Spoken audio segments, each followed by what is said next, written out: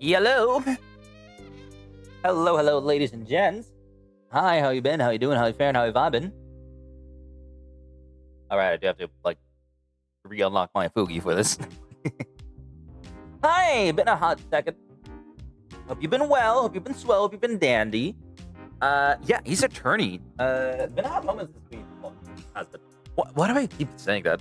Every single time we get back into playing Ace Attorney, the first thing that comes to mind to saying is like, it's been a hot minute since we last played this hub, but whatever. But yeah, it's been a minute. We're going back into it. For those of you that are new, hi, my name is Yuki Frost. I'm a snowman VTuber who plays whatever it feels like, and also do a little bit of voice acting at the side. But yeah, it's been a good moment since I was able to play. Yeah, I enjoy playing Ace Attorney, all things in general. Don't question why I'm dressed up as Chuichi Sahara. Don't ask questions. You don't need to know. Well, I mean, you're welcome to know, but don't worry about it too much. But yeah, done a little bit of shopping just today. Just today or yesterday? Just today. Done a little bit of shopping today. So fun. Just a casual day out, getting myself stuff that I want to get, or I'm planning on getting. Well, because no duh. But still, yeah, things are fine. Things are fun. Hope you all had a good day. Hope you had a good day at work. Or if you're still working, don't do something that you shouldn't probably do. Be sure to be diligent. Don't fuck up. All the good stuff. But yeah, how's everyone been? We've been great. I also bought myself some Magic the Gathering cards as well because I don't know, fuck. I was out of town. I got the money for it. I might as well. What's stopping me, right? Because I'm still wondering if I could probably pull the card that I'd really like. Phoenix down. King of the Dwarves. Anima.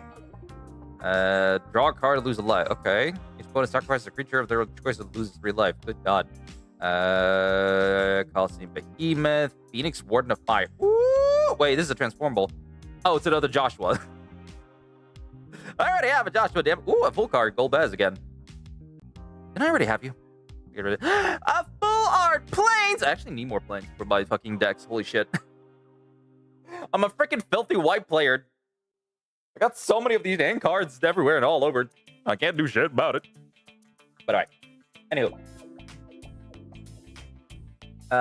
We're gonna get on straight to it. I will also let you know that in advance, hope you don't mind, there is a problem with my... Okay, because granted, I'm starting off on an Elgato that's connected to my Switch, right? So the problem with it is the fact that, yeah, we're... the problem with that is that the Elgato does, do hook up often with its things, right? So, there could eventually be, audio delay. What you're going to hear is, going to be way sooner than what you're going to see eventually. But please don't pay too much mind. It happens, sadly, way too often for comfort. And I know it's sad, and I can't really do much about it. So, forget. I'm going to put the background music on pause. I hope everything is properly audible. Hope I'm not drowned out by the music of the grain. The grain of the grain. I hope I'm not drowned out by the background music of the game. But yeah, let's get back to it. We finished case 4 relatively quickly last time. Holy shit. It was wild. Episode 5, Turnabout the Ages. A big boy one. Yeah, the one where Kay forgot all her memories, but now she has them back again because... I don't even remember what we did specifically to get her back. Oh my god, a giant... Okay, granted, I did already make the thumbnail, so I already know what that is.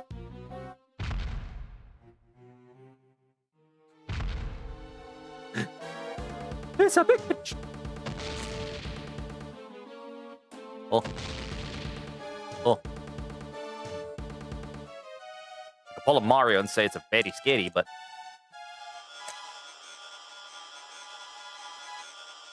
Oh. Oh, dear.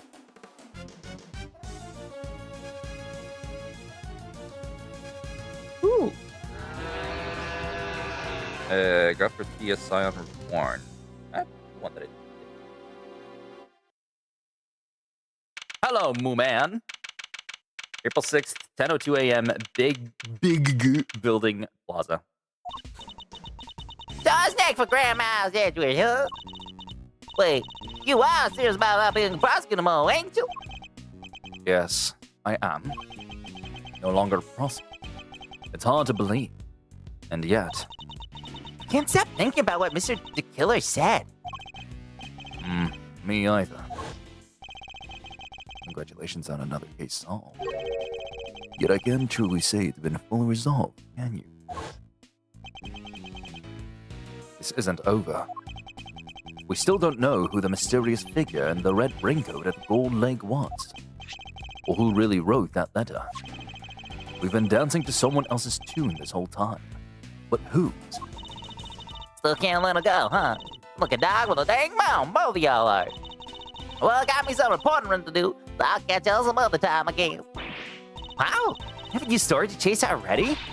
You trying to patronize me, girlie? You bet I got you, sorry. More you can shake a stick. A good reporter always has 3 or 4 leads, bumping away like an old scoop up. Somebody, please! Wow, what now? Oh. Please, you have to help me. Huh. Do I know her? What's the matter? Has something happened? There's a body.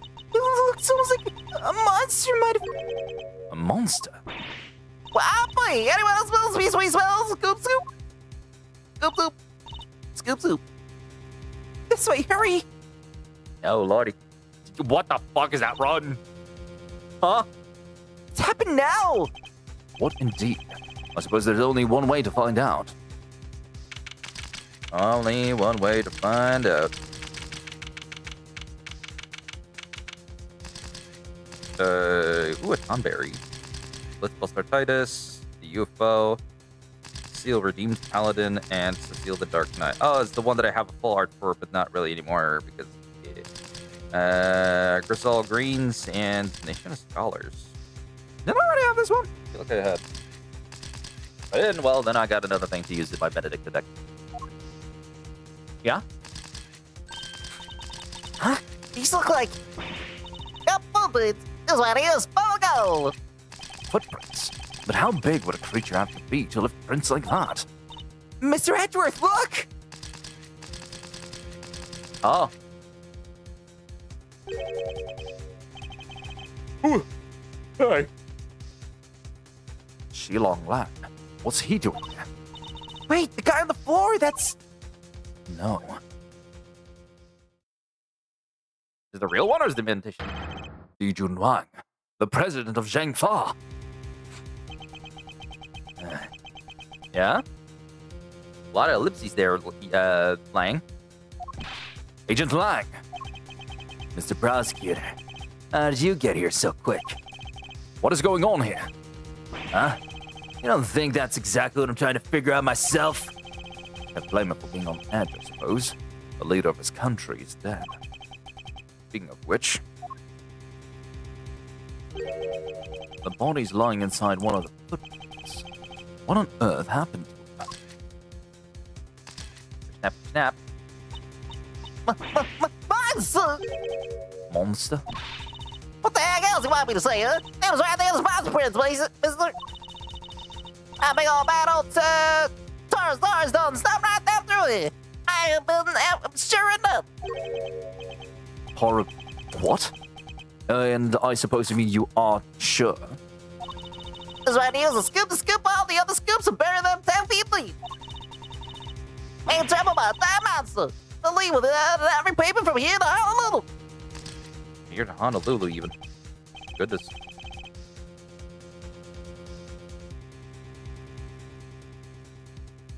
Ridiculous. There's no such thing as monsters. Wait.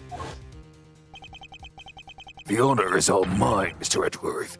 I am Di Wang. Your efforts on behalf of Zhangfa have not gone unnoticed. You averted something of a crisis. You're the assassin we've been looking for. In a sense, yes. As though someone did indeed hire me to carry out a contract. Why do I keep yawning? Why do I keep yawning? I don't want to keep yawning. I don't like to keep yawning. Oh, summon Shiva. Boy. Me like, and what even are you? You are black green. GFE. Oh my God, GFE free. Oh my. Wait, grant. You may discard a card if you do draw a card. Add red mana. Okay, I mean, hey, not bad. Summoner's Grimoire. Ooh, Genova, Ancient Calamity, full art, legendary creature alien as well. I'm gonna come down here, turn, put a number of 1/1 counters equal to Genova's power up to and up to one other target creature. That creature becomes a mutant and at the time whenever a mutant you control dies during your turn, you draw a card equal to its power.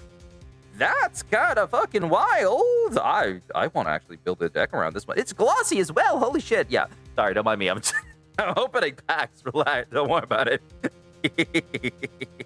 2 full arts though. Hot damn. Nova and GE for it. I mean, I'm not complaining with anything, dude. This is like pretty fucking, you know. Hell yeah, brother. Anyway, I also got an emblem for a Sephiroth, One-Winged Angel. Which, I mean, granted, I would love to have one, but I don't have one, so. Oops. The contract is indeed specified that I was to assassinate President Wang. Did he finally manage to...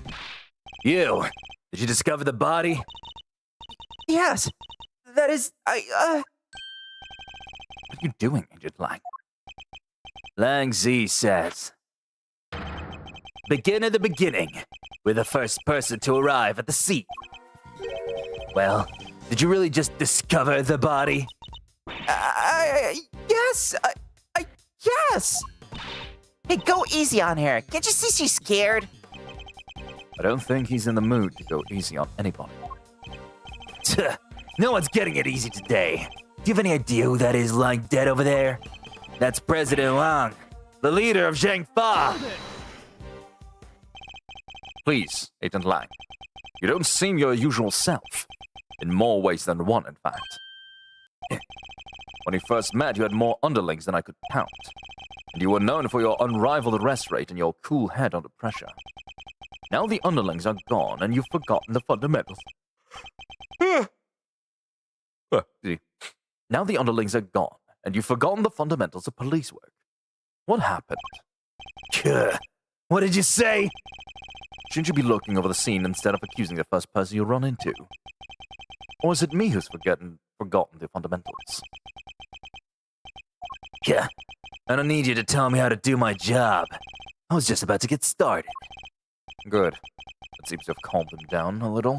You should take a look around too, Mr. Edgeworth. Yes, I think we should. At least until the police arrive. We're not strictly supposed to conduct investigations anymore. Nobody need to do no looking around. I done told you this was Tarzan's about name ain't lot of heart. Wait. Not who did this, what did it? Yeah, there. Are you quite finished? We have an investigation to be getting on with. Step aside. You get on in there the moment, so you step out of my dang ways more like it. I'll mess with these little scuba mine and I'll be activated now, there's some. Excuse me. The woman who found the body. Where do I know her from?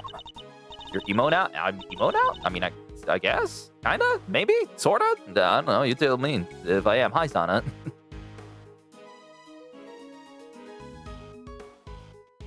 Excuse me. Hydration is important. You're Mr. Edgeworth, right? Do you remember me?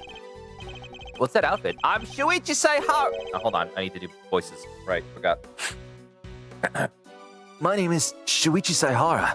They call me the ultimate detective, but It's no. Don't worry about it. It's my Don Grump outfit. I'm the ultimate something or whatever from games. Yeah. But yeah. Oh, yes, of course. We met on, that case. No way, you two know each other? Yes, as a matter of fact, we do. From somewhere.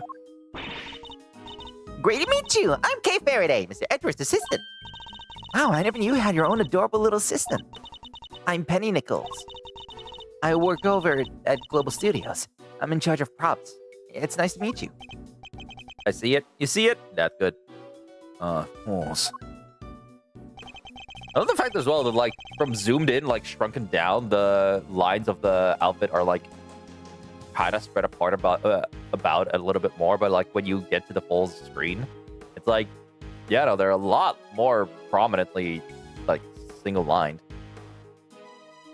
It's wild, you know? Anyway, oh, Jesus. Sorry. But yeah. One of my old cases involved a murder on the set of the Steel Samurai TV show. She was a member of the crew and thus a person of interest. Our paths must have crossed several times while it was all going on. And yet, I'd completely forgotten. It's good to see you again. So if you're here, I guess that means... That's right. You're on location filming for Global Studios. Her name is still Assistant, not Petty. What the fuck? Kind of a big feature, to tell you the truth. I was first in today. Wanted to make an early start. But then I noticed something was wrong. The footprints and body. We'll take a closer look at the body in just a moment. In the meantime, can I ask you to notify the police? Yes, of course. Right away. I'll need to speak to her in length a little later. But first, let's go over the scene. There's plenty to look at besides the body. I'll need to examine everything in detail. Get an investigation. Big building, empty lot.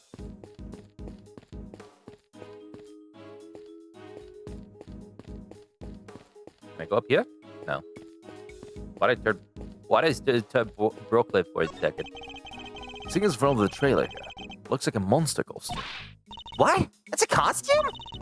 You sure the creature that made these huge footprints didn't just shrink or something? Perhaps I didn't make myself clear.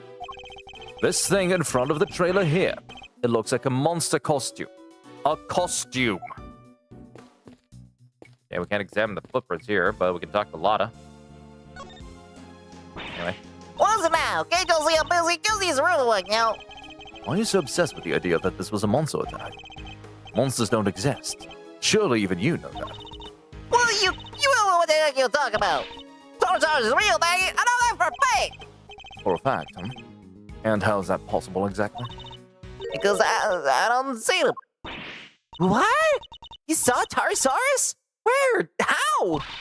Heck yeah, I see him. The big man pulled himself right here in front of me. I was on my fifth one over that damn big building just yesterday, right? Gathering materials for a story on the underground auction. Yes, remember.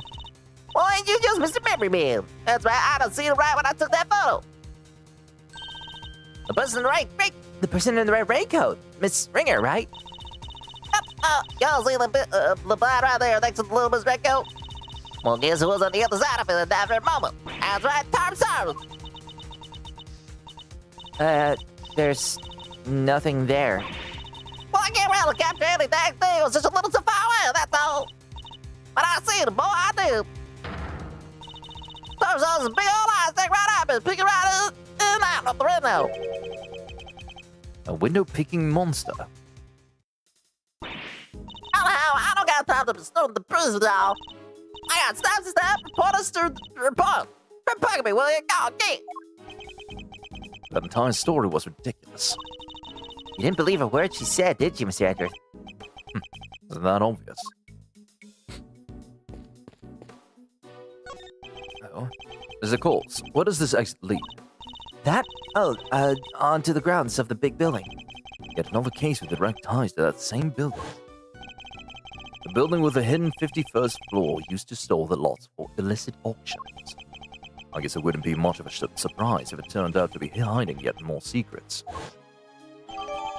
Studying underground auctions. There's an entrance to the hidden 51st floor on the roof. Huh. Look at this chain of padlock. Oh, look at that. Somebody cut the chain. They did? I'm sure it was still intact when I left yesterday. I'd say it's possible that this is where the killer entered from. Ah! What's the matter now? That huge dent. How did that get there? You're right. That is a big dent. It would have taken a sizable object to make it. And a heavy one, too. It wasn't like that yesterday, either. It wasn't. I guess that means the dent must have been made just last night at some point. I can't be bumping into it. Okay, hi. It really is him, huh? It certainly appears to be. Same man we met only a few days ago. So this time, the president really did get assassinated. If that is what happened, the assassin certainly chose an attention-grabbing method. I must scour the scene and inspect anything that catches my attention. Also, I mean, I feel like this is the body double, because, like, the original president, like, when he lost all his hair, he became chunky. So, like, when you're dead, you're not really flexing your body. Okay, well, you've basically gotten rid of all the air in your lungs, so you go back to your original things. Like, your muscles should not be constricting. I mean, they probably should because rigor mortis, but I don't think rigor mortis works that way. Huh? What's this white thing here? Wait, it's a bone! Does that mean 2 murders? Looks more like a horn than a bone to me. Okay, hi. No obvious wounds, but he's definitely not breathing. It really was a monster. Trampled by a giant creature. Impossible. Huh? There's something stuck to the front of his clothes there. Yeah, speckles of a yellow substance. I bet it's monster jewel. Yeah, that must be it. Please, Kay, can you at least try to be sensible? We'll need forensics to tell us what it might be. It seems to be pretty much everything the body can tell us for now. I'd better note it all down.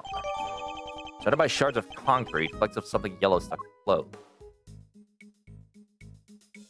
Yeah, that's the bet that there's anything else to examine, really. Nothing around this eye. The body's surrounded by a piece of a smashed up concrete. Yes, they look to have been thrown clear when the ground was broken. Pew! It sent flying with the mighty impact of a giant creature's foot. Sure, assuming this was the work of a giant creature. Earth broke into earth exposed, but were they really footprints? So look at the shape. I know a hoof when I see one. There's only one thing that could possibly be the footprint of an enormous, terrifying beast. There's not just the one. There are 3! But you know that's impossible, don't you? You know that monsters aren't real? Sure, I probably know that somewhere deep down. But it's way more fun to believe they are. Our job is to pursue the truth, Kay, not to believe what feels most fun in the moment. Okay. Nothing else exactly here that we can examine directly. In the staircase? No. Okay. That's it for that. Let's talk to Lee. Or Flag. So, Mr. Prosecutor, we meet again. Yes, we saw you at the detention center the other day, too. You had some business to take care of, I take it, Agent Lang? You could say that. Nothing that need you or concern you, though. Yeah, and you really have a habit of showing up at the wrong place at the wrong time. You're a bad penny, a bad omen, and a bad smell all rolled into one. Just stay out of my way, okay? Yeah, my cans! No, I've got a president to avenge. Why are you here? You're already at the scene where we got here. Why? What were you doing at the area? What am I, a suspect? You might be. Look, I heard a scream and came running, okay? Guess it was a friend from the crew. Came in from the gate over there. Somebody already got rid of the lock. Not completely. It's still seen on the floor there. I should just take a closer look. I mean, I already did. When I got here, saw a movie girl running out of the other gate. In other words, you arrived right around the same time we did. You had business here at the big building. Something like that. A day with destiny, let's call it. He was similarly enigmatic when we saw him at the detention center.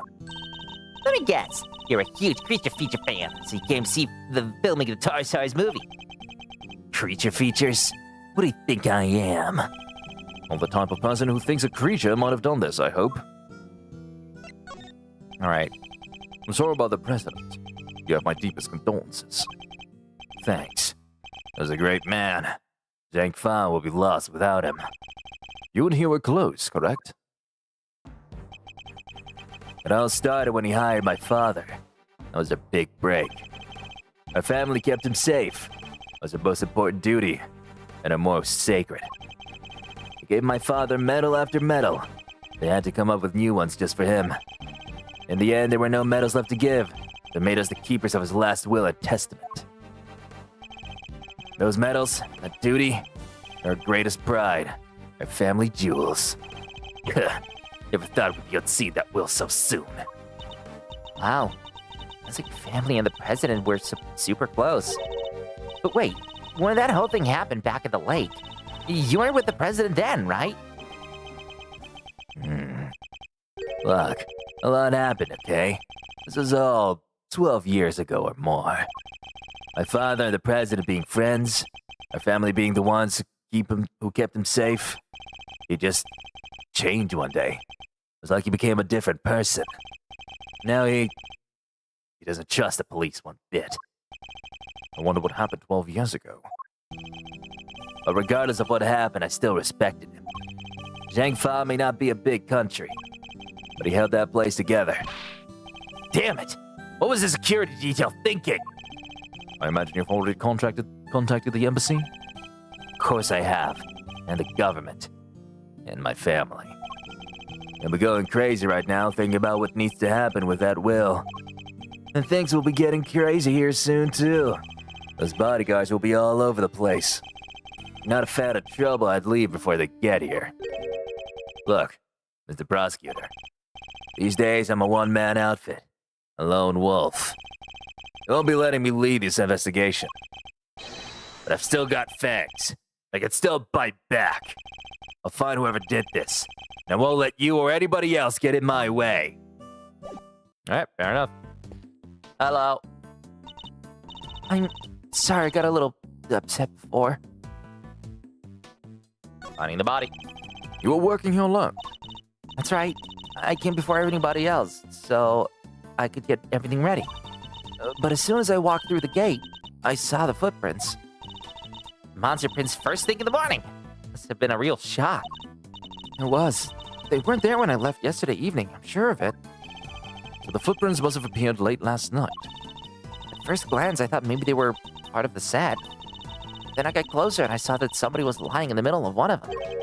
You didn't notice until you were right up close. Yeah, my eyesight just seems to be getting worse and worse lately. I think I need new glasses. I didn't notice it was a body until I was right by it, which is why I got so shocked and ran away. It must be when we bumped into her. Okay, movie shoot. So you're shooting a movie? It wouldn't happen to be a Steel Samurai movie, would it? Nope. Oh. This one's a creature feature. You know, the Taurosaurus movie. You know, the Taurosaurus movies, right? Wait, what? Hold on. Oh, you know the Taurosaurus movies, right? I'm afraid not. You have to forgive Mr. Edgar. He only cares about the Steel Samurai. That's all. Hey, that's all right. Not everyone's a fan, but they soon will be. He's back after 12 years of silence. The big bad bull himself, Taurosaurus. It's the first Taurosaurus movie in a long time, so the crew's super excited about it. And part of it is and parts of it are set here at the big building, so we've been shooting on location. That explains what we saw yesterday. What's happening here? What's going on with the building? Talk to me, kid. Oh, yeah. Well, it's already like 1 week ago. It's like, we're shooting a movie. That must be what they were filming. Does Taurosaurus smash the big building to pieces in the movie? Bet he does, right? Wouldn't you like to know? But you'll just have to wait to find out at the theater. Here, you can have this if you like. Oh, thank you. That is a Taurosaurus vs. Gordy. An epic rivalry's born. Taurosaurus vs. Gordy. Gordy? Huh. That's right. It's not just Taurosaurus on his own this time around. There's an arch nemesis. You know Gordy, right? The monster from Gourd Lake? Oh yeah! Wasn't everybody talking about that a couple of years back? The mysterious creature in the lake. It showed up in that one couple's photo. Not only were people talking about it, it played a major part in one of my cases. I don't name I'm too wild about hearing again. The director's fascinated by the stories, which is how Gordy wound up in the movie. A little behind the time. A little behind the times, but better late than never, I suppose. The Just wait till you see those two legends tearing into each other on the big screen. Feature flyer, data, dotted down on my organizer. This reminds me of something I've seen already. Okay, front gate. I think we need to learn a little more about the security situation here on set. Miss Nichols, is the set kept locked overnight? Yeah, we use one of these. A combination lock, huh? So anyone who has the code can get in and out. And was the lock in place when you arrived this morning? Yep, everything was locked up tight when I got here. Who knows the combination? Oh, the producer, the director, the crew, the actors. Basically everybody who's working on the movie. So any member of the cast or crew could have opened the lock and entered. Okay. What about the print? Horse really does have the hooves like that split in two like that. Please don't tell me you think the president was trampled to death by Torosaurus too? No, I'm a member of the movie crew, remember? I don't believe he'd ever kill anybody. No creature inside a movie should ever harm anybody outside of a movie. That's a golden rule of the creature feature community. Luckily, it's also impossible. Okay. Guess we logic stuff, right? Slide gate, chain cuts. Combination cuts? Okay. Hey, logicking my way through it. The combination lock on the gate leading to the plaza was intact when Mr. Coles arrived, but the lock on the gate leading out to the side of the big building had been cut. What does this tell us? Easy. The killer used the side gate. Precisely. And it tells us something else important too. Namely that our culprit didn't know the number for the combination lock. You're right. It would have been way easier to come in that way if they did. But instead they chose the classic thieves route, the lesser-known side entrance. This is no run-of-the-mill criminal, Mr. Edgeworth. We need to keep our wits about us. Not sure we should be excited about that fact, Kay. Anyway, we know that everybody working on the movie knew the combination, which makes it likely that our culprit wasn't a member of the cast or crew. Okay. Jot it down. Okay, what else can we jot down here? 3 footprints. Could a monster? I mean, no, makes no sense. Doesn't add up. Gotta think again. It's fine yesterday, did something heavy bump into it.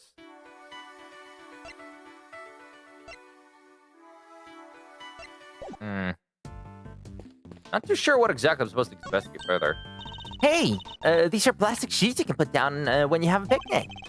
The plastic sheets, that must be true. But I don't think that's what they're used for. Want me to explain, Mr. Edgeworth? Those are waterproof sheets. We use them to protect the camera when it's up on the crane. If it starts raining while we're shooting, we can just cover up and keep going. I see. So they must be pretty big, right? Oh yeah, they have to be able to cover the whole rig. Wouldn't be much point using them otherwise.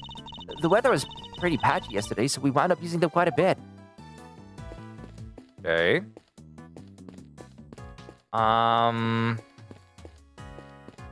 Anything else we might need to learn about? No. Technicals. We talked to her about the set locks? Wait, that's... You recognize it? Huh? Oh, sorry. I must have been thinking of something else. I really do need new glasses. Such an idiot. It's really not something to get us so upset about. Okay, hold on. Stuck to Lang again. Are we talking about the blue set locks? Why are you shoving this in my face? You ought to be careful how to bite it. Perhaps I'd better put it away. Okay, no then. Okay. What if I logic together the the stomped on and the dented fence, I think? Maybe? Maybe. No. Okay. Not quite right. Consider the information at hand. I'm guessing I think we're here directly, but... Oh. you guy think worthwhile, Lotta? What's it now? Why are you upset? Okay, monsters like this. Don't see. Yeah. Oh, it's the same conversation, right? Or having seen in the past, or like the image. Yep. Mm-hmm. Yeah. No. Yeah. Very big. The Tyrannosaurus horse. Don't get snaps. Reported. Yep. Mm-hmm. Got it. Yep. Mm-hmm. What about if we talk with Jay? What is it, Mr. Edgeworth? Can't believe somebody murdered the president. Well, I say somebody, but maybe I should say something. You don't really believe that, do you? That a giant creature trampled him to death? What? Are you saying that's not what happened? Who did kill the president, huh? It could have been any number of people. A person in this position is never short of enemies. Surely the killer himself was hired to go after him, as we know.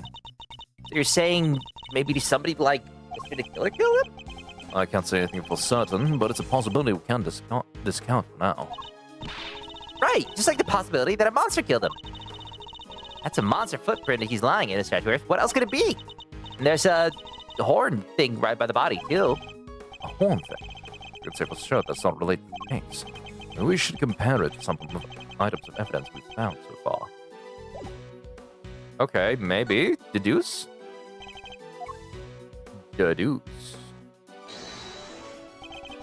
Related to the evidence somehow.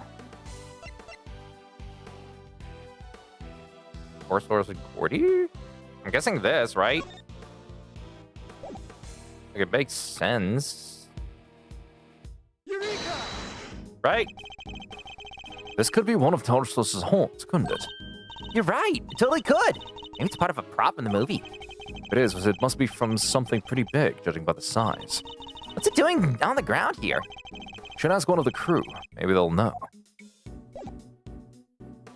All right, hi. Guess who's back again, broken horn. This horn, do you recognize it? Huh? Oh, that's part of one of Taurosaurus's horns. It's from a model we used for promotional stuff. Where did you find it? On the ground near the side entrance. That's weird. We keep a replica of Taurosaurus' head up on the roof of the trailer over there. And it's quite large, I assume? Oh yeah. Well, not as big as the real thing, obviously, but it's still pretty big. It's just up there. See it? I see man! Right there. That really is big. It's the body the head's usually kept on the roof. The trailer, that's where it was supposed to be yesterday as well. Can I examine it? It's a bunch of really cool stuff around here, huh? I guess there is. It's all for the making of the movie. The costumes, the equipment, everything. Treasures aplenty. I'm in heaven right here. Some of the equipment could be related to the murder, too. I'd better look it all over carefully. Okay, can I go up to the head? Please? Maybe? I saw Maya up there. I saw Maya. Let me... Right? Maybe some of this. What's this big metal stick thing? Is it for climbing trees or something?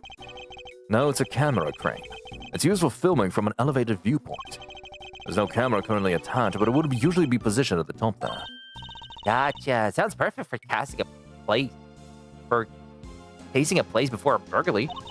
Mind if I go ask somebody about borrowing it? And how do you propose to transport it if the answer is yes? Easy. You take the bottom part, I'll take the top. I'm helping now? And if we go one little step at a time, we'll be back at your place before we know it. And we're walking it back to my house. Right? Well, I mean, we can logic things together. Broken horn. It was supposed to be yesterday as well. Something heavy bumped into it? I'm assuming to the head of the roof, right? I'm assuming this would be the combination. Yes, it is! I am big smarts. Both a dent to the fence and the broken horn. We weren't there yesterday, according to our witness. Which leads me to wonder. Wait, you think that giant Taurosaurus head could have... I do. I think it could well have rolled off the trailer roof and landed in the lot below. It seems more than possible. And it also means... Tauntaun, Taurosaurus head!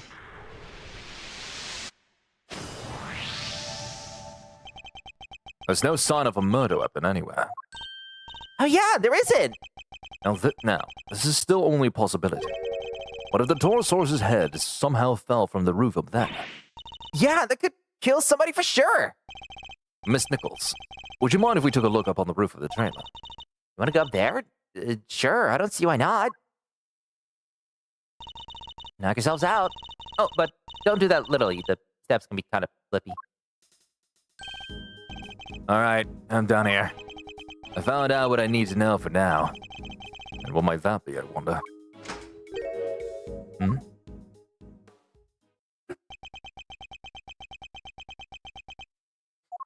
Oh. Child.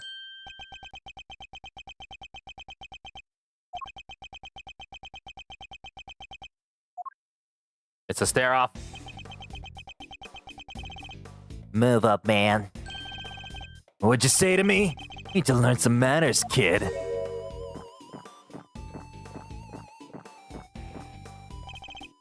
No, you need to learn when you're in the way. Quit whining and get out of here. What the? I'm so sorry about him. Sean, apologize to the nice man. Tch. Come on, Sean. You know you can't speak to people like that. Whatever. Who the heck was he? A policeman, that's who. Why'd you antagonize him like that? I thought there was going to be trouble for a second there. I don't think I've ever seen anybody stand up to Agent Lang like that. Oh, let me introduce you all. Everybody, this is Sean Fenn. He's the star of the movie we're making. The star? That's a little boy. Hi there, I'm Kate Faraday. It's great to meet you. Sean, this is Miles Edgeworth. He's a prosecutor. A prosecutor? That's right, and a pretty famous one at that. He's a prosecutor. Where's his badge? Sir doesn't pull any punches. Oh, you, might not want to get too close, Sean. She's right. No sight for a child. But he's involved in all this nonetheless. I'll need to speak with him. I'll get to it in a moment. First and foremost. Actually, would you mind coming up there with us? Oh, sure, after you. So this is the mighty Torosaurus. Huh? Looks different from before. Here's way cooler on the flyer. What's with the weird nose ring on his model? Oh, I forgot. You two aren't Torosaurus fans. This is the original Torosaurus design from 12 years back. Huh? So, what's the one on the flyer? That's the all-new Torosaurus. They gave him a makeover especially for the movie. Looks so much more contemporary now, don't you think? A makeover? It's totally different! This one's... it's just... A cow. Well, he is just a cow. Or at least, he was originally based on a cow. He's a moonstrosity. Moonstrosity. Yeah, the cow, man's best friend, reimagined as a terrifying monster. It totally makes you think about our whole relationship with nature, right? That was the original concept. I think the concept might be a little lost on me. Me too, I'm afraid. Scour the scene, inspect all the shit. What is this? I can't examine that. Bird. These look like cans of paint thinner. I guess they were being used by the prop department. Look at the ground around them, Mr. Edgeworth. It's all burned. Indeed, as is the blue sheet underneath. And the nearby newspaper, and the outside of the cans. Wait, do you think the Torosaurus head can breathe fire? Nah, this old guy doesn't look like the fire-breathing type. It's not even possible, let alone likely. Still, the fire was started somehow. Okay. The model was made for promotional events, stuff like that. So people would remember the old Torosaurus and realize this was a reboot. Yeah, he does look different. People might not get it otherwise. And just as we thought, his horn is broken. So the model really is what killed the president? I think it's a distinct possibility. But there's one thing I don't quite understand. What's that? Miss Nichols, the model looks very heavy. How do you move it around? Oh, it comes apart. If you know the trick, it's not so hard. But I guess if you didn't, you might struggle to figure it out. If you happen not to be a member of the cast of crew, for example. Once it's in pieces, could one person move it? Duty. Oh yeah, even I could. You're not very fast, but I could. Seems like I fell over a roof of the set production trailer last night. I sure remember that face from somewhere. Hey, Mr. Edgeworth. I know this cow. Funny, I was just thinking the exact same thing. We know it from the president's plane, of course. And from the auction. So President Wong's plushie. Was a soft toy version of the original Torosaurus. Can this really be just a coincidence? Launch President Wong to record a play and play back now. The wooden table sadly collapsed. Parts of it are badly scorched. That's weird. The head shouldn't be on the table. But the legs are broken. Guess Torosaurus isn't going back on there now. The scorch marks look particularly bad with the legs snapped off. I think there might have been a fire up here. You think that's what happened to the legs? Yes, and when the fire had burned through the legs, the table would have collapsed. And the head... Would have fallen down into the ground below. You're right. The fire caused the head to fall. Indeed. I also happen to have an idea about how the fire may have started. Those cans of paint then by the heater are pretty flammable. Not a great place to keep them. Oh, you're right. I'm sorry. I'll make sure somebody moves them. But the stove didn't get used yesterday. Not while I was here, anyway. Which makes the question of what could have started the fire all the more interesting. True. Headlight. Yeah, I think I could probably throw that little baby over my shoulder and carry it out of here.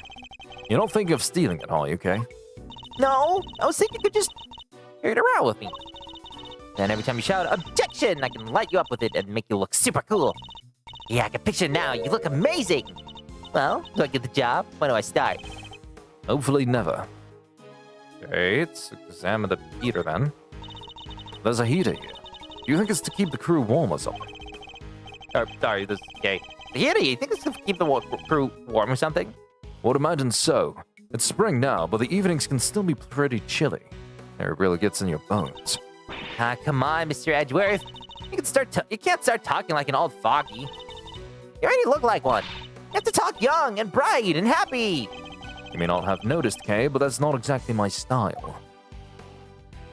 Anything else of value up here? No, not really. Okay, well, I can't look up over there, I guess, for some reason. It's not letting me climb up the staircase. That. Okay. It's Dr. Child, I guess. Yeah? It was Sean, wasn't it? Do you mind if I ask you some questions? Are you really a prosecutor? You just look like an old guy to me. I am. What guy? Charles, I'm sure. Badge first, then we talk. I don't have my badge right now. How'd you expect people to believe you're a prosecutor? Whew, not the friendliest, huh? You want me to try to talk to him? Why not? I doubt it can hurt. Might have once good with children. So you're an actor, right, Sean? Yeah, so what? That's amazing! You're so cool! It's not that big of a deal. His approach seems to be having an effect. So, those horns of yours. Yeah, what about them? Oh, those? The makeup department made them. The character he plays has a special psychic link with Torosaurus, and the horns allow him to communicate with his giant friend. Is that right, Sean? Just shut up, will you? They don't need to know all that stuff. Oh, sorry. Well, the power dynamic here seems pretty obvious. Still, it's kind of amazing, huh? The lead character in a movie? While you're still in elementary school? That's crazy. Oh.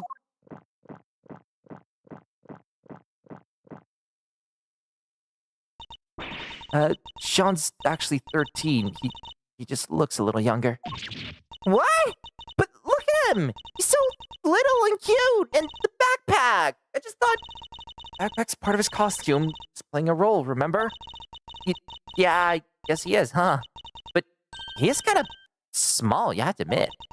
Oh, we tried not to talk about that too much in front of him. Stop telling people stuff they don't need to know! I'm sorry. That's all part of the role.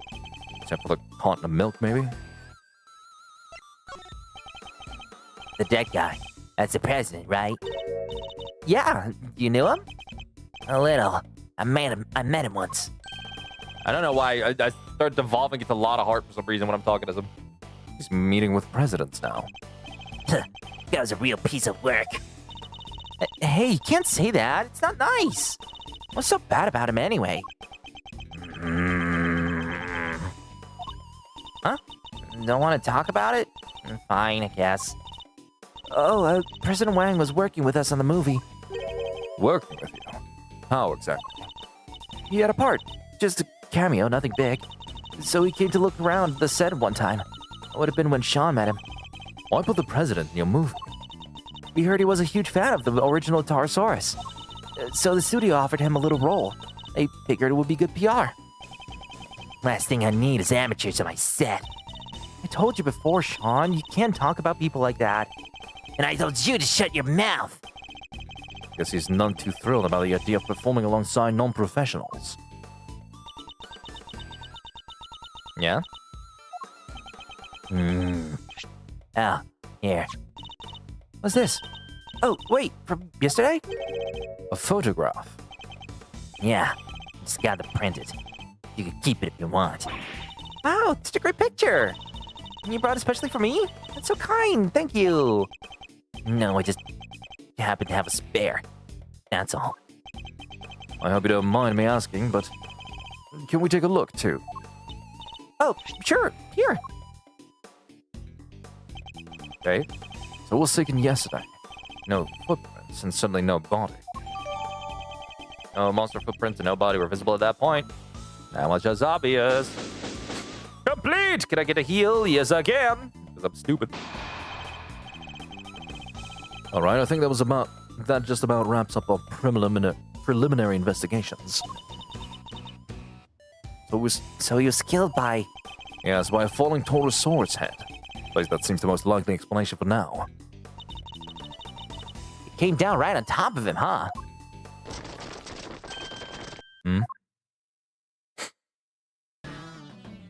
Oh, hey, Lang.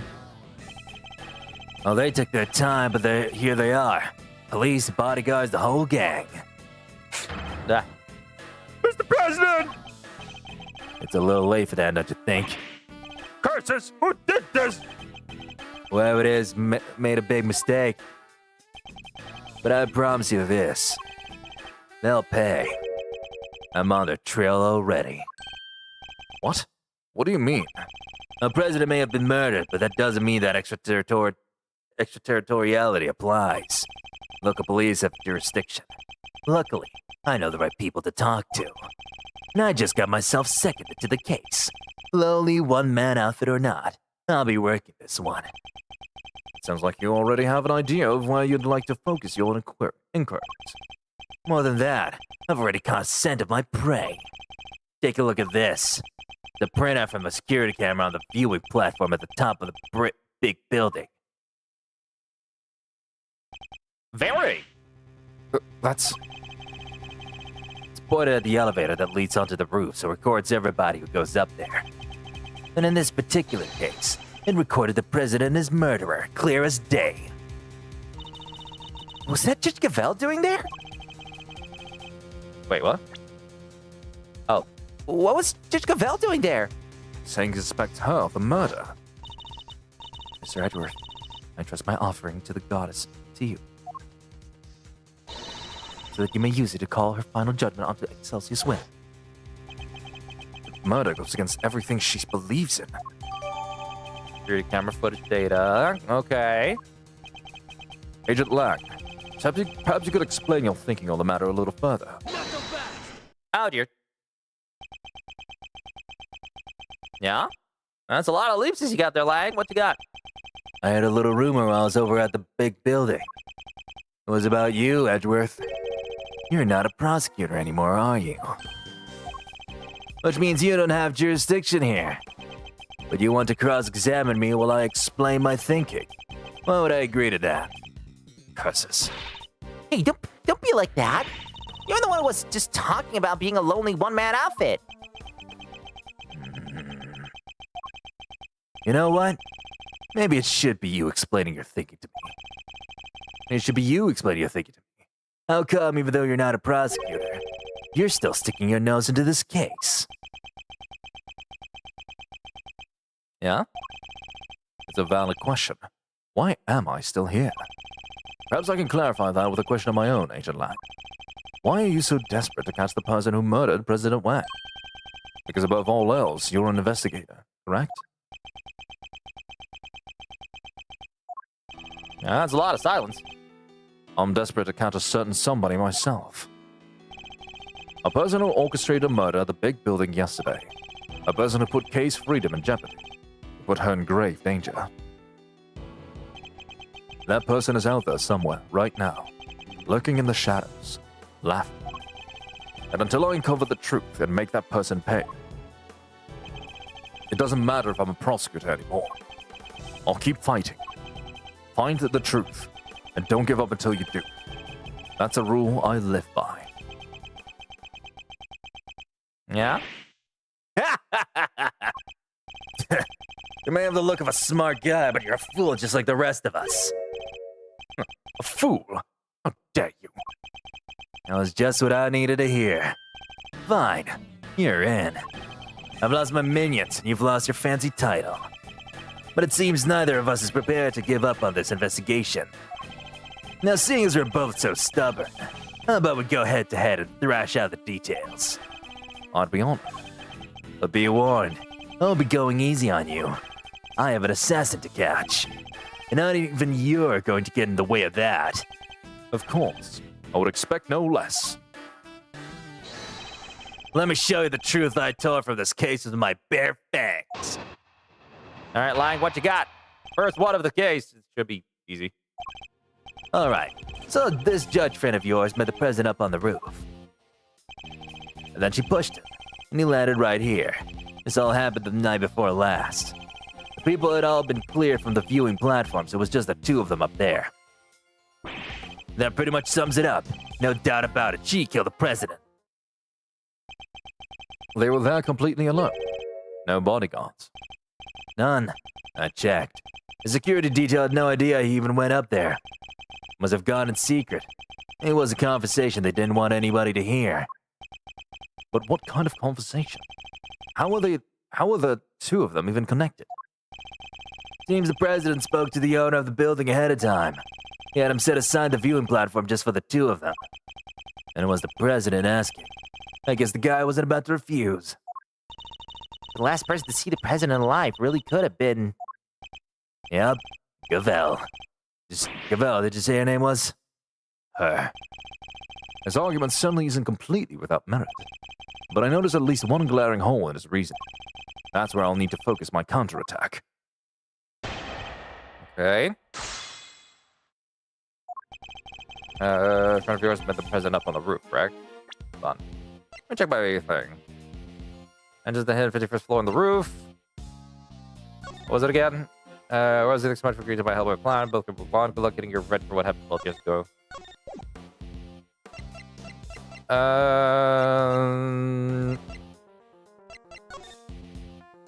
I could examine this, I guess. This is the pin K always wears. Shaped like the mark of the Yaragarasi, it is very eye-catching indeed. You can't imagine any people other than K would want to wear it. Oh. Okay, so basic stuff. Examine that. We can't examine this kind of with that, but that's about it. I suppose we could examine. That's crime scene notes. That. Okay. Camera footage. Get back down. I'll just press everything for now. How can you say for certain that the two really met? So the plan is to come in swinging, huh? I've seen worse approaches. Dominate the battlefield, counter your opponent's every move. It's a tried and tested strategy. And not what I was intending at all. Well, this battle's barely even begun, Mr. Prosecutor. So shut up and buckle up. Then she pushed him and landed right here. This all happened the night before last. Hold it! The night before last. How can you be so sure of that? If you're not sure, take another look. Take as many as you need. There's pictures from the camera up on the viewing platform. Like I said, the camera doesn't lie. It's from 2 nights ago.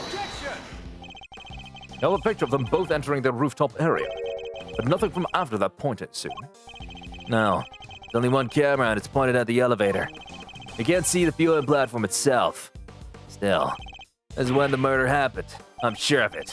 The president really was killed 2 nights ago. His body would have been here in the lot this whole time. Taking a little moment there, Mr. Prosecutor. I'll save it. Not done explaining, not even close. I've been cleared from the viewing platform, so it was just the 2 of them up there. I should push them ladder right here. This all happened the night before last. No, because we have evidence that it didn't happen. Thank you! See, easy enough. Shilong Lang, former star agent of Interpol. How the mighty have fallen. What? Take a look at this picture. It's a behind-the-scenes shot of some of the cast and crew. Look at those smiles. Oh, maybe not Sean's, but you know what I mean. And it was taken only yesterday. What? If Judge Cavell really did kill President Wang the night before last, the body would have been clearly visible in the background of this picture. What? Perhaps you should have taken a little more time to speak with those involved.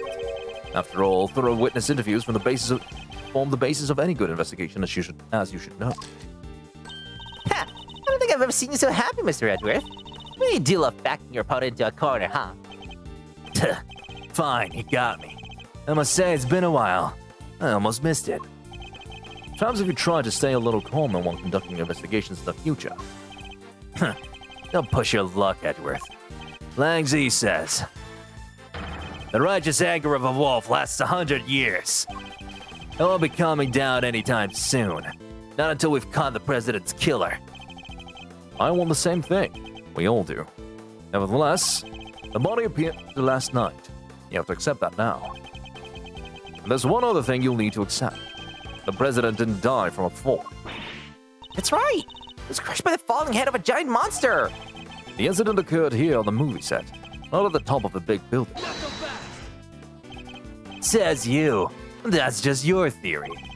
I'm not about to give up my own because of it. But it literally can't have happened the night before last. We just proved that with this picture. Did you? What if your friend Gavelle pushed the president off the big building the night before last? And then came down here to the movie set and hid the body somewhere? Here. But where? There's all kinds of stuff down here. Costumes, equipment. You could hide it anywhere. And then come back a day later, last night, in other words, and take it out again. We just need to check the lot for trace evidence. We'll soon find where she put it. There won't be any need for that. What? This piece of evidence proves that Judge Cavell can't have hidden the body. This one. Both entrances to this loft were locked. And we already know that the chain on the side gate was cut only last night. Kuh. Judge Cavell had no way of getting in here to hide the body the night before last. But the murder has to have happened 2 nights ago. Why are you so set on believing that? Because remember, the picture was a printout from a video, and there was more. Well, she's still... There's footage from a few dozen minutes after your friend went up on the roof with the president. It shows her heading back to the elevator, alone. You know what there's no footage of? The president himself leaving that roof. There's no other way he could have gotten down from the top of a building that high. Unless he was pushed by Gavelle. But we know a way. Say the president was never observed returning to the viewing platform. Yeah, the cameras pointed at the elevator door the whole time. If anybody else had come up or down, it would have been on that tape. In other words, the presence of the camera ensured that nobody could have left unnoticed. I see. It's not good news for Judge Cavell. Except it is, because we know how that would not have made sense, because we were there just last week. Especially from a rooftop hundreds of feet in the air. Yeah, it's a tricky one, all right. Indeed. Even the Yatagarasu can't actually fly. Well, not yet, anyhow. Just need a little more practice. Please don't tell me you think you can learn. Still suspect of L? Do tell. There's footage from a few dozen minutes after your friend went up on the roof with the president. It shows her heading back to the elevator alone. You know what there's no footage of? The president himself leaving that roof. There's no other way he could have gotten down from the top of the building that high. Are you sure about that? Objection!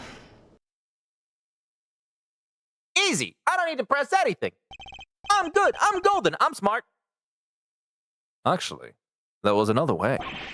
Apart from the elevator. What do you mean? You're about to tell me you flew. He didn't need to. It was much simpler than that. Assuming the president knew what we know, of course. Namely that the big building has a hidden 51st floor. What? That's right, a hidden floor, with a hidden entrance on the rooftop. If he left that way, he wouldn't have need to ride the elevator. What? You said it was hidden, right? That it was a secret? How would the president even know about it? It's an interesting question, and one I don't have an answer to just yet. For now, this is just a theory. So, what are we talking about exactly? What is this hidden floor of yours? Sounds like the kind of place your little ninja friend would happily spend time in. No, I hate it there. Don't make me go back. Unfortunately, Kay's memories of it are far from happy. There's a secret storeroom up there where they kept the lots from an underground auction. The whole sordid scheme was uncovered just yesterday. An underground auction? What the heck are you trying to say? That President Wang was involved somehow? I don't have any proof, but I certainly think it's a possibility. Yeah, based on what we've seen of him, he totally seems the type. I'm not a howl, like, fuck you. I'm not doing a howl, what the fuck? Aru! There. Ah! He'd never do that! Not the president! Illegal underground auctions? No! They have nothing to do with it, nothing! What's gone into him? I hope you two are feeling lucky. Because when people start saying stuff like that, I start biting! Ah! Huh. You're in the way. You know nothing, neither of you! You have no idea how much the people love him, how well respected he is! Is that really true? I guess we know what lurks behind that seemingly unrespectable public face. But the people of Zhangfa clearly don't. I wonder if I should tell him the truth about his beloved president. No. What good would it do? It would only upset him more. Forgive me, Agent Lang. I didn't mean to upset you. We spoke out of turn. Both of us. I can only apologize. Apology accepted. And reciprocated. I'm sorry I got carried away. It's all right, Kay. You can come out now. Sorry. It's fine. Not you I'm upset with. It's the animal who killed the president. Well, you just a five-figure old man. I'm patriotic and such. Gotta tip your hands to that sort of thing. What are you talking about? Well, I got good news for you, Mr. Patriot. Real good news. What? Anyway, heck, your pal, the president, mostly, you know, downstairs at 551. Really? I was looking down their storeroom the whole dang time. I was peeled like oranges. Of course. She would have already snuck in by that point. That statement right. Thanks. It's very useful to know. Well, Mr. Prosecutor. What? Guess my theory still stands, which means I'm not budging an inch. Nobody saw the president after he met with Gavel 2 nights ago. That's a fact. But it's also a fact that the body appeared only last night. How could the president have fallen from the roof 2 nights ago and only been found today? That seems a little slow as falls go, wouldn't you say? Sure. There are questions that still need answering. I'll give you that. Then I guess there's one thing we can both agree on. Oh, yeah? What's that? A question of exactly what happened here yesterday will require further investigation. Yeah, I guess we all know for sure it's the body and the footprints appearing during the night. Agent Lang, we'd like to hand the body off to the coroner if you don't mind. Fine.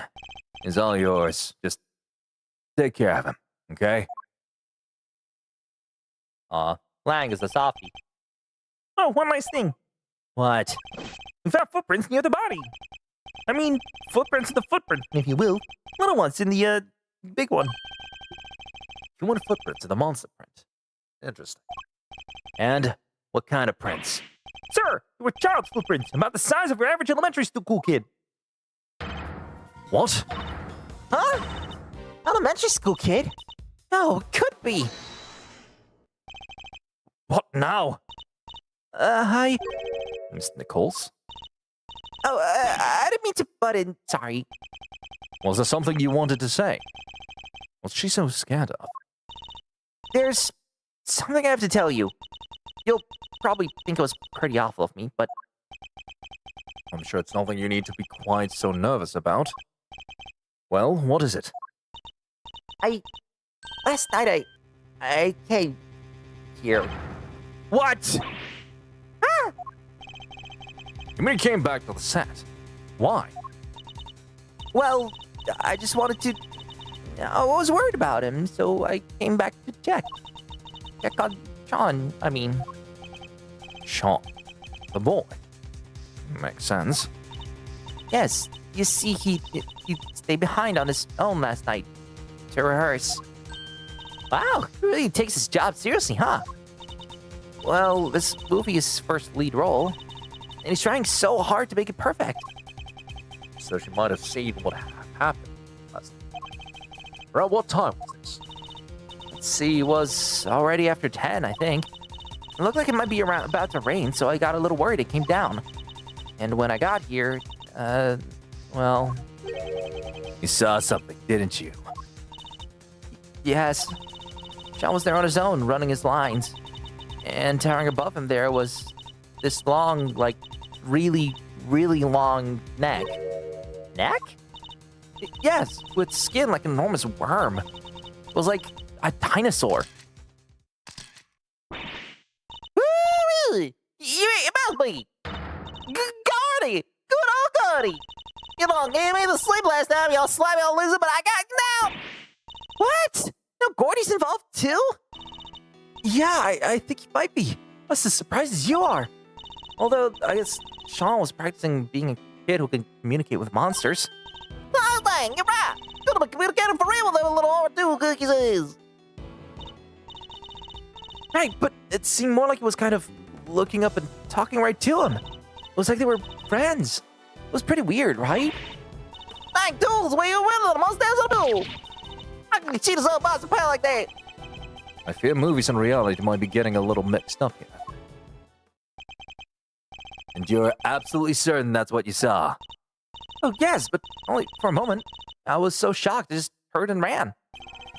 Oh, about that, Mr. Prosecutor. Another mysterious beast to be contend with. Don't tell me you believe this nonsense, Agent Lang. The monster angle's neither here nor there. But I think we have a pretty good idea. Now, who do we need to speak to next? Young Mr. Fenn. If he really was here last night, and there's a good chance he saw something. My thoughts exactly. The prosecution calls Sean Fenn to the stand.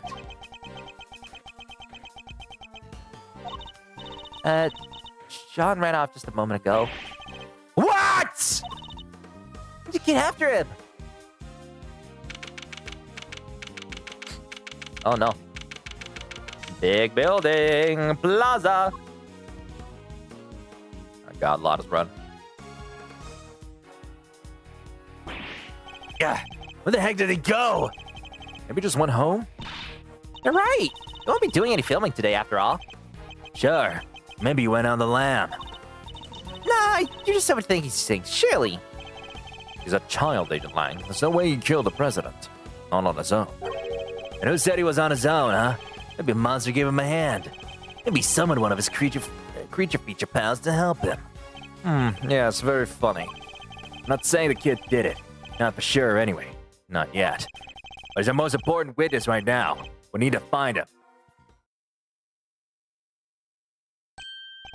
Mr. Edgeworth! Hey, it's Gummy! Oh, Ran away! What was that about? Well, it just goes to show that your police force can't be trusted.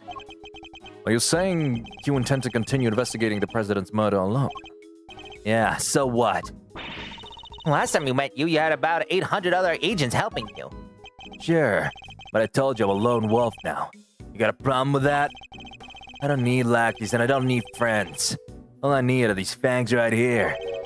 Keeps things nice and simple. No lackeys. No friends. Anyway, catch you both around. You got such a wide strut for some reason. Please just get down, Winston. It sounds like I got my work cut for me. 2 big bussies on the prow. Whoo! It's way to scoop. But I can't tell these wood. I ain't no shutterbug with you, man. On she goes. Wow, this all got kind of complicated, huh? It did. The Torosaurus footprints were bad enough. Now Gordy. Might as well be a movie. And we better get our monster hunting shoes on. I suppose we had. Huh? Who's that? Hi. That's one of Agent Lang's old team. We've come across a few of them on previous cases, but this one's on his own. Excuse me. Oh, Mr. Edgeworth. Long time no see. How come you're not with Agent Lang? Shifu?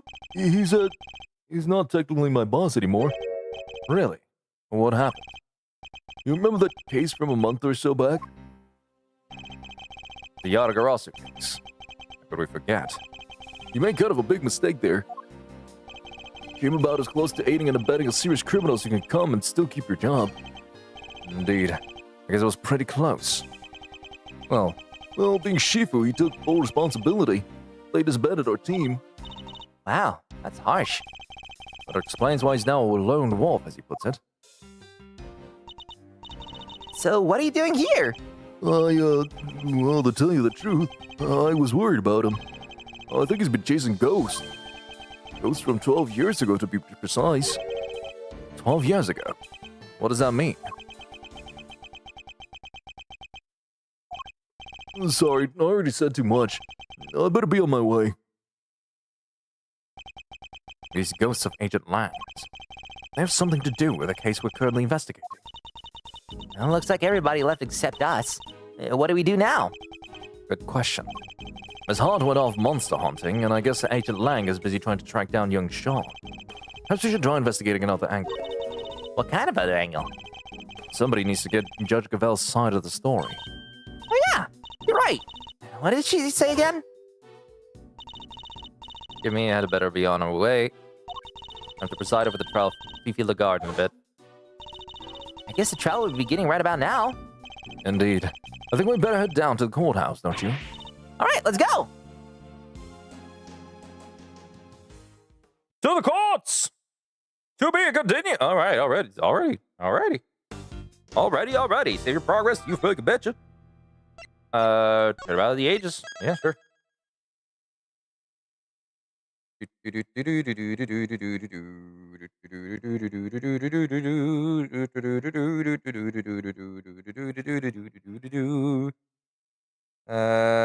Questions in the done. Sorry, just checking all my messages here and there for what I can. Where I can. Where I can, what I can, whence I can.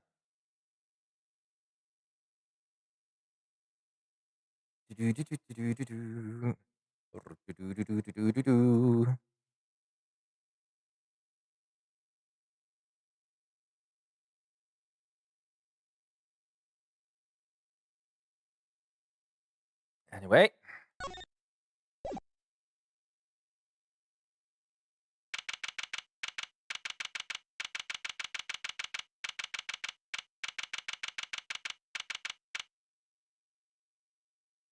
Oh dear. April 6th, 11:23 a.m. District Court, number 3.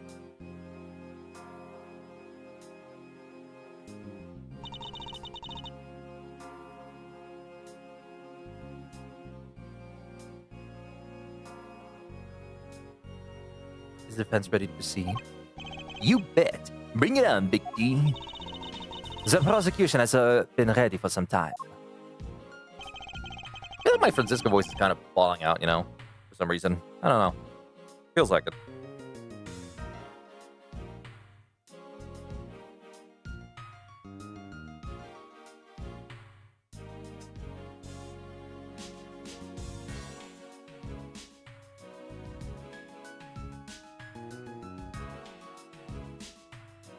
Uh.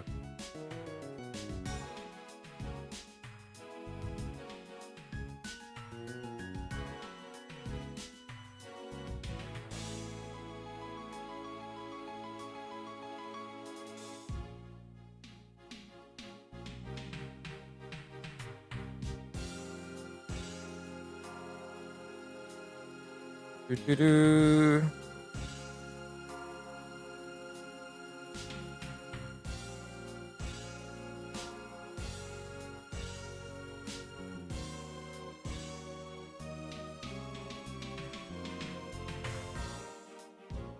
Anyway, just checking about around everywhere and everywhere. Making sure I got everything. Do-do-do-do-do-do-do-do.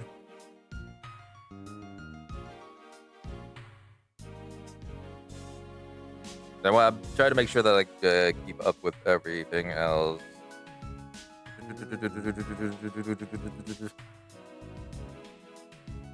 Making sure to see everything and everywhere.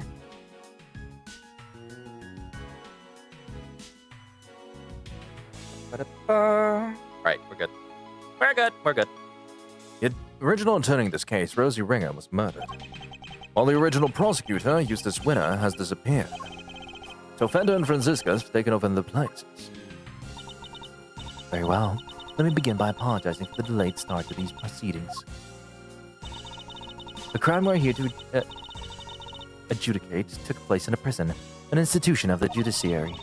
What's more, the fact that the defendant was a warden of said prison carries grave implications. These two factors combined caused pretrial preparations to take more time than usual. And then, the unfortunate passing of the attorney in charge, Miss Rosie Ringer, delayed the trial yet further. But now we are ready to begin at last. Mr. Fender, Miss Von Karma, the court thanks you both for stepping in at such short notice. Hey, no sweat. Rosie was your pal, right? And this was her last case. Couldn't exactly say no, could I? You'll have to bear with me, though, gang. Didn't exactly get a ton of time to read the paperwork. How about you, friend? Everything cool over here on your side? It's hardly ideal for the prosecutor in charge of the case to have run off and abandoned it. But justice can't sit around waiting for him to call a spine. The evidence has been handed to me, so yes, I'm ready. Hydrate. Thank you for the hydrate, grass! Also, hello. Hi, hope you're well. Hope you're well. Hope you're dandy. I'm gonna take myself a sip of my sparkling icy green citrus. Because why not? Am I sponsored? God, no. You think Ice-T will ever sponsor a streamer? Not in a million years.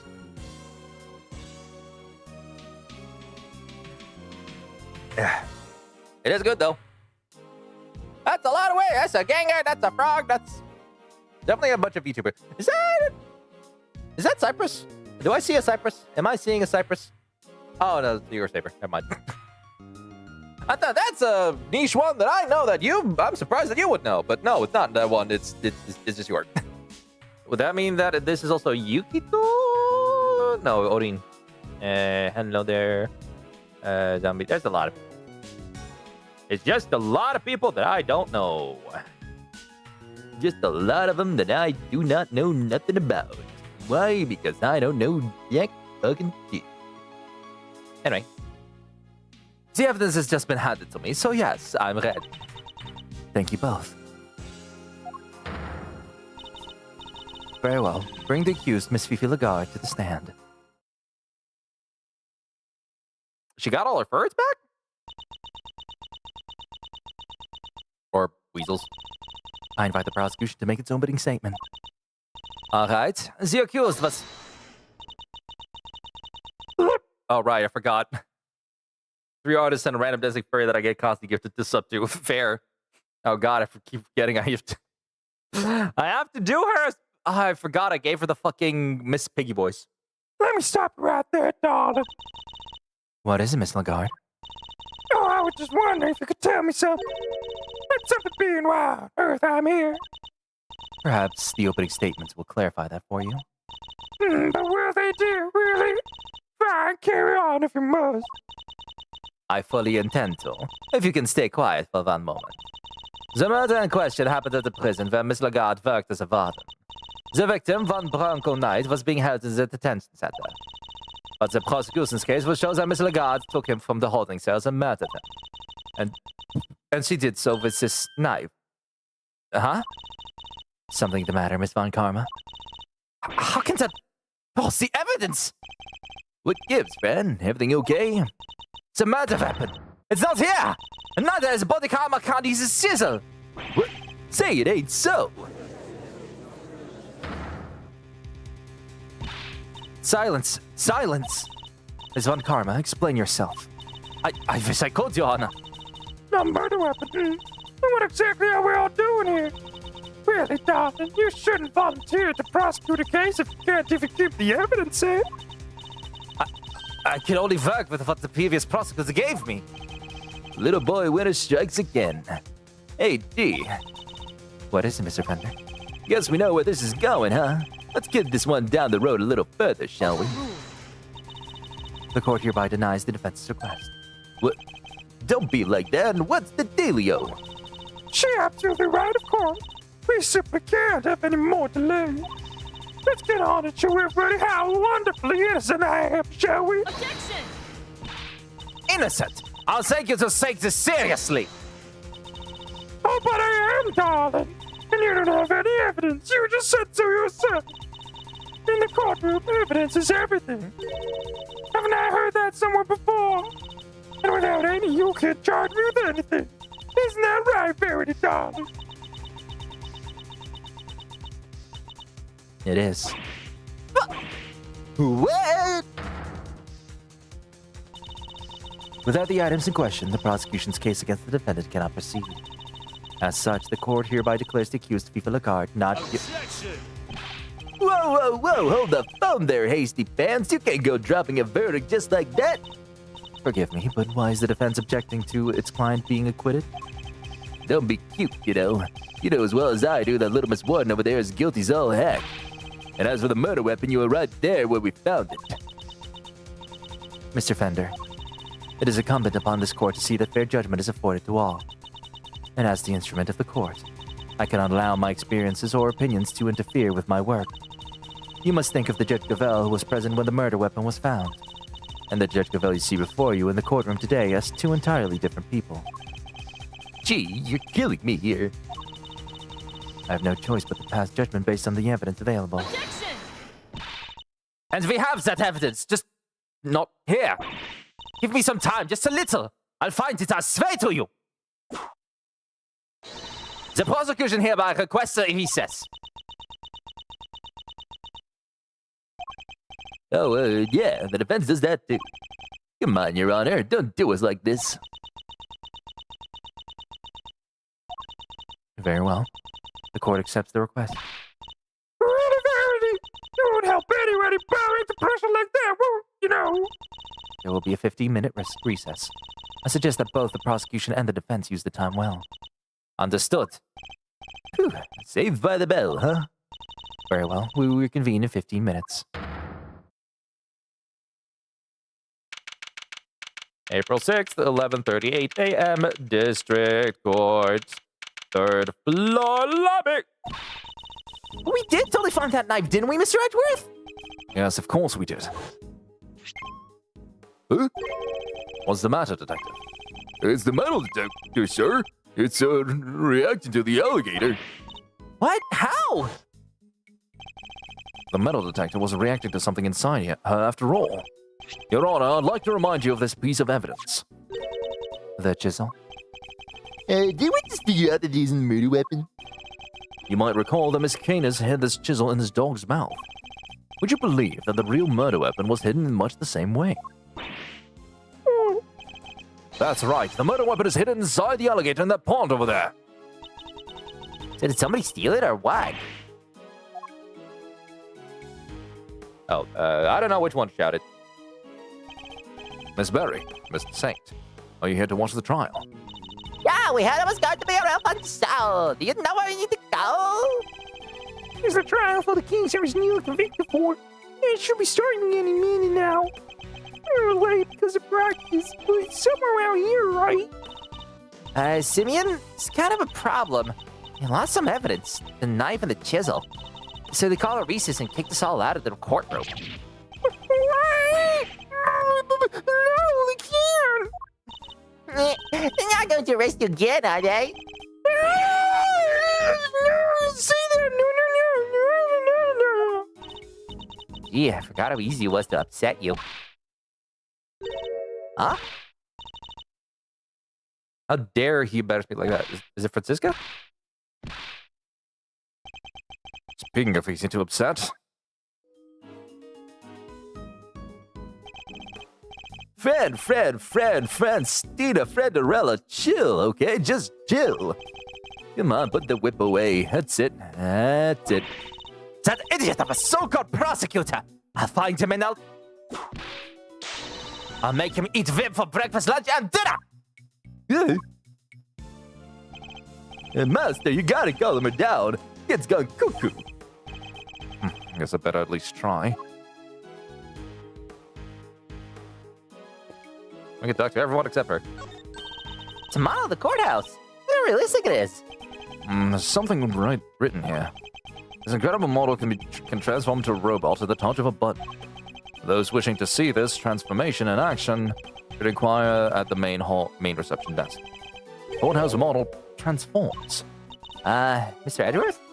It's very subdued for once. Thought she'd be excited by something like this. When the model transforms, does the whole building transform too? Okay, there's no possible universe in which that would or could happen. I hope. Alright, Simeon. Is there nothing we can do to help? Let me see. Oh wait, I have a good idea. You guys could put on a show here in the courtroom that would distract everybody. And they'd be so busy watching that, they'd have to postpone the trial till later. No. If I do that, they'll arrest me again. No, they won't. It's fine. Courtrooms are nice. If you entertain everybody, there's no way they'll arrest you. Right, Mr. Edgeworth? I really wish you wouldn't spout such nonsense with such infuriating confidence. Alright, what would I be, Regina? Just sure fun. There's even an animal tamer performing here today. An animal tamer? She's just a little too grumpy. I want to think about appealing to the audience a little more. But she's so good with that whip. If you're talking about who I think you are, the whip is exclusive reserved for use on humans. Alright. Hey, Meister, so you got the old memory back, huh? Sure did. I'm me again. You had me worried 6 ways till Sunday. Not that Heather K wasn't a blast, too. Anyway, welcome back, kiddo. Bring it in. No. We need to be thinking about this trial right now, okay? Yeah, I guess things did go pretty pear-shaped in there, huh? Alright. We need to dig up this missing evidence lickety-split. But we can't count on them putting the trial on hold much longer. Yeah, it's a stumper, alright. If only some kind soul would offer to go find it for us. That's an expectant look if I ever saw one. You know, but notice you still haven't asked for your prosecutor's badge back, bucko. Finally decide to come walk the path of righteousness with me and your old man, huh? The committing is my bad, that much is true, but I haven't given it up just yet. I'm still not ready to walk in my father's footsteps. No? Well, it's not like there's a deadline. And you do you for as long as you need. The old family office will be waiting to welcome you with open arms when you're done. Thank you, Bender. Can I present your stuff to you? Oh, this. I think I get it. So this is it, huh? A key to unraveling this whole mystery? Yes, perhaps. Great, you, keep hold of it then, yeah? Quickly now, back in your pocket it goes. I guess he doesn't think much of it. Well, alright. Worth trying something. How about you, police officer? What can you tell me? What can you tell me? The court's in recess. Nobody's allowed to enter. Really? Nobody? The court's in recess. Nobody's allowed to enter. But if nobody's allowed to enter, how will the trial ever get started again? Yeah, I don't know. You gotta be good. How do you like that, Mr. Edgeworth? I know with a stone-cold contradiction. Well, that gained us exactly nothing. Court is in recess. Nobody's allowed to enter. Nobody. The court is in recess. Nobody says. Same thing.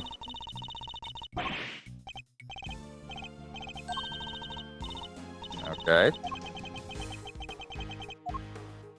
A lot of judges. All right, might as well stop stalling. All All right, Franny. What you got? Ooh, 50% off for bird. Oh, yeah. Oh, it's you. Good morning, Mr. Ex-Prosecutor.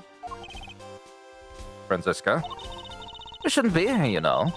You're not in the right line of work anymore.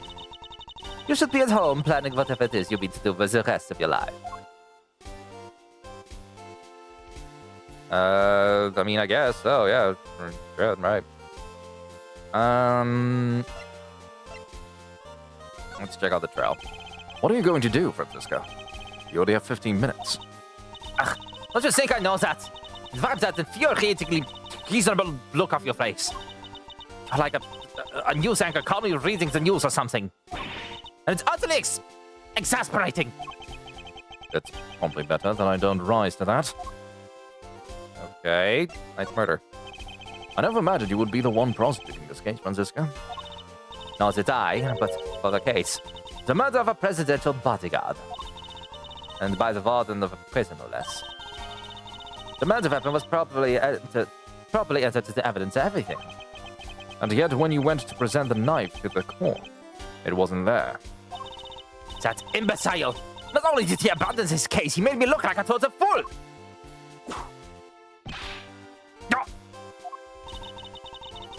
The next time I see that little coward, I'll whip him into shape if it's the last thing I do!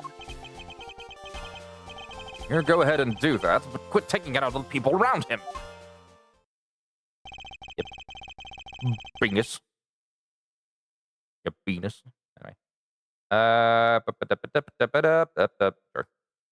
Yeah, if only somebody would go sniff out that evidence for us. I see you staring. I do see you staring. Mm-hmm. Yeah. Uh-huh. Fine, we'll do it. Way to go, Milesio. You sure? I'll do what I can, but that might not be much in 15 minutes. Brad and me will buy you as much time as we can, okay?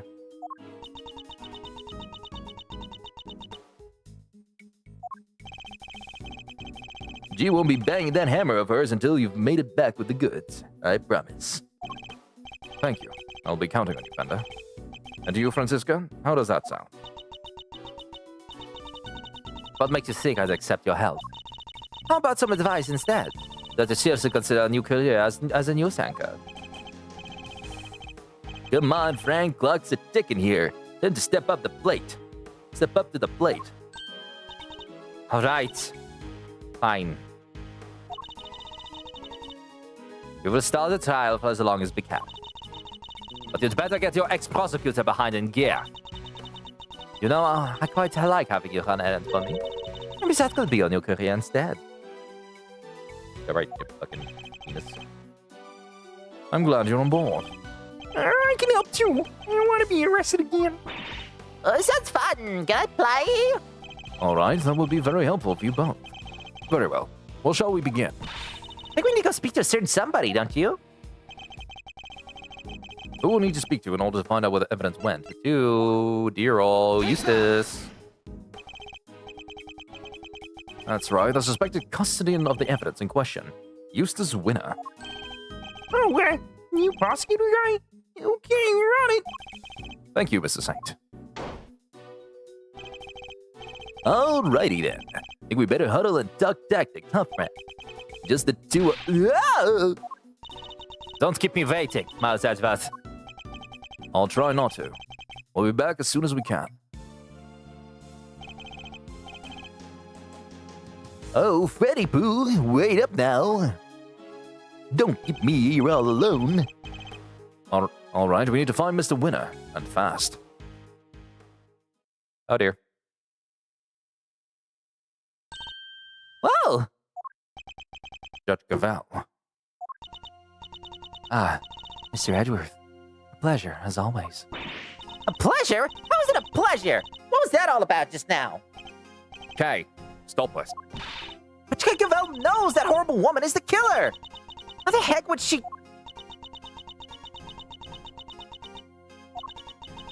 Evidence is the only language that the goddess of justice understands. My own personal thoughts and feelings do not come into it. Is this all Judge Verity Gavel, is it? You may believe my way of thinking to be heartless, but it is my way. Look at this hard and unforgiving. There's something I'd like to ask you, if you don't mind. Please, go ahead. What were you doing on the roof of the big building 2 nights ago? The roof? You met the president up there, didn't you? We've seen security footage of the two of you. And is there something wrong with that? Only that his body was discovered this morning, right next to the very same building.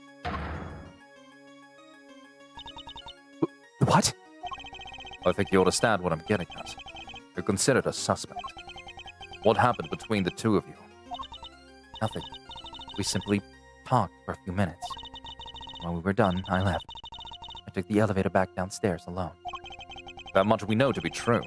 As I've said, we've seen the footage. And what business did you have with the leader of a foreign power?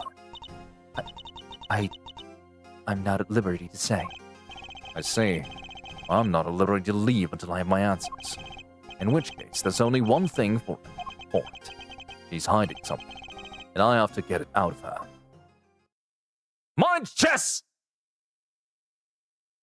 Tisk, tisk, tisk. Testament.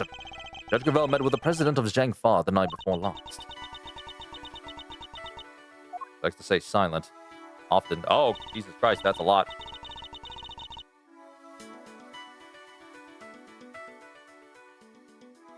Yes, I admit it. We went on the roof of the big building. But it was simply to discuss professional matters. Matters that I'm not obligated to discuss with you. I'm clearly going to have to work hard to get past the professional defense.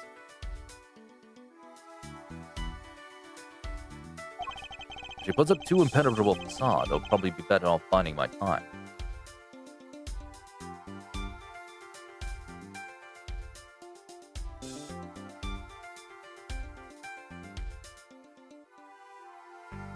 Sorry, this is work-related stuff. I'm sorry, let me be. I have to be responsible. I have to be a good boy.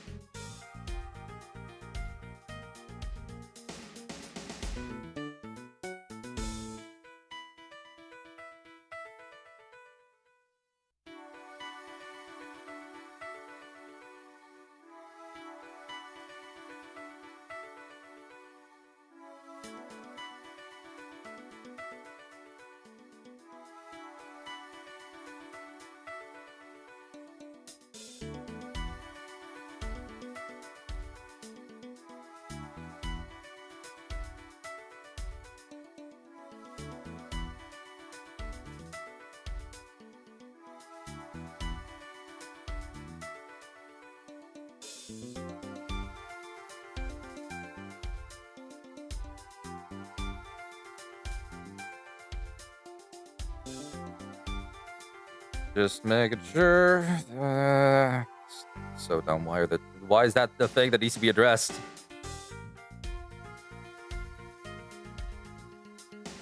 Right. Sorry. I know it's not professional of me to look away from the screen, but yeah. If she puts up too impenetrable facade, I'll probably be better off biding my time. I should start by asking what she met the president to talk about. Mind chess! Commence! What you talk to the president about? Perhaps you could begin by telling us what you met with the President Wang to discuss. As I told you, professional matters. Professional matters which I do not intend to share with you. Yeah, saying that we know the president personally doesn't matter much. I'm so glad you understand. I must say, you're a very busy woman. A judge, a committee member, and occasional aide to us in the field, even. Thank you. I take my professional duties very seriously.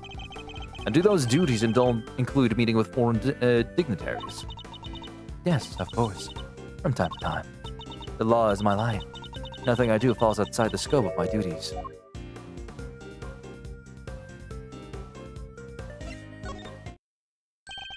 You returned Kay's promise notebook to just this morning. Surely you can't claim that that fell within the scope of your duties. Yeah, okay, so as long as she's not aggressive, like, aggressively, actively dodging the question, then that's where we need to bide our time. I'm not yet a perfect servant of the law. That much is true. No, you're a human being, and that was an act of simple human kindness. You have feelings, Judge Cavell, and you are allowed to have them. About the president's death, too. I can still hardly believe it. If I might ask, how did he die? He was crushed to death by the head of a monster known as Taurosaurus. Forgive me, I should probably explain. Is that true? He died on the set of the movie. He did. Interesting that you know even what Taurosaurus is. Well, I imagine I must have heard about it from Eustace. Something about them shooting a movie somewhere near the big building. She isn't fooling anybody. She's clearly very upset about something. She mentioned Mr. Winner, who seems to have disappeared along with some vital evidence. Perhaps if she won't tell us what she discussed with the president, we should try to find out what else she might be hiding. Okay. I'm clearly getting on her skin. Need to dig further. Where's Winner? Francisca stepped in to take Mr. Winner's place in the trial. But how was she supposed to prosecute the case if he never handed over all the evidence? My interest is solely in ensuring that a trial proceeds fairly once it has begun.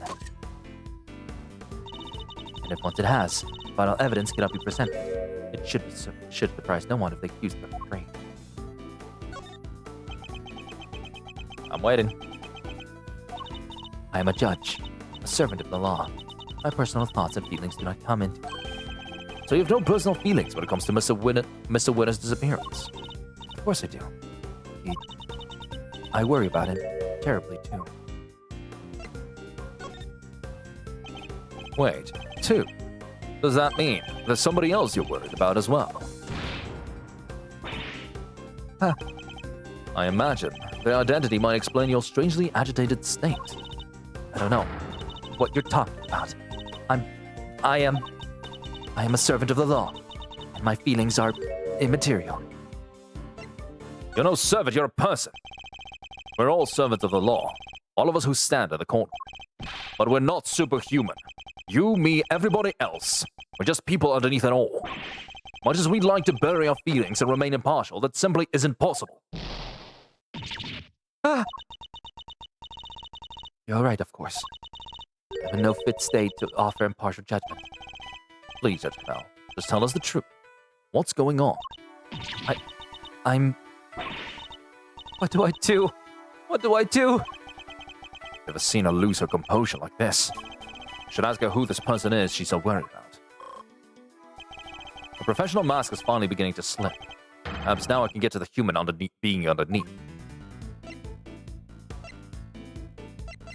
Who are you worried about? Judge Cavell, who are you so worried about? And where are they? My apologies, but I simply cannot tell you that. I'll need a clue. Got it. So... Mr. Winner? The person you're so worried about. Is it Mr. Winner? He has not been seen since he discovered the truth about his father. Of course I'm worried about him, but this could also be a valuable test for him. Okay. Using the hammer, so I've got to wait. He chose to disappear, and he could choose to reappear. And the other person you're worried about? Can't. That's not something I'm at liberty to talk about. I don't know what might have happened to that poor child if I did. That poor child? Who do you mean? That poor child? Who are you talking about?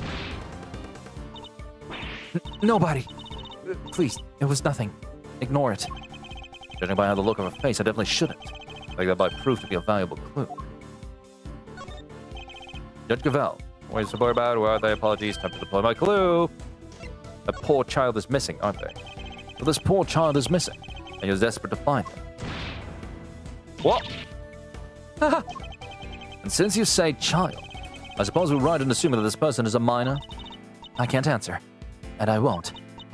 It has no bearing whatsoever on the murder of the president. Okay, so I'll need a clue if I'm going to pursue this. Okay, so we also need to question the territory. Okay, word about Torosaurus. Listeners are worried about the Torosaurus.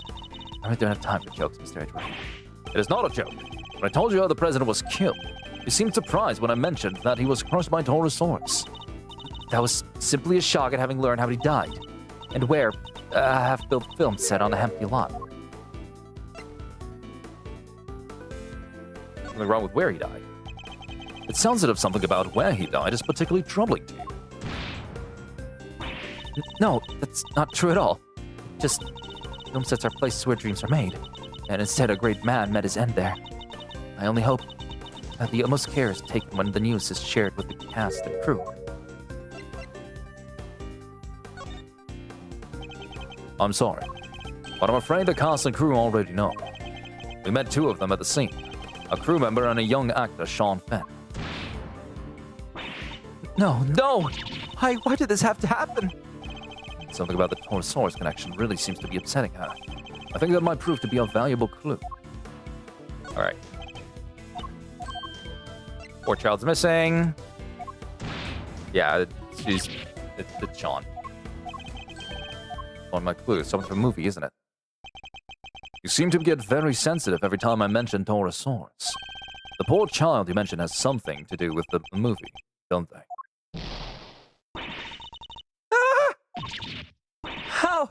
How did you... You're usually so cool and collected. Your discomfort told me everything I needed to know. Who is this poor child? You have to tell us. Very well. You figured out so much already. I might as well tell you the truth.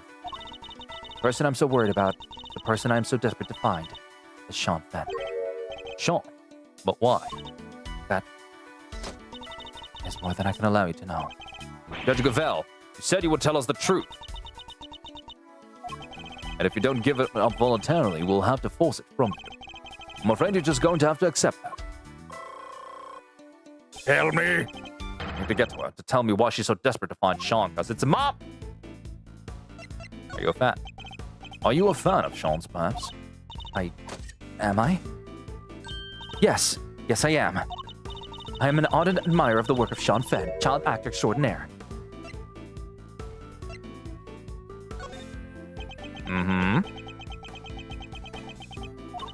I heard that he was filming near the big building.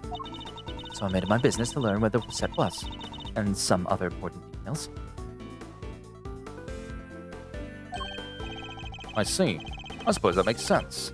As a fan, you'd want to know such things. I imagine you would also have tried to learn when he was supposed to be on set. Yes, of course. He said he would be filming there all day today. Did you hear that from Sean himself? You make it sound like you heard that from Sean himself. I don't think he'd be sharing a schedule with a mere fan, do you? No, I misspoke. Ignore me. Every slip of the tongue she makes seems to be to do with Sean. Now we know who she's spoken to. That's an important clue. Do you know it? Do you know Sean personally? He is famous. I doubt there are many people who do not know him. I certainly didn't until today.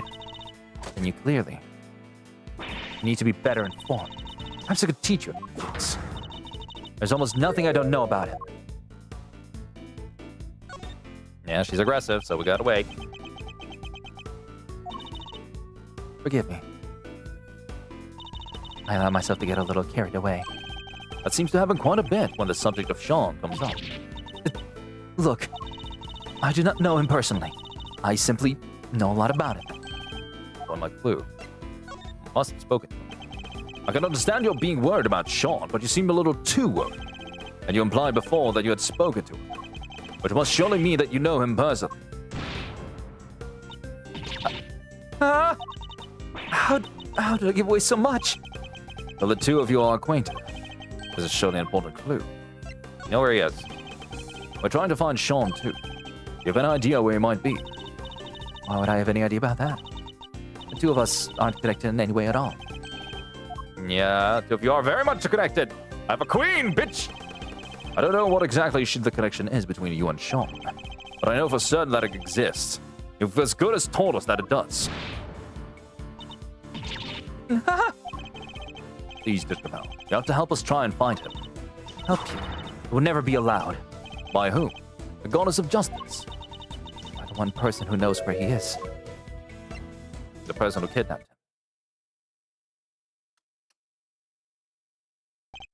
him. At last, the puzzle pieces are finally starting to fall into place. I know why you're so reluctant to tell us anything about your relationship with Sean. Admit it. He's been kidnapped, hasn't he?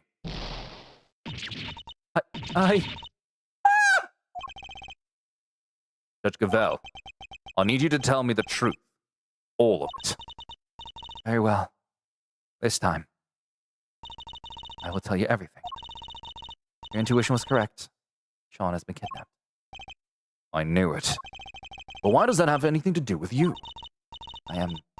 That is, Sean is... He's my son. What?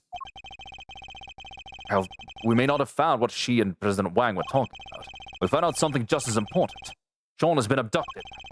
Not exactly the endgame I was expecting, but that's checkmate nonetheless.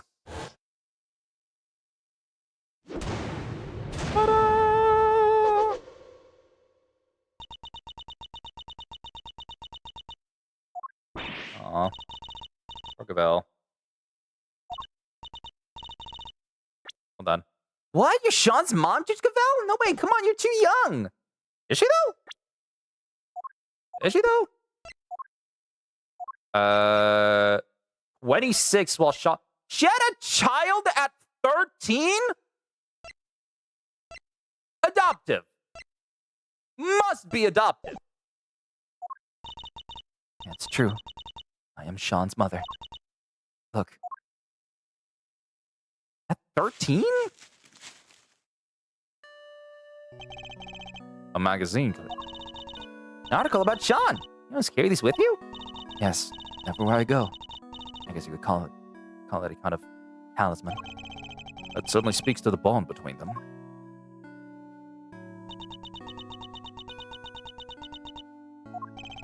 And you're sure he's been kidnapped? Unfortunately, yes. I received a phone call from the kidnapper just before the trial began. Did they make any demands? Only one. That Fifi Lagarde be found not guilty. Well, that certainly explains what we saw in there. Without it, you can't turn. Yeah, we already know this. This was not too long ago. We got it. You understand.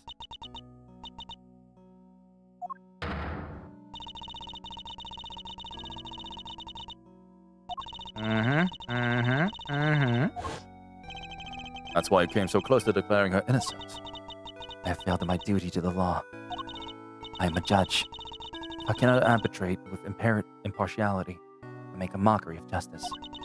And yet I tried to force through a ruling based on nothing but my own self-interest.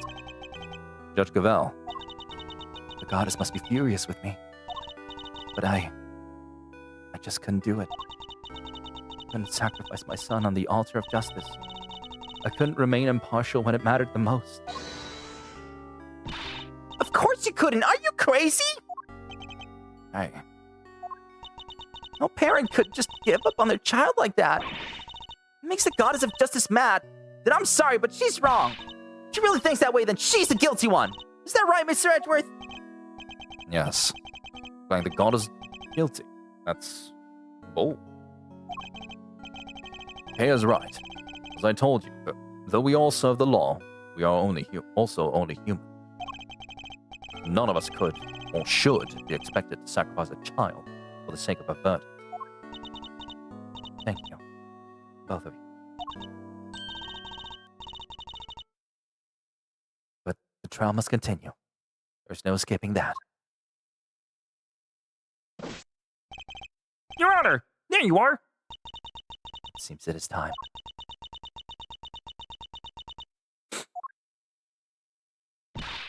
Judge Cavell!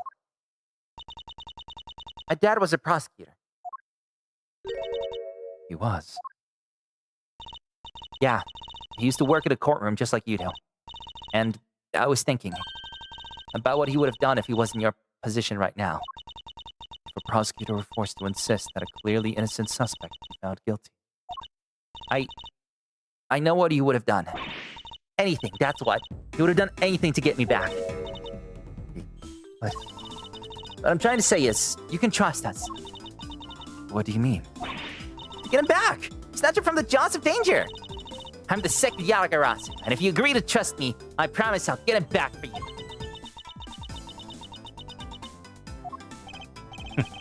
The thief who steals only the truth, and perhaps one or two other things.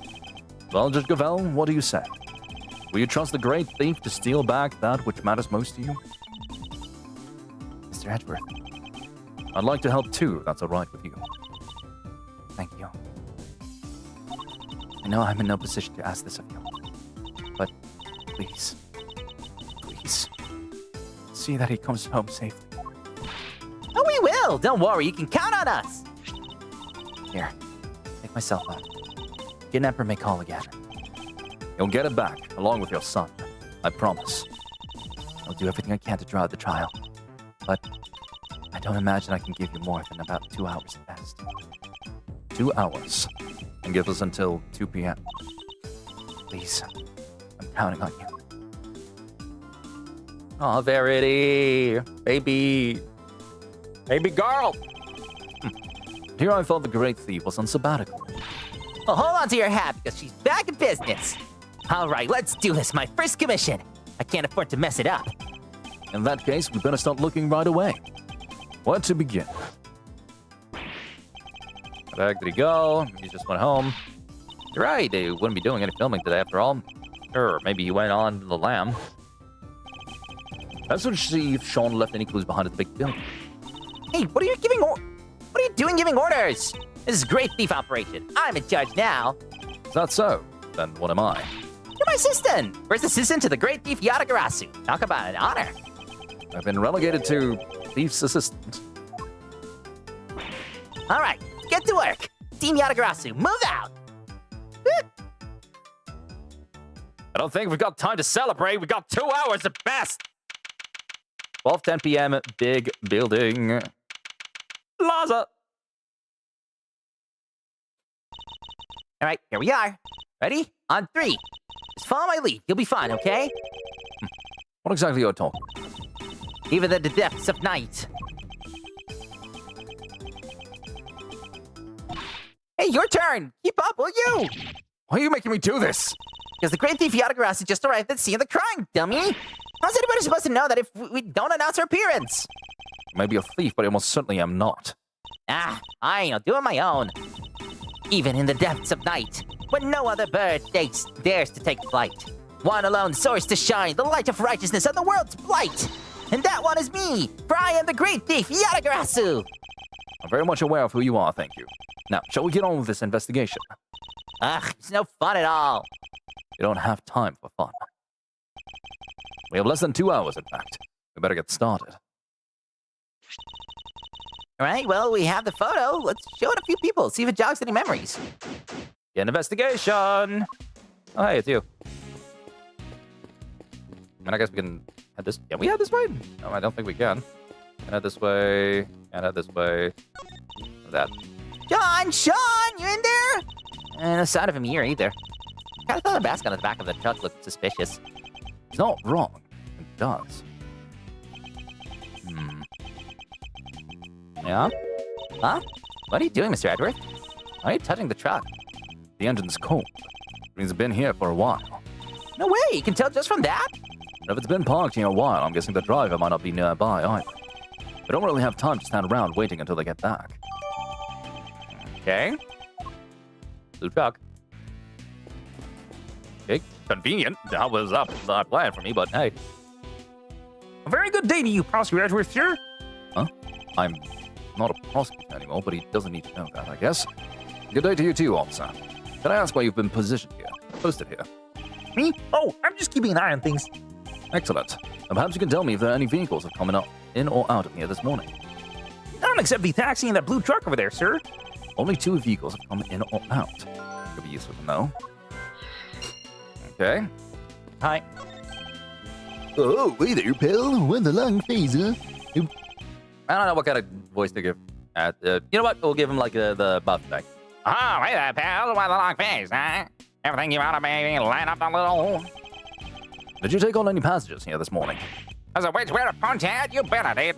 Just the one fare, mind you. And who was the passenger? There was 2 guys, had on these black suits, real sharp. Do they have a boy with them? This boy.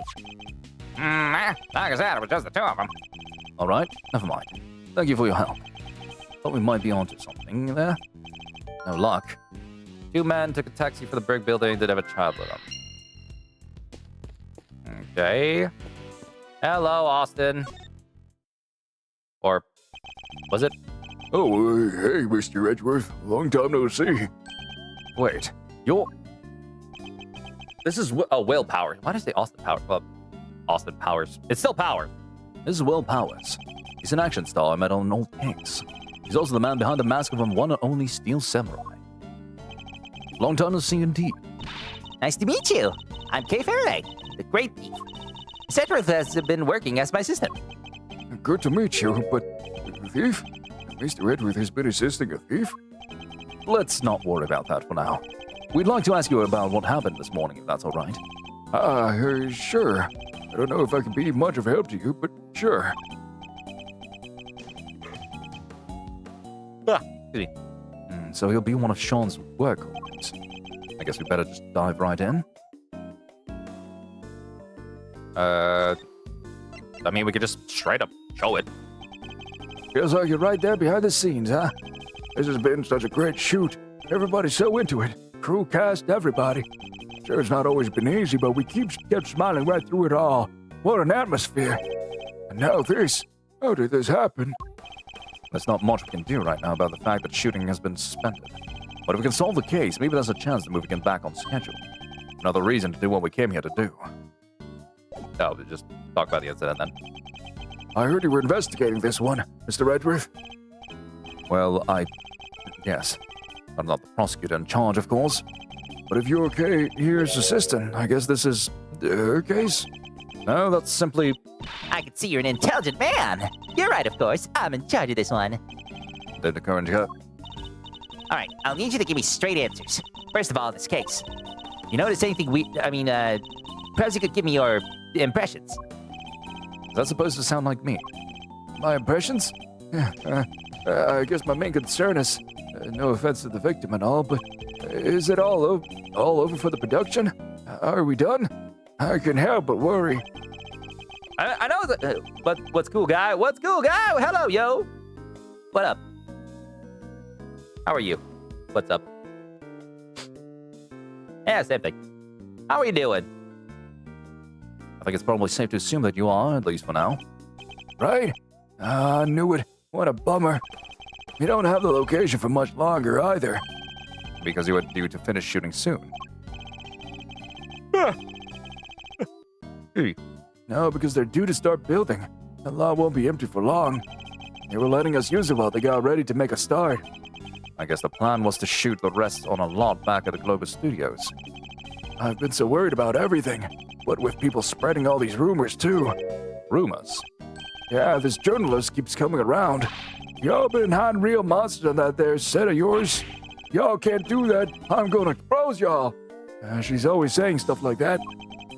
I think I know exactly who this journalist might be. The heat is melting me? Yeah, no, it's fucking livid. Upside is for me, it's been rained like a short while ago, so like I don't have to worry about the like high heated humidity.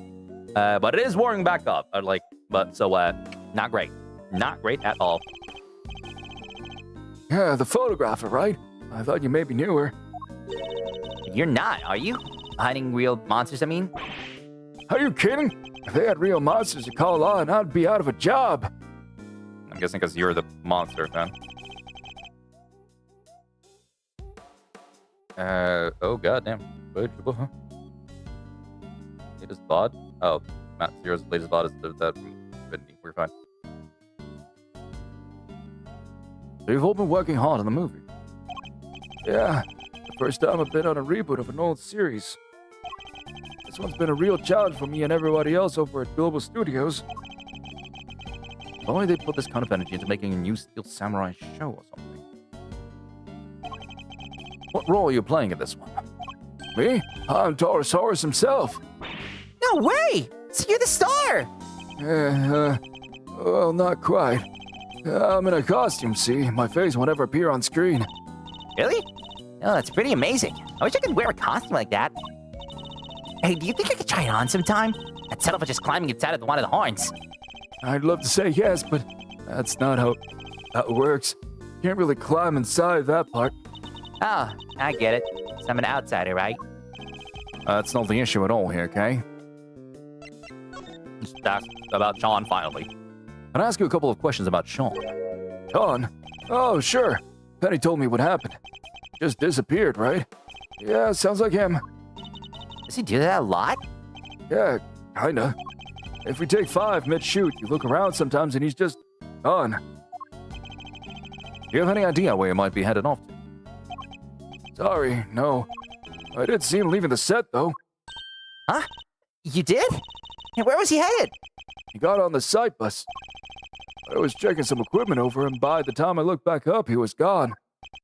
The site bus. I wonder if you left any clues behind. Do you mind if we take a look inside the bus, Mr. Powers? Sure. You'll have to excuse the mess, though. All right, let's see what we can find. All right, we got permission, so, well, damn it, this stuff as well. There's an array of filming equipment here. Are you getting ready to shoot something? No, nothing scheduled for today at this location. It's just a case has got missing. Case? What are you talking about? Yeah, all that stuff there is normally stored inside a large case. Gotta look away for 5 minutes. It's wandered off somewhere. It's like there's a thief around here. What exactly was taken? Just the case, as far as I can tell. I only take that. Would have been more interested in what was inside it myself. I guess whoever took it must have needed the case more than its contents. They need to put something in it. So he's kidnapped inside of it? I'm assuming. Where would Sean have been sitting? Sean? Oh, there's a scene with a backpack on it. There's something poking out of it. A videotape. Huh? We use these when we're shooting. Why would Sean have one? Is there something he wanted to recall? This could be a clue. You have a way for us to check what's on the tape? Sure. There's a couple of monitors set up right over there. All right, hit and play.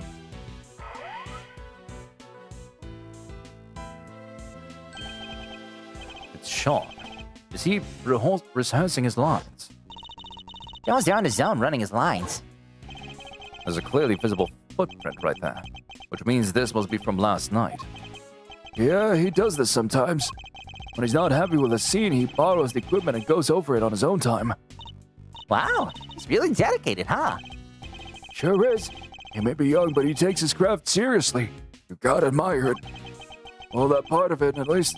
Using the kit without asking pardon, not so much. And he would have been able to use the equipment on his own. Sure. All he wanted to do was shoot something pretty basic. Huh? What is it, Kay? Where did Sean go? Ran off somewhere. Just left the camera running. It stopped. I guess he ran out of tape. That's all that's on there? Sean's rehearsal? Rehearsing by a monster footprint. Okay. It's midday already. You think Judge Cavell and the others are doing okay? I'm not sure. How long is it realistically possible to drag out proceedings, I wonder? We have to find Sean! Indeed, we do. Oh, hey, not like that, dang it. I think we all kills a scoop like me. Sorry, Chief, my bad. How many times we gotta say it? We're scoop free. Well, critters survive on scoops and scoop alone. Everyone's thinking we ain't scoop, we're starving. Scoop out there. Yes, Chief. Yeah, Chief. Well, look who it is. Although I can't help but wish it wasn't. When did those two get here? Hey, Mr. Edgeworth, we should go talk to him. Should we? Fine. I don't want to. Talk about it. Back again. Oh, wait, look, is okay, same thing. Same thing, same thing.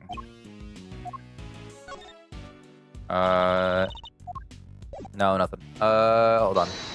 Am I already logic things together? Vehicle activity, stolen case.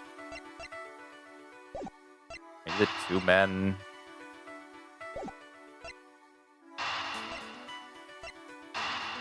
Maybe? I want to assume this, right? They took the case with them. No. Hold on. Maybe there's like more logic I need to get from these 2. Hello. Today, my good friend Bubbles. Good to see y'all again. And you, Miss Lloyd.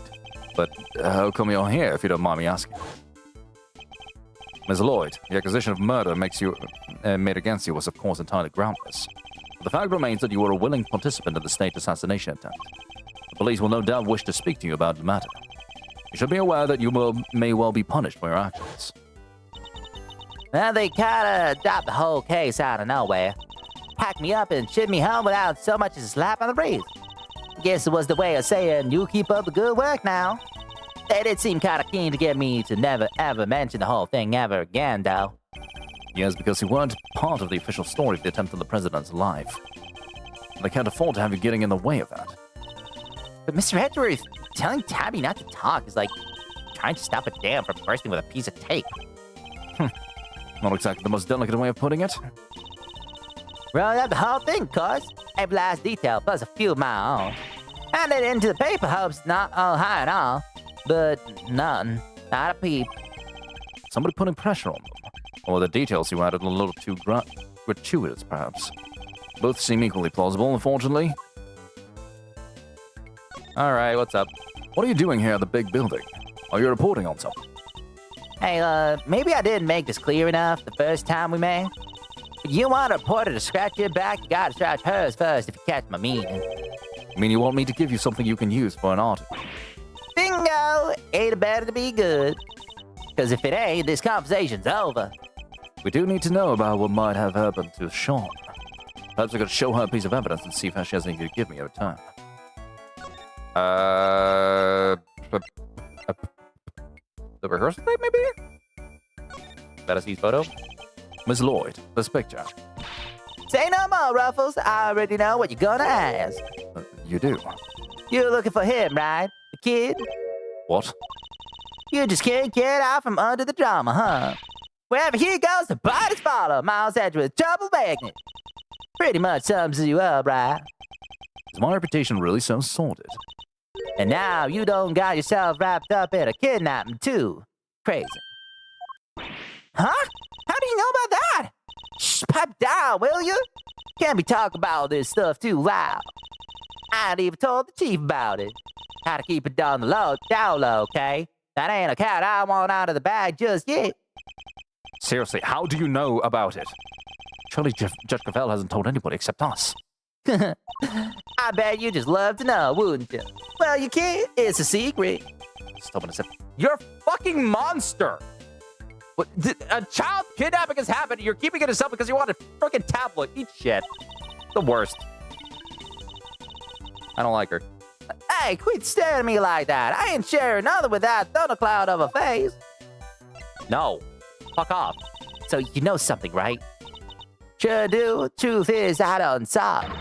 Little kid being bundled up by 2 shady characters in black suits.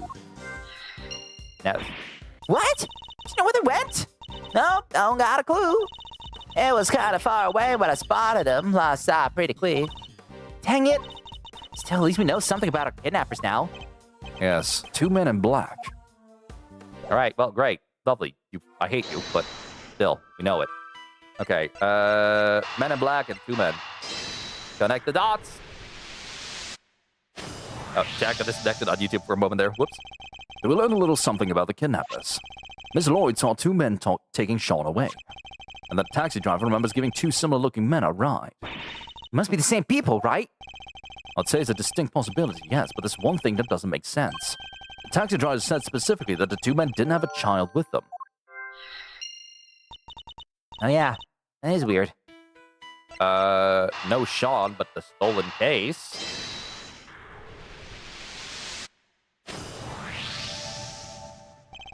Could it be that the kidnappers who stole the case?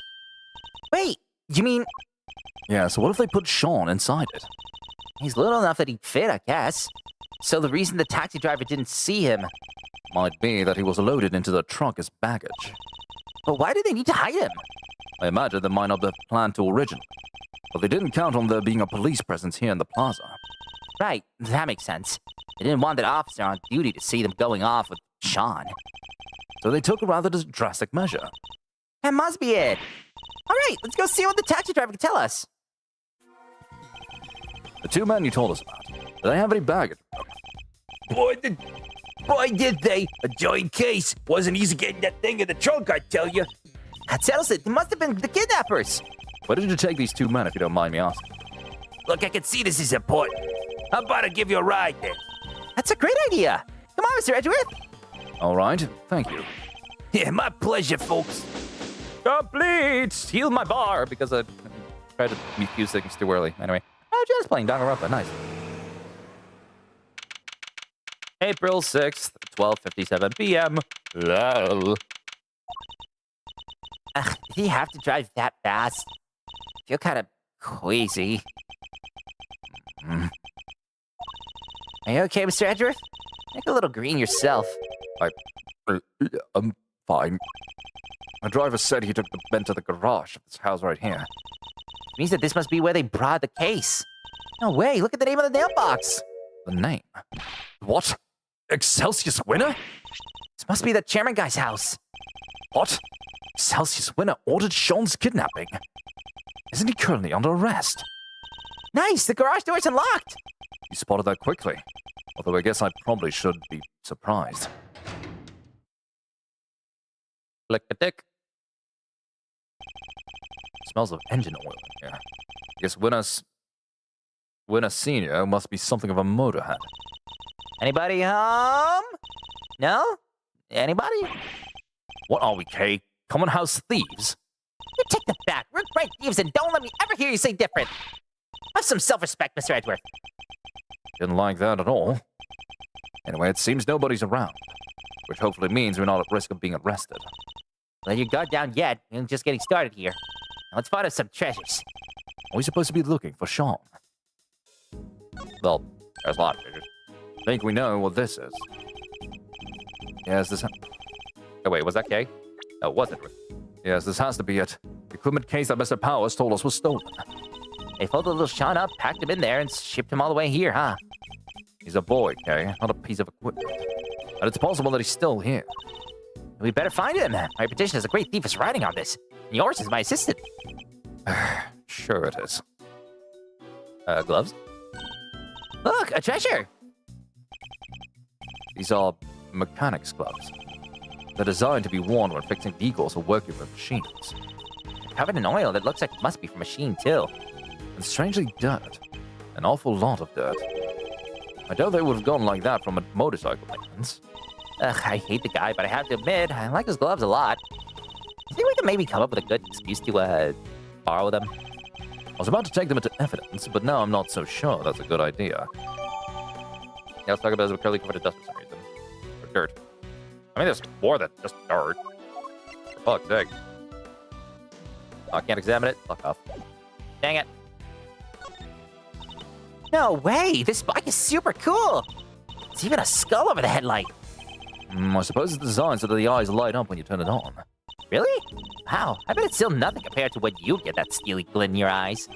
My eyes don't actually light up, okay? Anything else?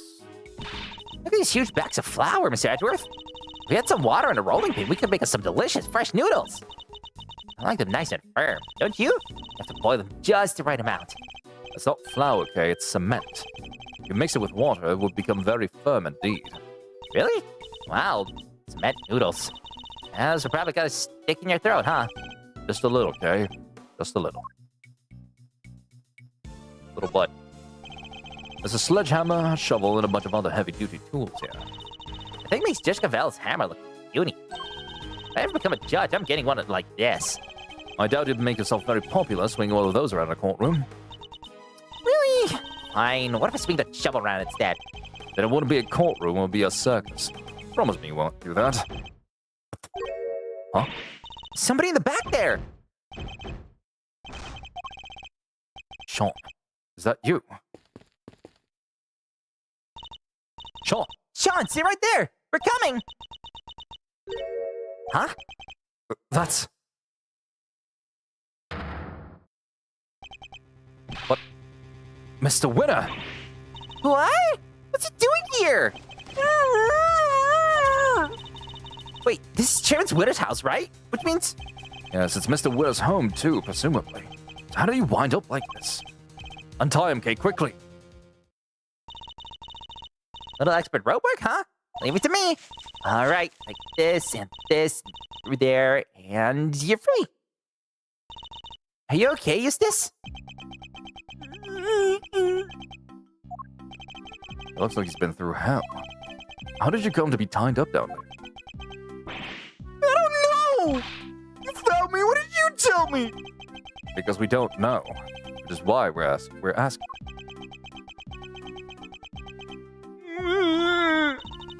Not sure you're going to be able to get much out of him like this. No, in which case, there's only one thing for it. Wait, you mean... I had to beat a man while he's down, but it might be the only way. Are you sure? Look, don't go too hard on him, okay? You might push him over the edge. Understood? I'll tread carefully, I promise. Though I can't promise I'll be very good at it. I've never held back against my opponents before, after all.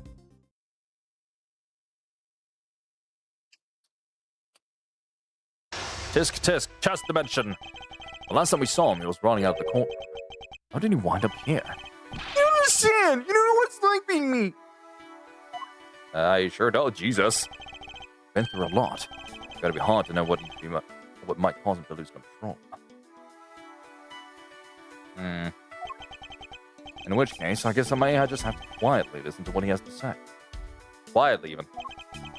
Why me? Why am I always the last one to know? The point of every joke. Curious questions. I'll have to do my best to try and answer them. But he's also clearly in no fit state for this. I'll need to try and finish this quickly. I should figure out what he needs to hear and try to calm him down. Mind chess! Commence! Notorious failure of a no. Tell me what's on your mind. Just take a deep breath and tell me what's on your mind, Eustace. No, I will not!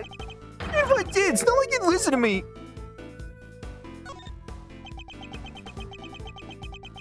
Yeah? What is this? Why aren't you shouting? Objection! You always shout objection! No? By my time. What? You really going to listen to me? Learning the truth about your father can't have been easy. I can only sympathize. That was the hard part! The hard part was losing everything I'd ever had in a single morning! Did somebody steal from something? I want it up yours now, don't you? Nope. Leave me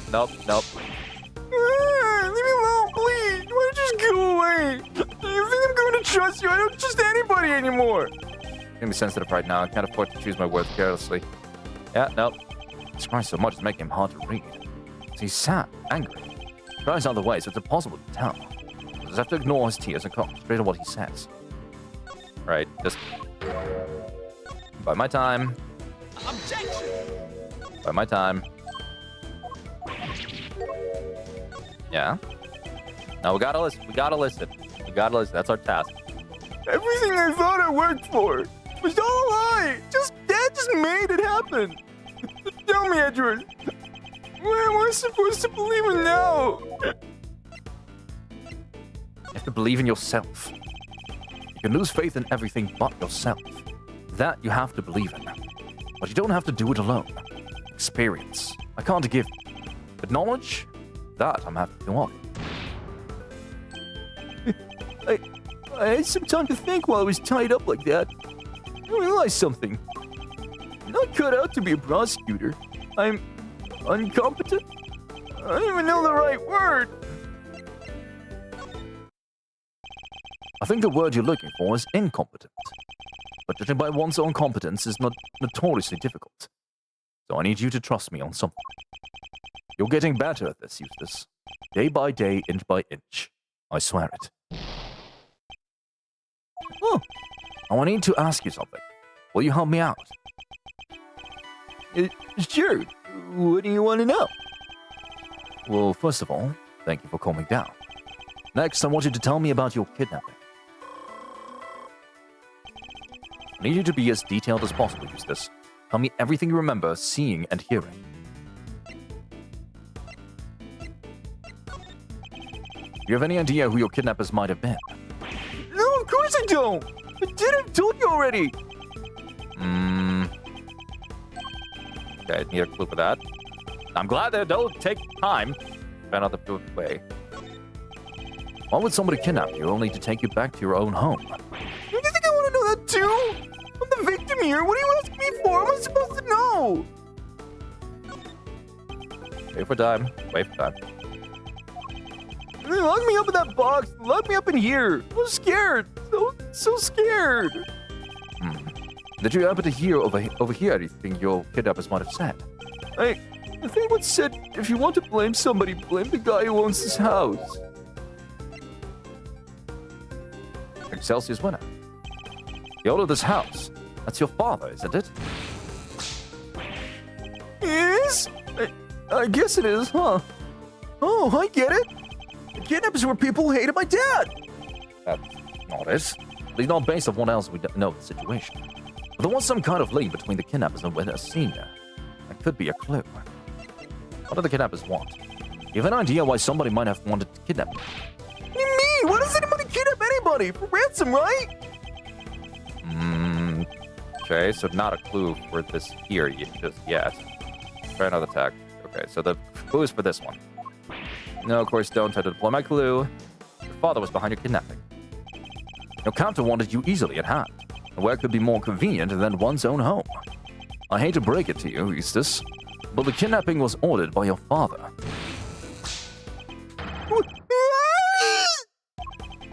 You think he wanted me out of the way? He was going to kill me. Of course not. What good would that have done him? His own son dead in the family garage? He would easily have become the prime suspect. You're right. Okay, so why did he have me kidnapped? It won't have been for ransom, not his own son. That would make sense. His motive for kidnapping must have been something else. Could be an important clue. Well, my clue wasn't your father's motive. Why would somebody kidnap their own child if they were planning on demanding a ransom? Yeah, it's kind of weird. Did anything odd happen during the kidnapping? No, I just answered their stupid question. And they grabbed me. What did they ask you? The question. What did they ask you? Stop glaring at me like that. What was it again? Oh yeah, they asked me if I knew Gavel. Of course. Things are starting to fall into place now. Your father, his goal wasn't to kidnap you. It was out to kidnap Judge Gavel's son, Sean Fenn. Because he wanted to force her honor into declaring Warden Lagarde not guilty. Wait, Gavel's a son? And was also Lagarde would be found not guilty? I think you were mistaken for Sean, and that's why you were kidnapped. What? We didn't went through all that by mistake? Wait, that kind of makes sense. Yeah, that would explain the part where... Where what? Have you remembered something? No, it's nothing. I'm nothing. I'm useless. Meaningless. Just go. Just leave me alone. This is good. They can push him as far as can reasonably be pushed. I have to calm him down and get him to tell me what it is he just remembered. Time's picking up. That's bad. Judging by his fragile demeanor, I'd say he's still suffering considerably. Need to get him back on his feet. You remembered something just now. What was it? I didn't remember anything. All I remember is him. You mean your father? Him? You mean your father? No! I didn't mean to bring him up. I'm nothing compared to him. I'd never have made prosecutor if he didn't help me. I've been wanting to ask about that for some time. Why did you become a prosecutor? What do you mean? You think it too, don't you, that it wasn't meant to be one? I'm not good enough? No. Say something, will you? You chose this path. Why? You must have a reason. It's not like that. There's no big reason behind it at all. The reason is stupid and dumb and not important. If he's self-deprecating, we need to wait. Duh. Like I said, it's stupid. It doesn't mean much to anybody except me. I've often felt that much the same about my own reasons for becoming a prosecutor. Really? You have? But you're a real one. A good one. A success. Even my dad. Chairman of the committee said so. You wanted your father's approval. You wanted your father's approval. I can well understand that. You can? I thought if I became the best prosecutor out there, you'd finally accept me for who I am. I just wanted to not be useless. You're not.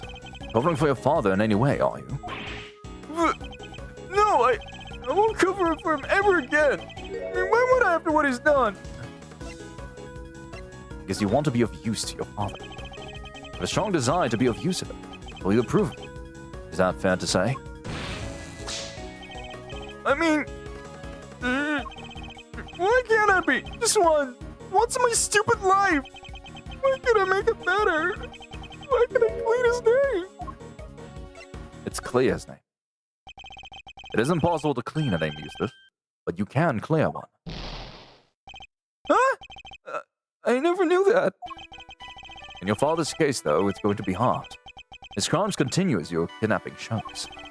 Knowing that, do you still think you can help him? But what else do I have? What else am I supposed to do?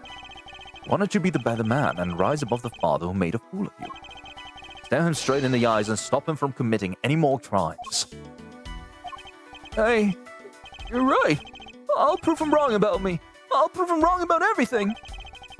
That seems to have called him down again. I just need to get him to tell me what happened to the evidence. Yep. Let's see if I can't give him the courage he'll need to stand up to his father. What connects to Lagarde? What's the connection between your father and Warden Lagarde? Sorry, I don't know much about that. You can't think of anything. Even the smallest morsel could be valuable. Clue. Oh, I think they maybe worked together once, and...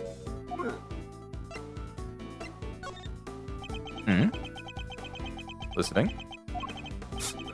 Why are you ignoring me? Some game you... Fuck. No, come on, please. No, be quiet. Okay, so that was something to work together once. And? What is it? What else have you remembered? I think she got the job at the prison because my dad recommended her. Interesting.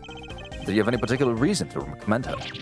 I guess he thought that she was good at a job. Like... Yeah? Self-deprecation. No, we wait. I think they knew each other from back when he was chief prosecutor. What was he like back then? Was he different at all? Oh, he was amazing. There wasn't a piece of evidence he didn't know or her case file he hadn't read. And that timid knowledge piece of evidence pertaining to him would be an important clue. What's evidence for the case? Key pieces of evidence from Lagarde trial failed to make it to the courtroom. As the prosecutor in charge, they were your responsibility. Did you misplace them somehow? No, it's not what happened. You haven't heard my side of the story. No, I'm listening. I'm listening. I thought I was putting them in the safest place there was. But, oh, what did I do?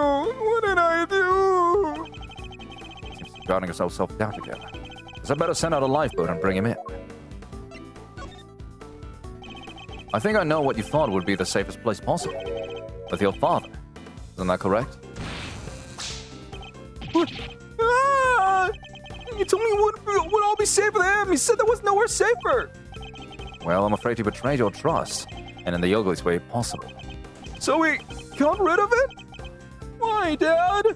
What were you thinking?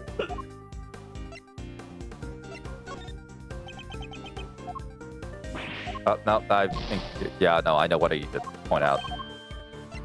Evidence of the case. Yeah, buy the time. Give the evidence to the father. Yep.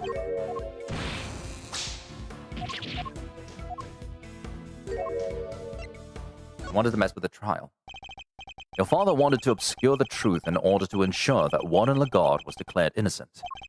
There's no easy way to say this, Eustace. He used you. There's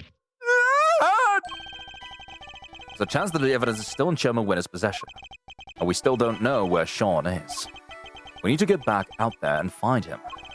It's all my fault. What do I do now? I can't stand by and watch this. He's had a brutal collision with a reality he never even knew existed. I should ask him what he means to do now. Perhaps can even help him figure that out. Alright. There's no way around it. The road ahead will be a hard one. But maybe this is fate. Maybe my job is to point him in the right direction. What do you mean to do now? So, what now, Eustace? Well, first I'm going to give the stupid jacket back.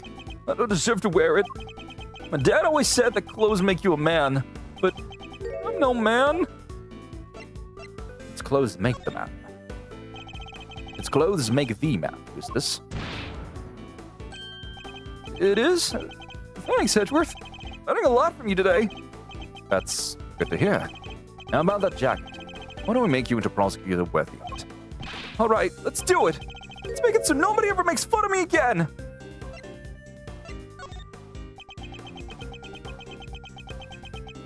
Yeah? But how? How do I get there? Tell me, what do I need to do? I just don't know. I just don't know. I'll need a... Okay, so we can't go further with that. Try another tactic now. Well, you walk the same path as your father. Do you mean to be like your father? Continue to ignore the truth. Come on, give me a break, will you? Can a guy get a glass of human kindness? Who needs one?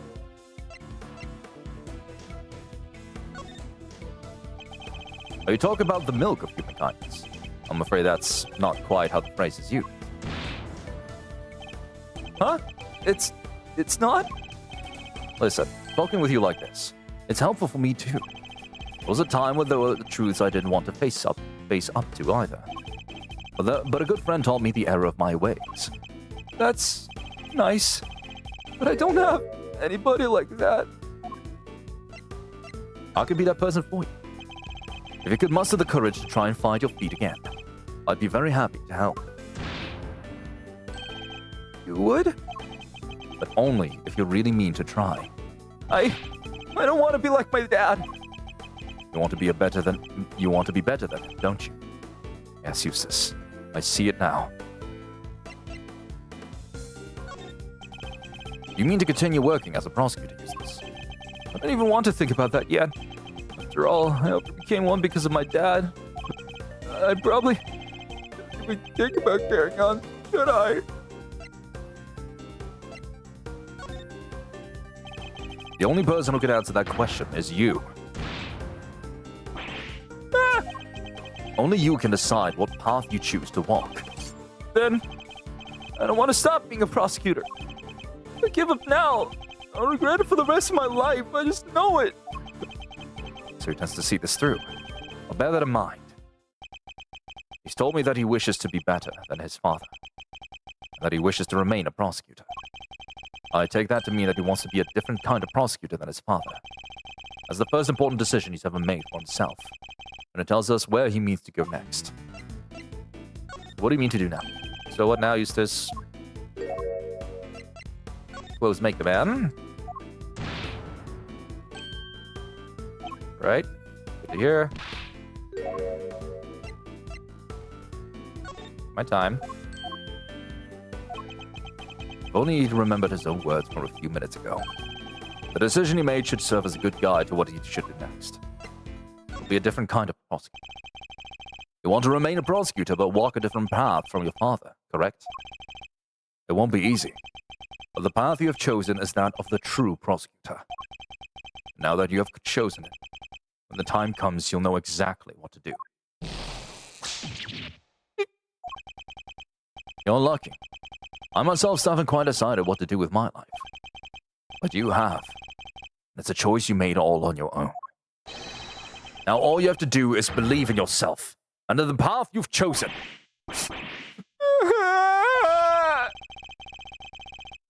Mistaken for Sean and kidnapped by his own father's armies, and losing his belief in himself as a prosecutor. His father stole his evidence. He's been through so much in the span of a single day, more than I can imagine. Disc. Well, it took a little longer than I thought it would, but that's checkmate. Yeah.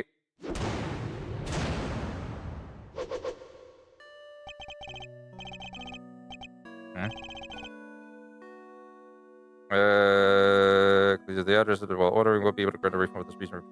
Huh?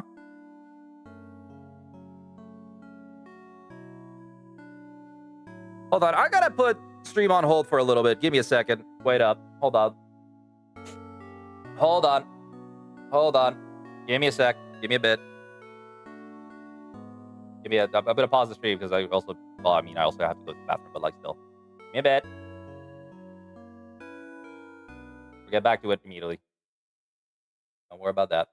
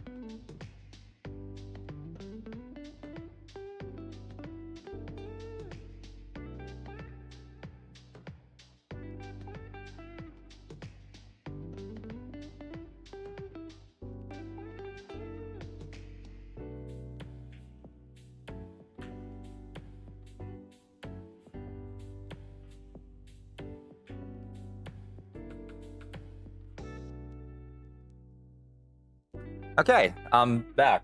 Sorry for the wait. Jesus Christ. I'm full on confused, honest, all things considered. Jesus. So much shit has happened in between, right? So I'm gonna go to Just Janet for now because it's like, okay. So a lot of things. I ordered from Burger King, right? Love the place, love the game. They're very trustworthy, in my opinion, because they're doing great. What the fuck? That's not the right one. Just add the screen, please. I like my tradition a lot, but I don't want to switch between it so many times. Okay, but like, so love Burger King. They are great. Love them. Great quality service. What is a quality service? Welcome back. Thank you. What's up? But great quality service that they offer. They're awesome. Good food as well. Because like, yeah, no, Burger King. They fucking do the shit right. What bothers me is Just Eat specifically, right? Because yeah, I don't know what it is that they're pulling there, but like, this is also something. Okay, granted, I don't know if I should be talking about this because like, technically slightly defamatory, right? Because like, I'm talking about another company that's like maybe putting their things on hot heat. Like, granted, who the fuck is gonna see this, right? But like, so what happened was, this has happened in my work, right? I was doing orders and all that. Everyone is popping by, like online orders and shit happens. It was like late at night, right? But apparently, one of the delivery people for Just Eat, yes, I'm sorry, I have to mention them on name. Whoops, sorry, do excuse me. But one of the delivery people, like, I'm guessing this was the delivery person that was assigned for this order specifically. I'm assuming it's because it was raining and all that, so like they didn't want to continue getting wet or some shit. They want to keep finding shelter, or like they wanted to be on their break for fuck all reason. But they called up the restaurant that I was working at, right? They said that like to impersonate the customer, like they even gave me the order number and everything. Everything was correct and all that. They impersonated the customer to cancel the order because the quote, they wanted something else instead. All of a sudden, right? Which weird, wild, fucking insane, inhumane even. So like, okay, yeah, fine. I guess they gave me the order number. I noted it down, and then like when the order came, I called up the Just Eats themselves to cancel the thing, right? So after cancellation, right, I got the confirmation on like the printer. 2 minutes later, maybe even 3, I don't know.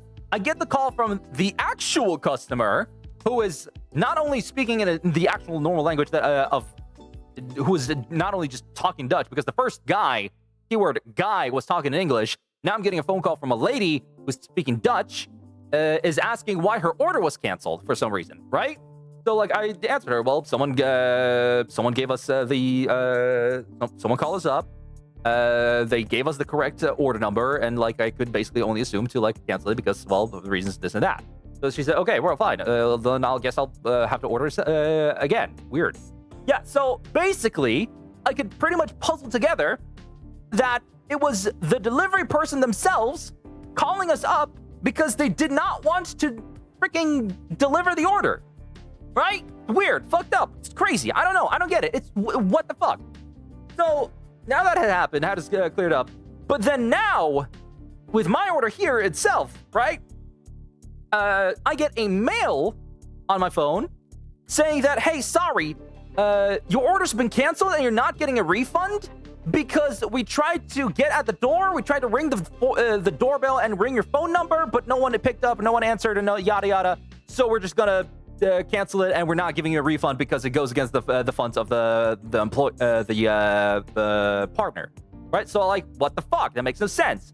I didn't hear a doorbell because my doorbell's loud as shit and it's electronic, and my phone number can guarantee you is loud, not just like loud, but it's also correct. So I had to like went onto the chat with the guys, like I had to like go through the bot, like, hey, where's my order, a couple times before I finally got to a real person. I'm assuming, because like their responses were like monotonous and like continuous and repeating. But there was like yes, it'll be correct to find the phone number directly on the restaurant page. Attached to receive response for you for minutes. If you don't get in touch, we'll end the chat soon. Yeah, okay, please rate your experience. So yeah, no, there's that. But like then a couple minutes later, while I'm on the chat, I finally hear the doorbell. The guy arrives. I get my food, thank fuck, so my money doesn't go to burn. But basically, what I hear from the guy themselves there is like, apparently they themselves didn't receive the order, not the guys, but like Burger King. So not just it wasn't that Just Eat didn't receive the order, but Burger King apparently didn't receive the order. So I had to like quickly make it really quick just so they can deliver the order. So I'm getting two different stories here. So what the actual fuck? I don't get why is going on? Why is going on? I don't know. I don't want. It sucks because first Uber Eats is kind of gross because like while it is cheap, like Uber Eats has had like a weird bad reputation for itself for like all of its employees like apparently either taking the food for themselves or like never delivering it or whatever else, just like confirming it that they themselves have delivered it and whatever else not or whatever. But like things here and there and everywhere and whatever else the fuck not. But then like, yeah, no, but now Just Eat is getting screwed with everything else in between. And like, I don't know what to trust now. Like, I don't want to stop ordering online because like it's fucking convenient, right? Like, granted, it's a little bit on the expensive side, but like, hey, if I don't want to get out of my house and I like have a reason to like do things in between because I have things to be chores, like I work a lot already on my legs anyway. I don't want to like start heading out. If like I could also just like do groceries to make my own food, but even then, I'm not very. Okay, I'm a decent cook. I'm fine for cooking, but like there's the things between. But sometimes like I just want to be lazy sometimes, right? But like if I can't even put the faith in that, like it's wild, it's weird. I don't know what to do with it, right? Like I want to keep ordering, but if just have to get the food yourself, but yeah, no, probably. But then, like if I'm in a situation like this where I'm like here with y'all in chat, where like I'm currently doing things in between, like I probably would want to have a break for myself, like because if I don't eat it for a while, I'm gonna die. No shit, no Sherlock. I'm gonna be hungry. Like maybe I'll be cranky, like start drooling over. I'm already drooling anyway. I need to fucking eat at least something. But like, yeah, you know, like granted, I get to get the food myself, but like I'm not gonna put the stream on pause for half an hour or like end the stream early just because I want to get to it. Because like right now it's like 9 p.m. right? It's like it's getting late, so most restaurants are slowly closing down. So, but the moment I would want to close this stream off, it would have to be around the time of like me having to stop right here and now on the spot and like move on from beyond it, right? Like stop the stream on time on a certain time and then go to the restaurant there myself so that I can like be able to get my order, make the order, place the order, eat my food and return home. So like, yeah, no, like I get it, but like, fuck, dude. I don't know if it's because it's like 9 p.m. Yeah, it's basically 9 p.m. almost. Like, so it's 8:51, give or take. 20:51 if you want military time because, ooh, scary, p.m., a.m., ooh. But yeah, no, like, okay, granted, I did order like fucking not even before 8, right? Like 7:30-ish. But it's weird. I don't know. Is it racist? Damn, times are crazy, right? But yeah, like, it's like, granted, it's like, I don't want to be racist, right? Like, I don't want to say like, hey, it's these weird new people doing these things from outside, like they're not faithful. Literally nobody's faithful, right? Nobody's honest. It just depends on which person decides to make use of that. But like, it's wild that most of these delivery problems that I've had is like specifically with like primarily foreign delivery people, right? I've had a great golly good time. I don't remember like having a bad moment with like a Dutch delivery person. If anything, if they've been like more active, more productive, more things we're here, even with the ones that we had for our own restaurant, like way back ago when we still had our own delivery people. Because like, I don't know, man, it's wild. Like, weirdly enough, the Dutch ones are like the most fastest. They get on the scooters, they get on the bike, or whatever else not. And then you turn out the fucking foreign couple just decides to work together after a few months, and they get fired because they started banging in the fridge. Yeah, no, that's a sentence I said. Yes. Is it a bad sentence? Definitely. It's not a wrong sentence, though. I'll tell you that.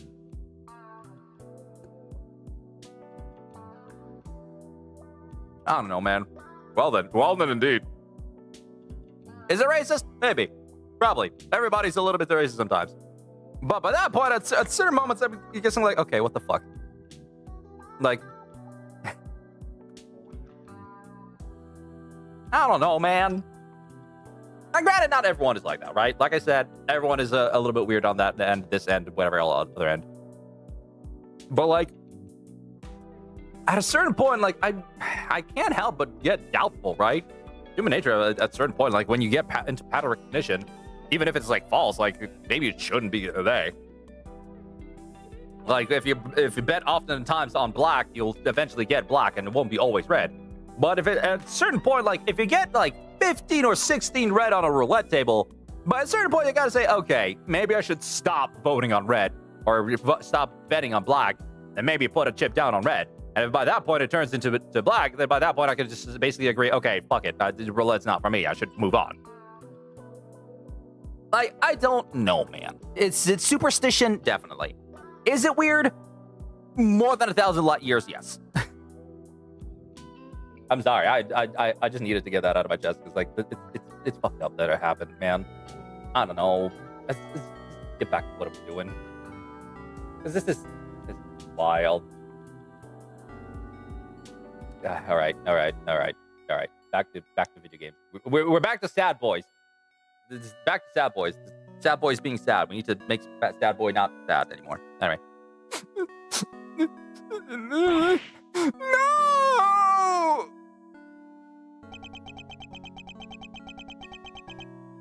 Yeah?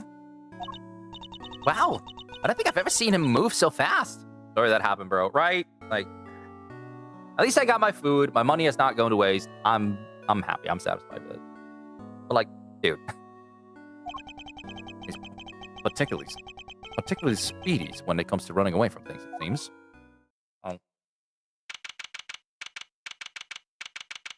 April 6th, 1:15 p.m., big building.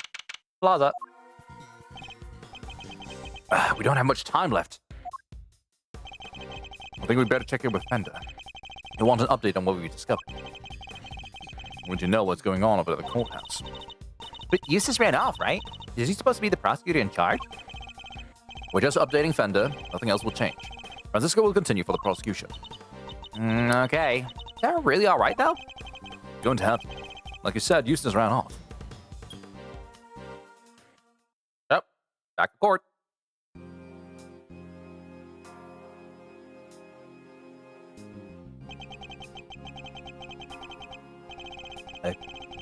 Look, I hate to be a stickler for the details, but let's go over this just one more time, shall we? No murder weapon means no conclusive proof, means no conviction. That's all there is to it. That makes no sense! The lack of a murder weapon doesn't prove your client's innocence! Don't make me come over there and whip it into you! Yeah. Baby darling, how much longer is this going to take? It's almost as you're trying to drag this out for as long as possible. Sorry, peeps. It's our friend the prosecutor over there. She's stubborn as a freaking mule. Then give me a satisfactory explanation. Or I'll just have to keep whipping you until you can.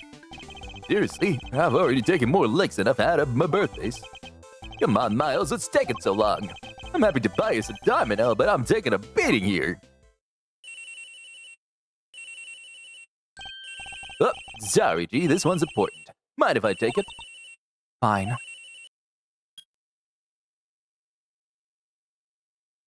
He's got a smartphone as well? Holy shit. Fender's modern. Jesus. Fender. Mazarino, boy, am I ever glad to hear your voice. How are things on your end? We found Eustace. Sweet! And the knife? And the chisel?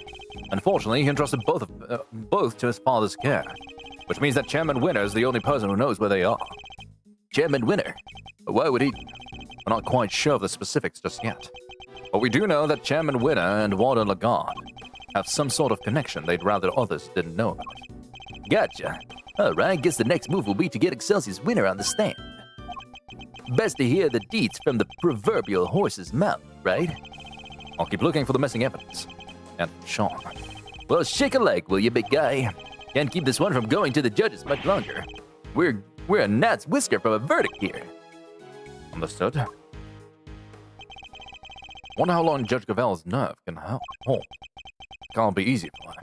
We need to hurry. Here go Gumshoe! Have a detective, police force, anything. I think something the courtroom would do. They're going to call Chairman Winner to the stand. Who knows how that will go for them. Yeah, he's already stooped to evidence stealing and kidnapping. What else is he capable of? Exactly. Perhaps we should look over any evidence we have relating to him in case it might help. Good idea. All right, leave it to me. Presenting a hot new piece of evidence, fresh from the evidence oven. The gloves we found in this garage. As I was thinking about these. Those, anything else? What about the case file from the I-7 incident? Chairwoman Winner was involved in that, right? Yes, he helped suppress the evidence. It's probably a good idea to have the notes on hand. All right, note. Excellent. Do we have anything else? We sure do.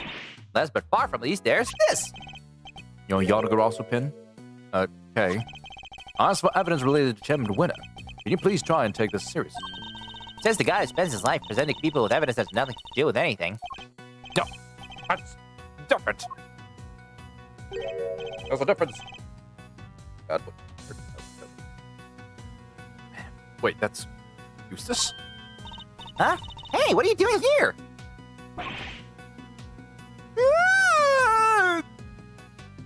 oh dear. Eustace sad. Rude. Totally ignore me. What was he doing in the big building?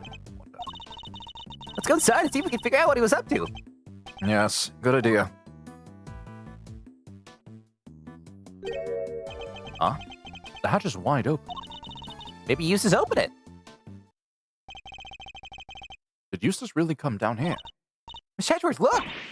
The safe, it's open! Guess maybe he did come down here. Better take a closer look. Some stuff left in the safe.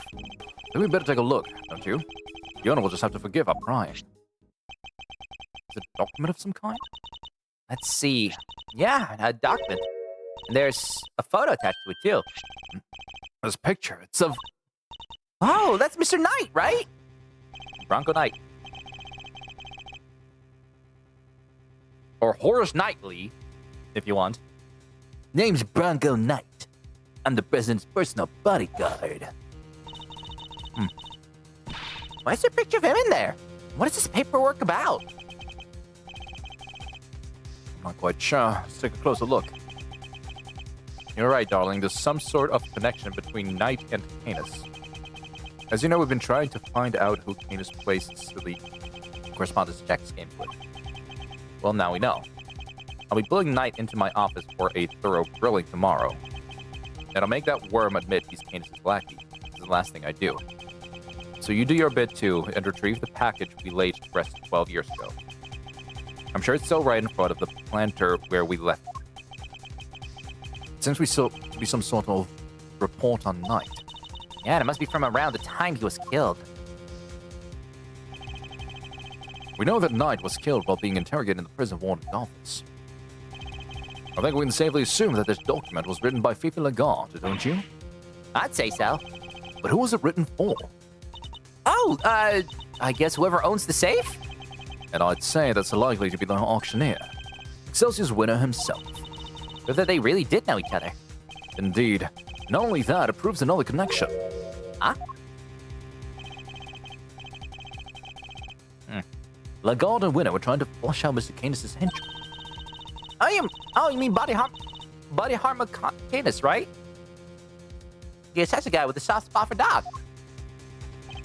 Yes, something links the three of them. Something they don't want anybody to know. But what? I don't know yet, but I suspect it has something to do with this case.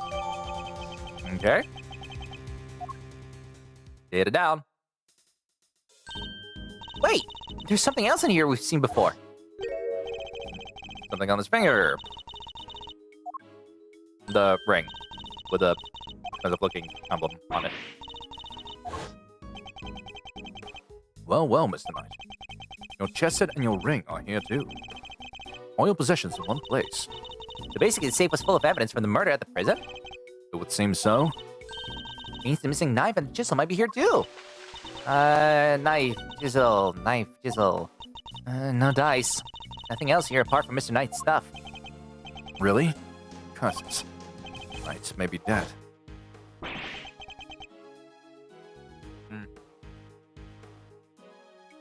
Curse you, Edgeworth! Our game isn't over yet.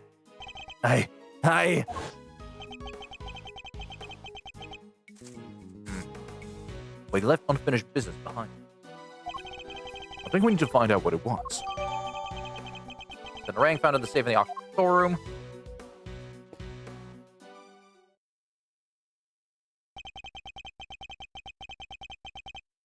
It's just you two and some cotton candy, perhaps. I have ice cream too, but if I recall correctly, you weren't much of a fan. You! The killer! It's wonderful to see you looking so well, Mr. Edgeworth. Hold on, let me check these real quick. Can I?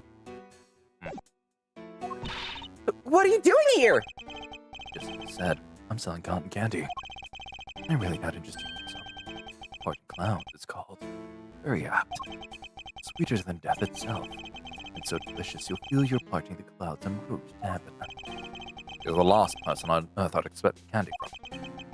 I was hoping to ask you about my little message. Did you manage to figure it out yet? Okay, solved.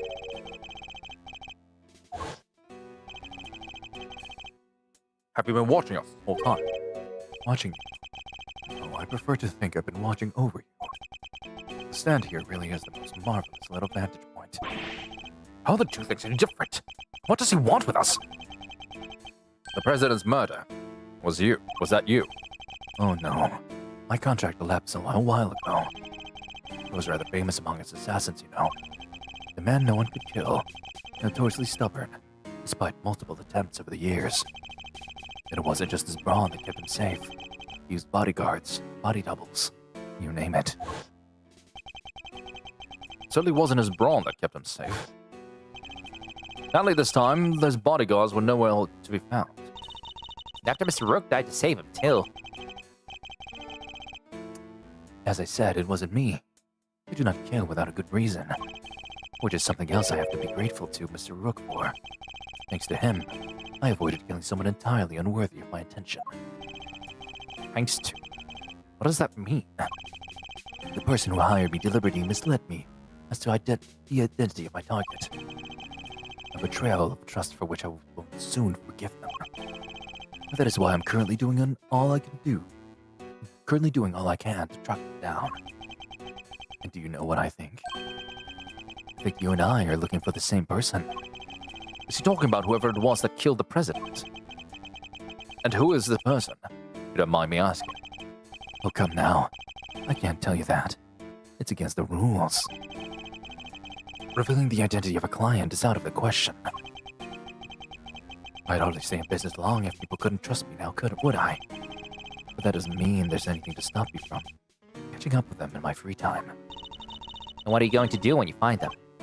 Why, dish out a little justice for the betrayal I suffered, of course. What? What are you saying? What's going to happen to them? I think you can imagine. Well, this hasn't exactly been a pleasant catch-up. But I shouldn't leave you completely in the dark. There's something you ought to know.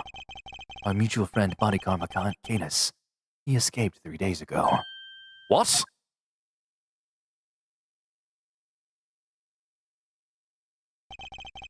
3 nights ago, to be precise. His cell was suddenly simply empty. Almost as if he knew I was coming to pay him a visit. Wait, the killer went to visit Canis in prison. Does that mean he's the person the killer is looking for? Now I'd better not take up any more of your time. We'll be seeing one another again soon, I'm sure. Let's both keep up the good work, shall we?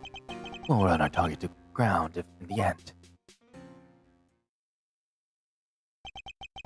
First the killer, now Canis. 2 assassins on the loose. What? That sound. Chargeworth, it's Jitkavel's cell phone. Could it be Sean? How's he going, Miles? Oh, it is using a voice changer. Who is this? It's your friend in the red raincoat, of course.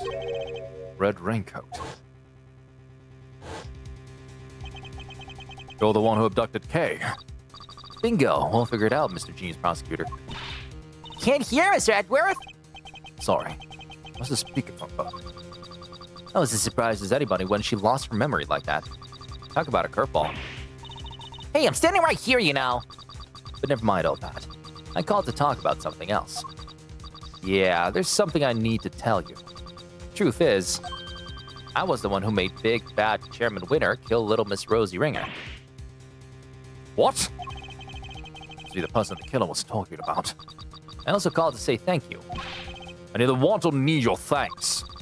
Sure, but you deserve them anyway. Guess the penny didn't drop yet, huh? You're right, I abducted Kay, as you put it, but why would I do that, hmm? That's right, because I needed you to help me make sure that Winner got caught. No. If Kay was a suspect, you'd have to look into it. And if you looked into it, you'd be sure to unmask him eventually. After all, you're a genius, right? Everything worked out exactly like I planned. Oh, but there's something else you should know. Something you didn't figure out yet.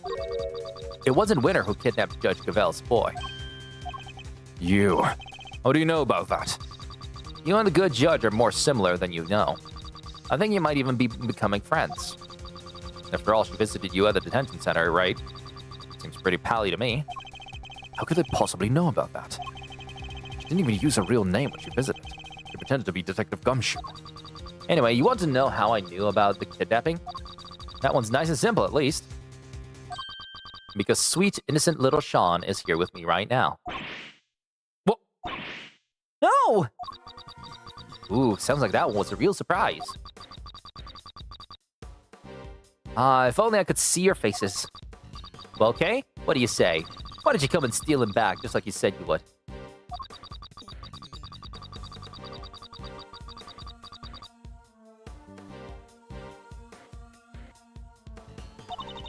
You even know about that? You wouldn't want Amazing Yatagroff's first commission to be a failure, would you? Or what? Whoop. How could they possibly know so much? Oh, don't get the wrong idea about dear old Excelsius, by the way. Papa Winter's still a villain through and through. He wanted to kidnap Sean. I just got there first. So there were two kidnapping plots. Oh, what a bunch of clowns. His goons kidnapped his own son by mistake. Is Sean really there with you? Prove it. Put him on the phone. Oh, he's here, but I'm afraid I can't do that. He's sleeping. So sweet. Then why should we believe you? You might not be the kidnapper at all. Look, if you don't want to believe me, that's up to you. What do you want? What's the end game here? And are you just trying to get Lagarde acquitted? Nope. I couldn't care less about whether they find her guilty or not. Whoever it is, they know after the same thing as Chairman Winner. My endgame is going to have to stay a secret for now. All right, nice talking to you. You kids have fun, okay? Don't think for 1 second you'll get away with this. Oh, don't worry. I'm counting on you at least trying to track me down. That'll be half the fun. Now that I rate your chances of bringing me to justice very highly.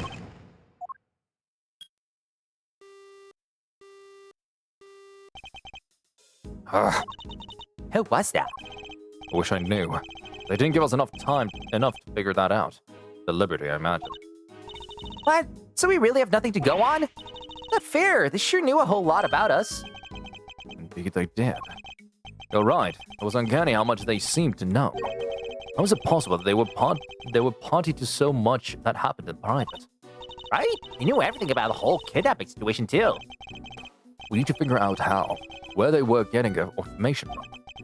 Let's consider this carefully. What were the things they knew? I'm gonna go judge are more similar than you thought. No. Might even become friends.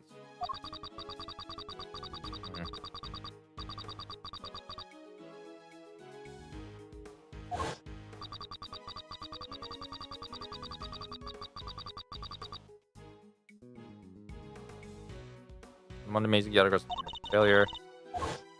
Okay. Literally 2 seconds ago. We don't need to really recount that, but alright, if you do you, boo.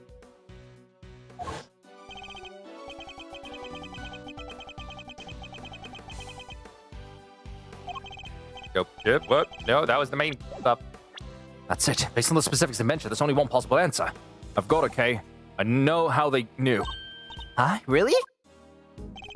Whoever it was they were, listening in on us. Must have been able to hear us somehow. The only possible answer. What? Like they were eavesdropping on us? Think about what the kidnapper said.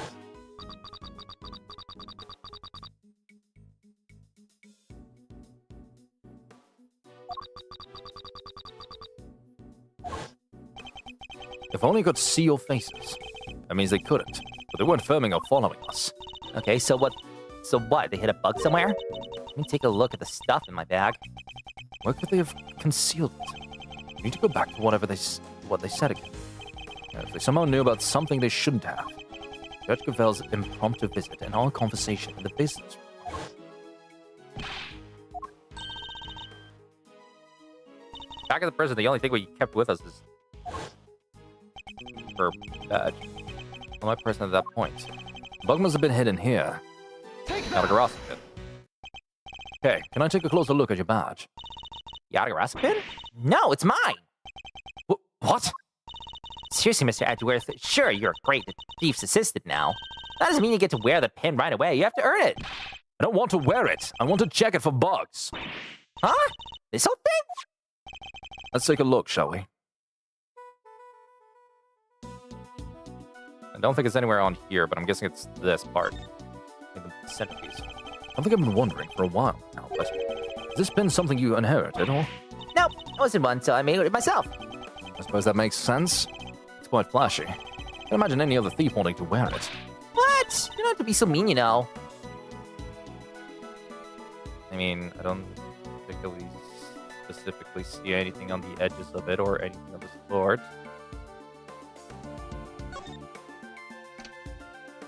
Oh, well, there it is.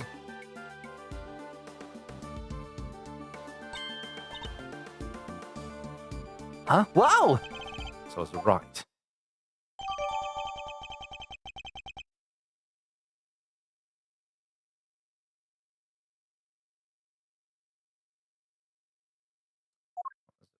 Dang.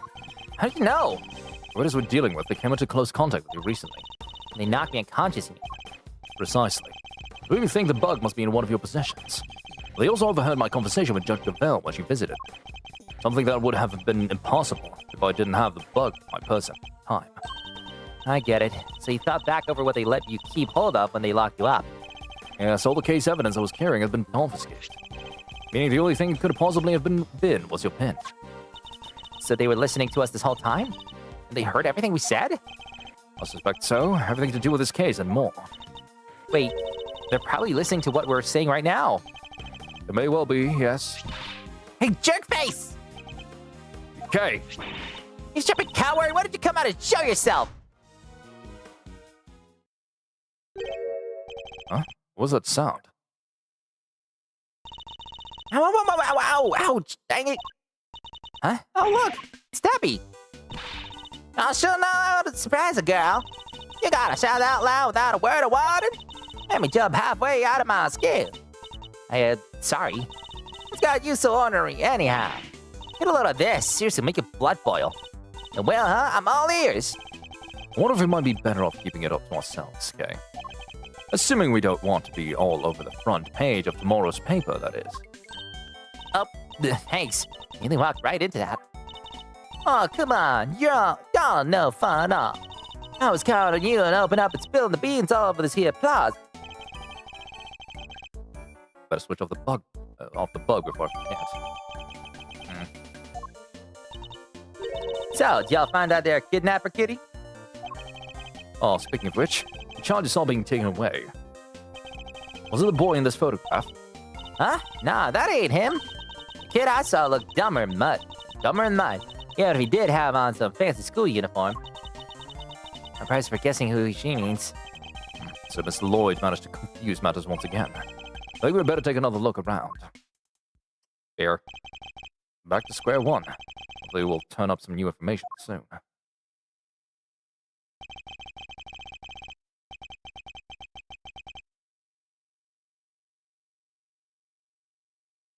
There are only 20 minutes left until 2. Are we going to make it in time? Wait, Mr. Edgeworth, I just had a thought. About that phone call. There was a weird noise in the background, right? There was.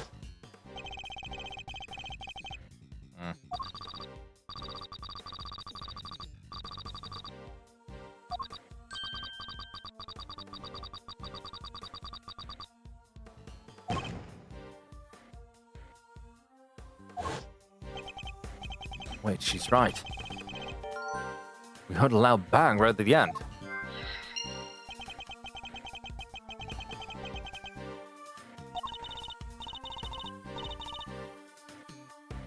I see.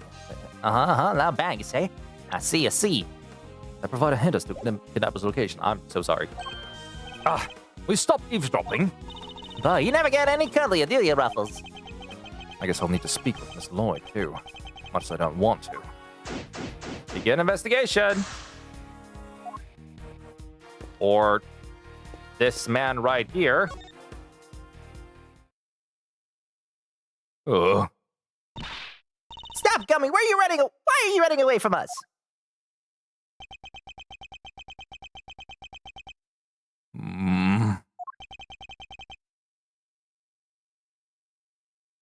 Detective Gumshoe. When you gave up your badge, sir, I didn't know what to do with myself.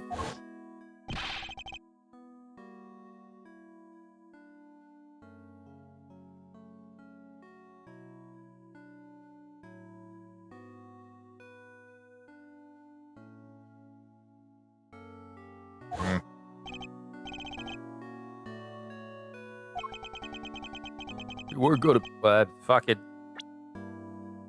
so I thought I don't know why my screen is fucking laggy, dude. we're gonna be a prosecutor anymore.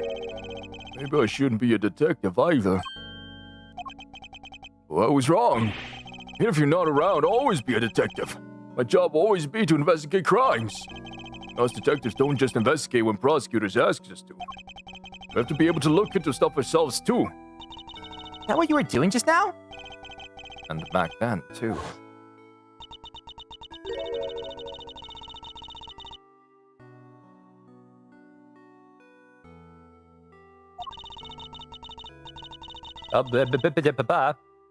You should thank your former subordinate. Oh, right, we did see this. Never mind, this was case 4. So Rosie Ringer's autopsy report. When I went down to the station center to see how Kay was doing, You don't cover the truth, you make it little by little. Murderer, that's the truth. So you say, but I doubt it.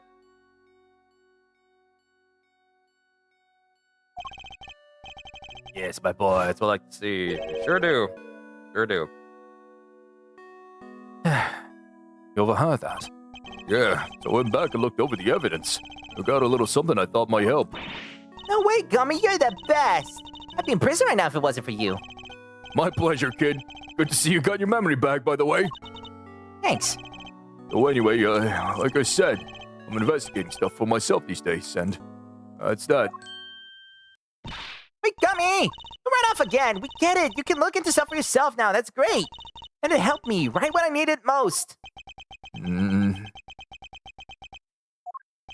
But right now, we need you to work with us. I'm no longer a prosecutor, or indeed in anything.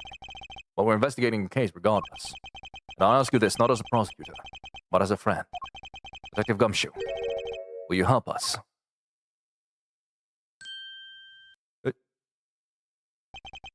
Oh, stop it, sir. You're killing me here. Come on, Gummy!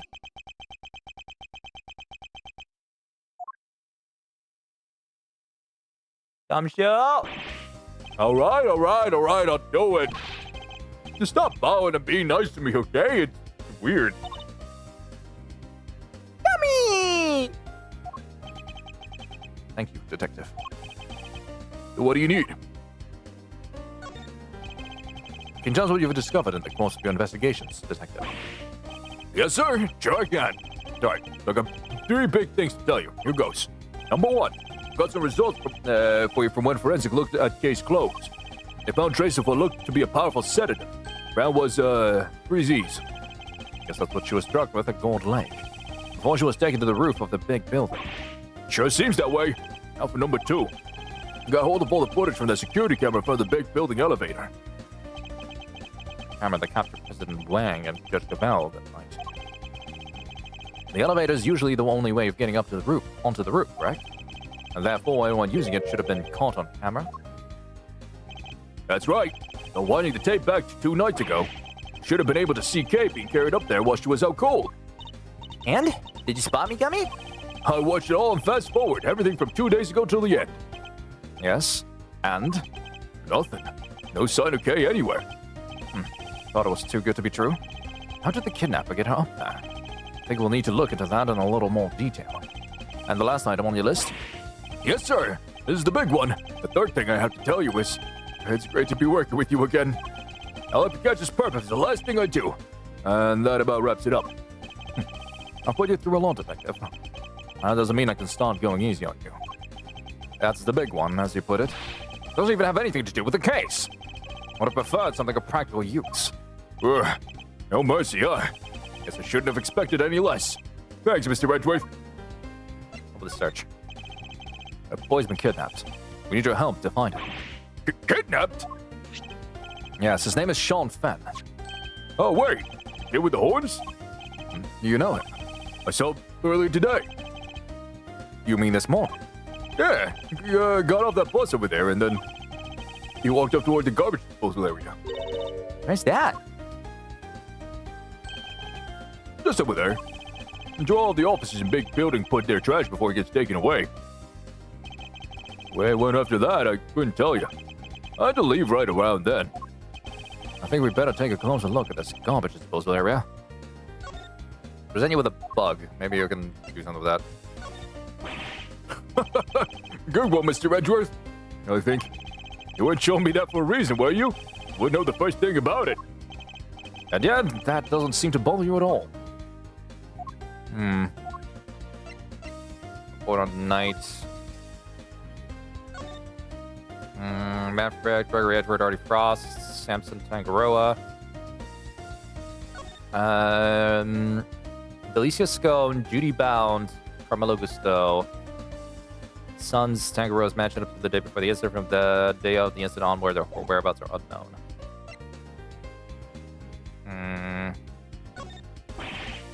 No, same thing? Okay. Right, well, we also have to talk to her, I guess, so might as well. How about that? A little help from little old me and y'all made great giant leaps close to solving the case. Closer? Sure, if you by closer, you mean we wound up going after the completely wrong kidnap victim. I must have barely looked at the photo at all. Oh, really? And here I thought I'd given y'all the tip of the century. Not bad. It's not your fault. It's ours for putting your trust in blah, blah, blah, blah, blah. It's not your fault. It's ours for putting our trust in unreliable sources. We'll just have to learn to not do it again. Hey, that ain't nice. I don't gotta give y'all no tips at all, you know. And I won't. Not if you're gonna be like that. Alright, fine. Maybe just this one. But only because I got a real scoop for y'all this time. A real scoop, huh? That should be good. Your scoop.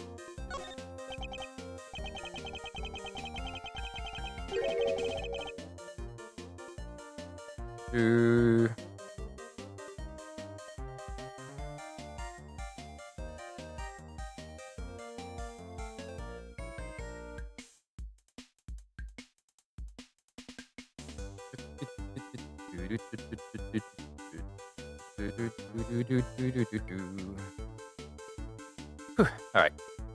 Fine, I'm not expecting much, but you got my attention. What is this scoop of yours? Proof, that's what. Proof that Taurosaurus really is real. Alright. Okay, we're leaving.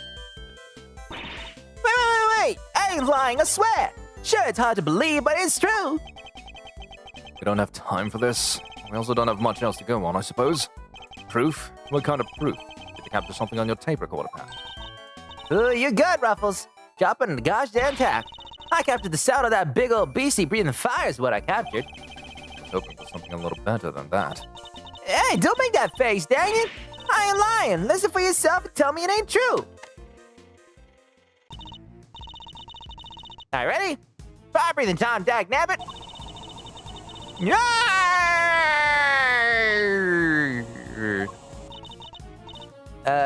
There. Well, kinda hard to tell with the shouting, but it could have been something breathing fire? Maybe? And tell me, Miss Lloyd, did you see this fire-breathing something with your own eyes? Well, not exactly to the eyes as such. Being as how I wasn't precisely close by when it happened. Surely the real Taurosaurus would be pretty hard to miss no matter how far away you were standing. Well, see, I was far away, but also recording via what you might call non-standard means. Would you mind explaining what you mean by that? Nah, I really dug myself a hole here, huh? Was this a bug? Using this bug? Prosecutor's pocket of Super Public reveals. Sorry, you're gonna have to help me out here, Ruffles. Never mind. Okay, nothing about that. Non-standard means. See, might have could have rigged me up a little wireless intercept hoping to do a little scoop detected. It's so sad. Poor insect. Not an insect, Kay. An intercept. She was listening out for radio signals. Would have allowed her to listen in on any nearby transmissions. Me and the chief have been down here at the big building snuffing around these last couple of days. Looking into Miss Hart's tip about the underground auction. Which would mean that you've been listening in on all the radio signals in the area, too. Sure have, which is how I wound up hearing the most thunderous ear-splitting noise you ever did hear.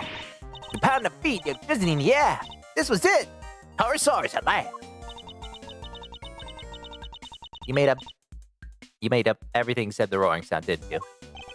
The long and short of it is that you didn't actually see anything, correct? I don't need to see things. I'm a rider, you hear? Anyway, I keep listening until down the line comes. Your pal there's voice holler fit to the beat of the band. You stop it, coward. Why don't you come out and show yourself? Her listening in on that device.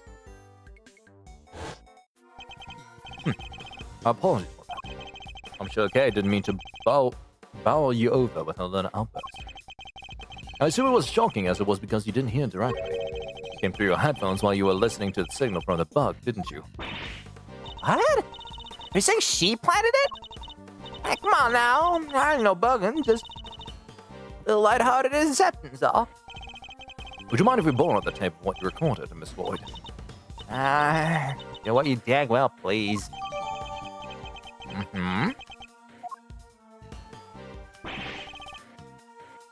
Oh, Mr. Edward!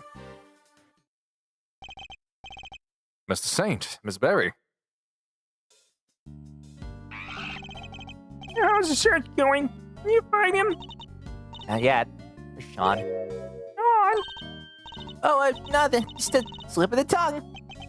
Because they still don't know about the kidnapping. We did manage to find Eustace, yes. You did? That's great. Thanks so much. Maybe they won't arrest me again. It is head in there. Sean walked off in this direction, huh? Would seem so, yes. Helps will find some clues he has to his current whereabouts. Gotta see to expect anything that catches my attention.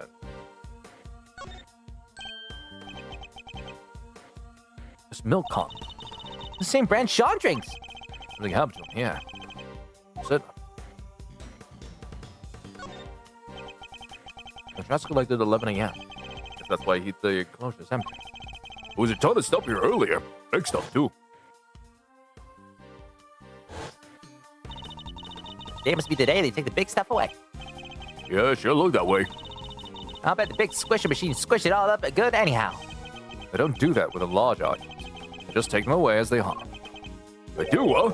I didn't even know that, sir. Wait, Mr. Fender's pretty keen for you to join him, right?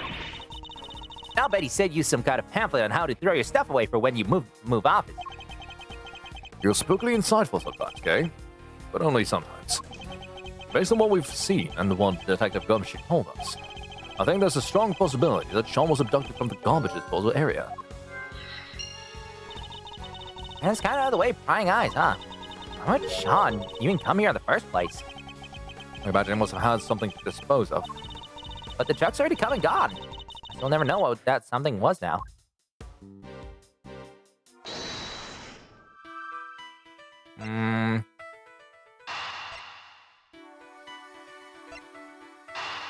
Hey, this?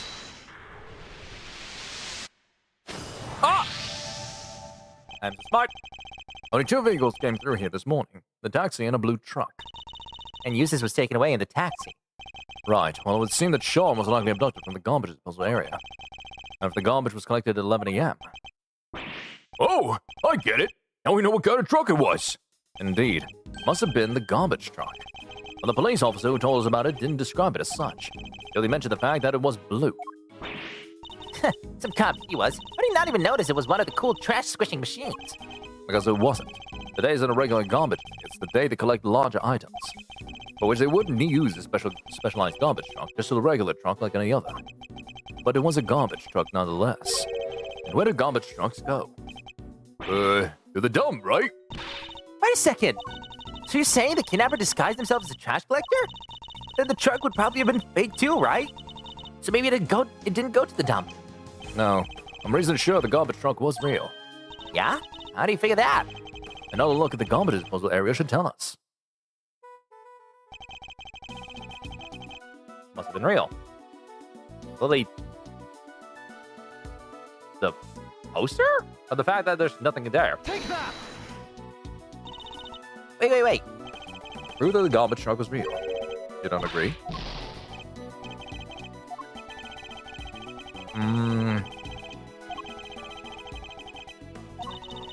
Oh, the lock. Duh. Lily, the lock. That. The garbage disposal area is kept locked. Yeah. So only a real garbage collector and a real garbage truck could have opened it. Precisely. The garbage truck can't have been a fake. Perhaps whoever abducted Shaw put him in a large cardboard box and they prepared for the job. Now mix that in amongst all the other oversized items, and the garbage collector would have taken it away, no questions asked. Exactly. Allowing the kidnapper to await. Wait. How? And the garbage collector would have taken away no questions asked. Exactly. Allowing the kidnapper to await the truck's arrival at the garbage processing facility. They could then claim to have thrown the box away by mistake and collected without incident. All right, so where did they take the garbage after it leaves here? Let's see. Looks like we have two possibilities. But which of the garbage processing facilities was Sean taken to? It might serve as a clue. Which garbage processing facilities? Totally empty. Because the garbage was just collected. Think, or did somebody steal it all? Small crime here, Mr. Edgeworth. I certainly smell something as well. Is it really the scent of a crime? They keep it locked up tight, huh? I guess they don't want non-residents disposing of their trash here. I'm gonna assume I'm going to figure out off you two. You're amazing, Mr. Edgeworth. How did you find Prosecutor Weir? Some serious investigative magic, that's how. It was pure luck, actually, but never mind. Eustace. You didn't even need our help, huh? Is that true? Thanks so much for joining in the search. Where did you look, by the way? Oh, this place a little way away called Sunshine Coliseum. You know it? Sunshine Coliseum. It's over by the harbor. A whole bunch of people there for... There was a whole bunch of people there for a big event. I thought it might be worth a look. You like a festival? Well, it sounds fun. You should have gone and checked it out. Oh yeah, it was super fun. There were food stands and fireworks. We didn't like the crowd much, but Hey, you don't tell them that. Oh. alright, it's decided. This case is finally over. We're all going to the festival together. That's what food stands and fireworks at Sunshine Coliseum. Hold on. Floating sound. Festival. Fireworks? Mr. Saint, you mentioned fireworks before. Huh? Fireworks? Yes, at the event at the Coliseum. Were they setting them off even during daylight hours? Oh yeah, a bunch went off while we were there. What are you thinking, Mr. Edgeworth? The loud bang we heard. What if that was a firework? Huh? Huh?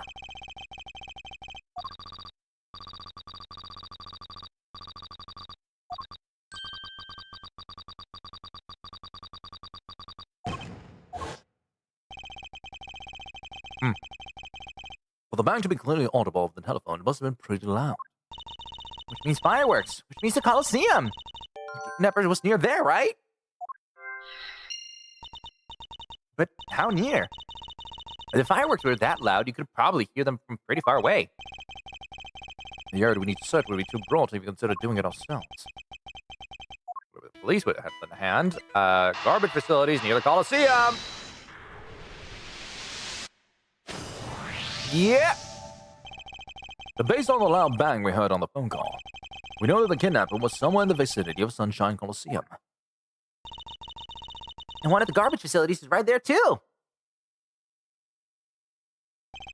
I think it's likely that's where Sean was taken. Which means the kidnapper must be holding him somewhere near there. Detective Gumshoe. Yes, sir. Could I ask you and your men to search the area around the garbage facility? I'd like you to ask, sir. It was a little light, if I'm being totally honest. Now, why don't you give me a good old-fashioned order, huh? Like you used to. You don't mind, even though I'm not a prosecutor. I thought I told you already. A detective investigates for himself, not just for prosecutors. Thank you.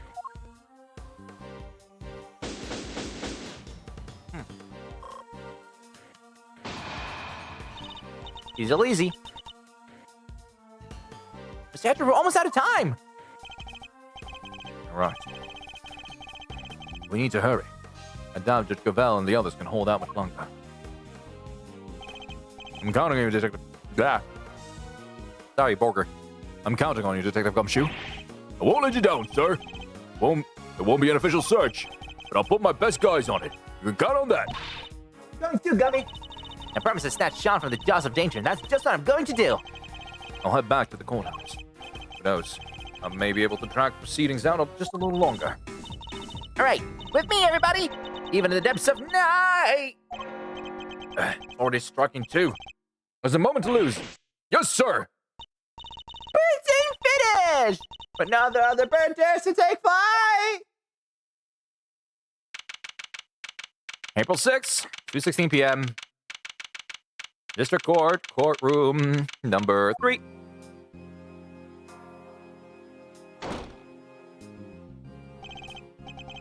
Well, if it is the old friend ex-prosecutor Edworth. Hello, dear boy. Celsius winner. The accused will turn and face the prosecution. I'm not done with you yet. I already told you, Francisca, it doesn't make sense. Why would I help her? I feel for her, of course. A woman in her prime sent to prison. It's enough to make a grown man cry. But to suppress evidence in order to keep her out of jail cell? No, that's preposterous. Objection! But if you have a statement from your own son, he says he entrusts the evidence to your care. I'm afraid I don't know what he's talking about. Or why he'd say such a thing. I don't know what's gotten into him lately.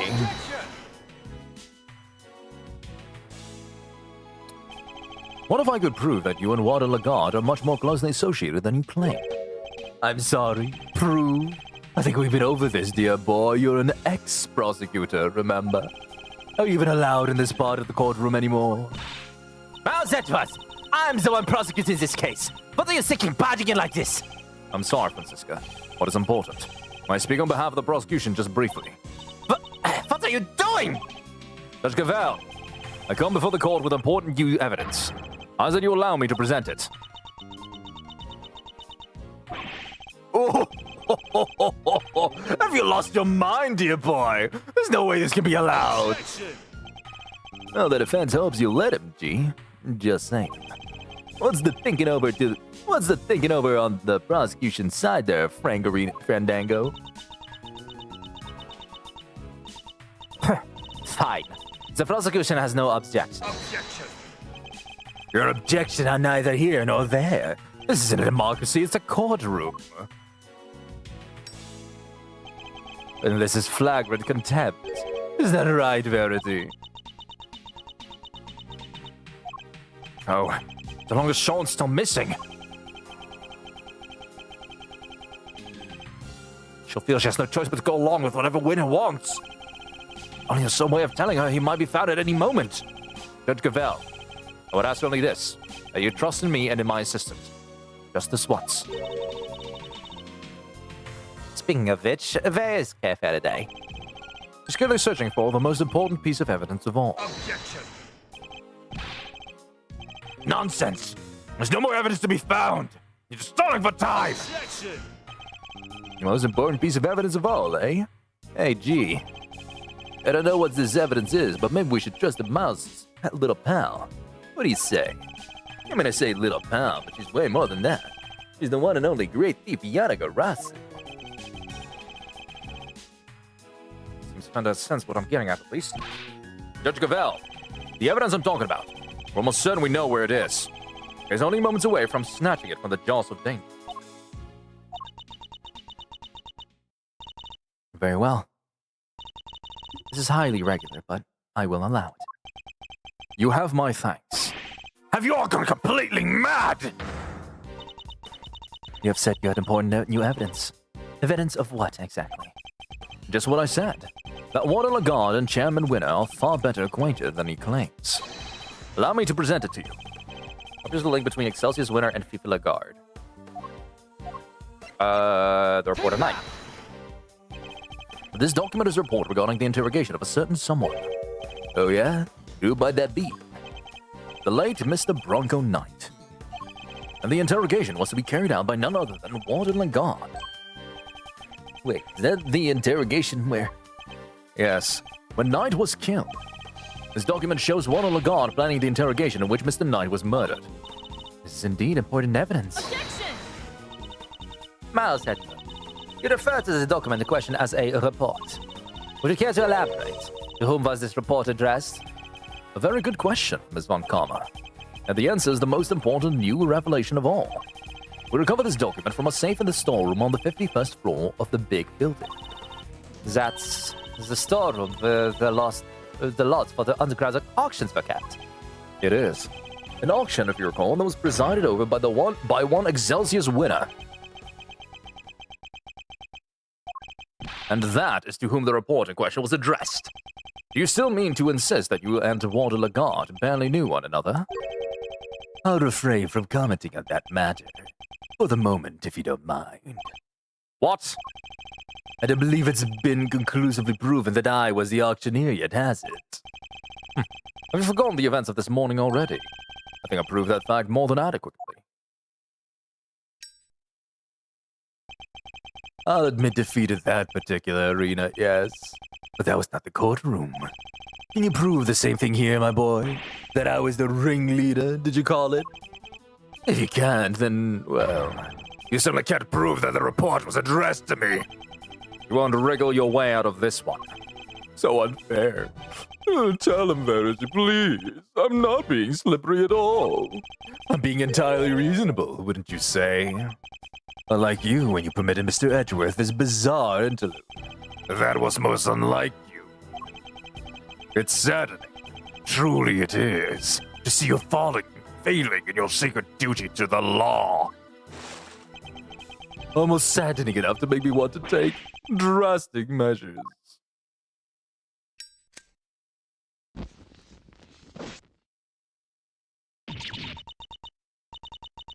You're right. Of course.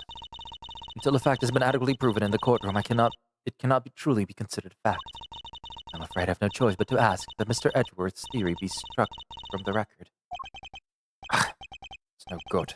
Just to know for certain that Sean is safe. I'm sorry, my boy, but what counts as truth out in the field and in the courtroom are two different things. And you're more than willing to bend the truth in a courtroom, is that what you're saying? Oh, you're a scurrilous soul. I'll do no such thing. I'll simply accept the court's verdict as the truth. Should it choose to quit me, as should you. We can't find that missing evidence. We're troubling. Well, Verity, I think we've heard about all we needed to do, don't you? There's no way that evidence is turning up. Ever. A quick not guilty and we can all go home. Objection.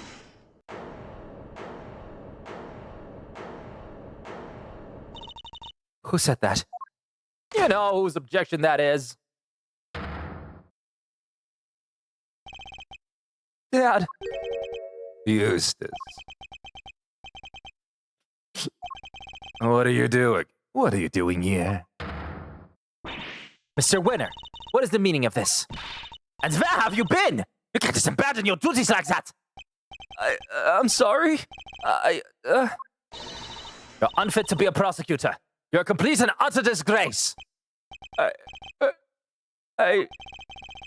Why, Eustace? Why can you not get it in your head? This is no place for an incompetent fool like you! Dad, I... Aw. I brought some vital evidence! So, can I please, take my place at the prosecutor's bench? Could you please? Well, Eustace. This is certainly a surprise. Oh! Eustace, my boy, what's gotten into you? There's something different about you. What's going on? Dad, come on, my boy, spit it out. What is it? Do you want Daddy to play catch with you? That's it, isn't it? All right. Why don't you run along home and I'll be with you soon. Get back on the stand right now! It's gotten into you, child. You're shaking like a leaf. Objection! Judge Cavell, the prosecutor in charge has arrived along with important new evidence. This trial is far from over. Surely you can't call an end to proceedings just yet.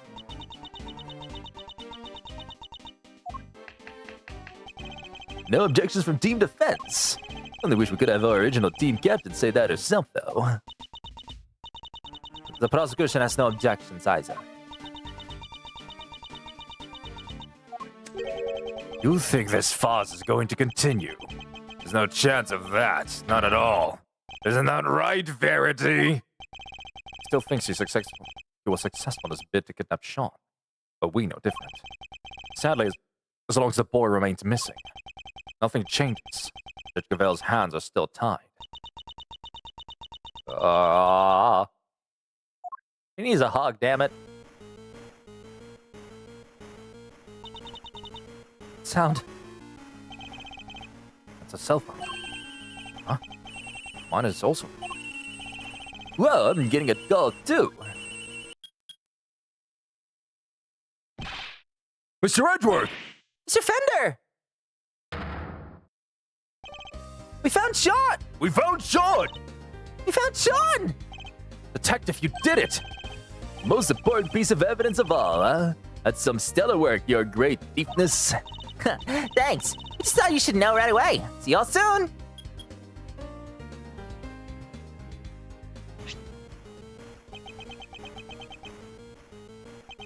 Judge Cavell, it's for you.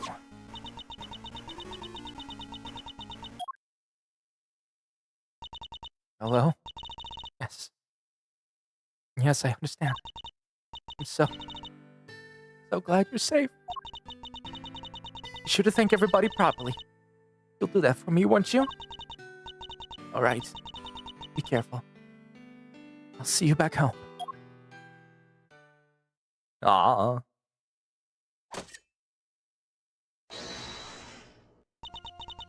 The proceedings will continue. I feel a certain freedom returning to my hammer-on. No, how? Is this some idiotic joke? It is no such thing. The witness will return to the stand, and Mr. Winter will step up to the prosecutor's bench. Yes, ma'am!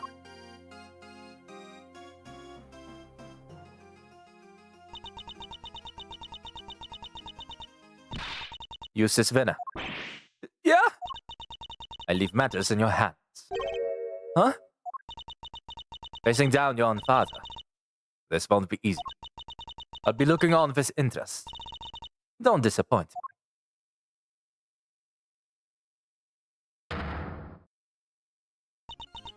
me. Very well. Is the prosecution ready to proceed? Mr. Winter, you mentioned some evidence that you wish to present to the court? Yeah, so, the knife and the chisel. Whoa, you tracked down the missing murder majigs? Well, Mr. Winter, did you? About that, I couldn't find them. I searched everywhere, but I was too late. Too late. Oh, so? I remembered something. I saw Dad in the garage this morning. He was carrying something wrapped in newspaper. Where you going, Dad? Oh, Eustace, I was, just on my way to throw out some trash. Then I heard this tinkling. Tinkling, huh? Let me guess. The bell from Mr. Canis's chisel. You mean to tell the court that you believe the witness disposed of the evidence? I tried my best. It was too late. Sorry. You said you looked everywhere. Everywhere where? Literally everywhere. I went to the dump. Got down on my hands and knees and dug through the garbage. That stuff had to be in there somewhere. Wait, that's...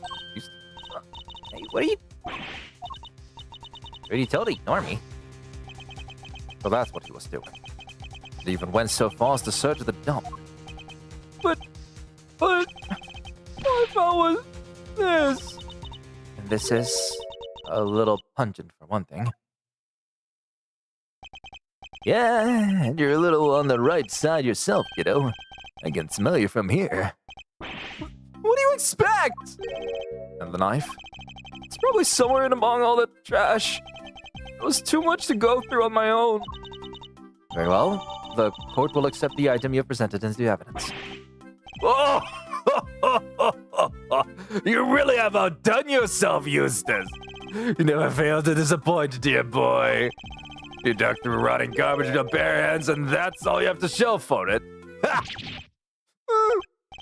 You drive me to tears. Really, you do. Might be a little soon to turn on the waterworks just yet, Dan. And take a closer look first. If you wish to waste your time, be my guest. Hey, Eustace, Miles, do this devastatingly handsome old defense attorney a favor, will you? Hit this guy full in the face with the truth.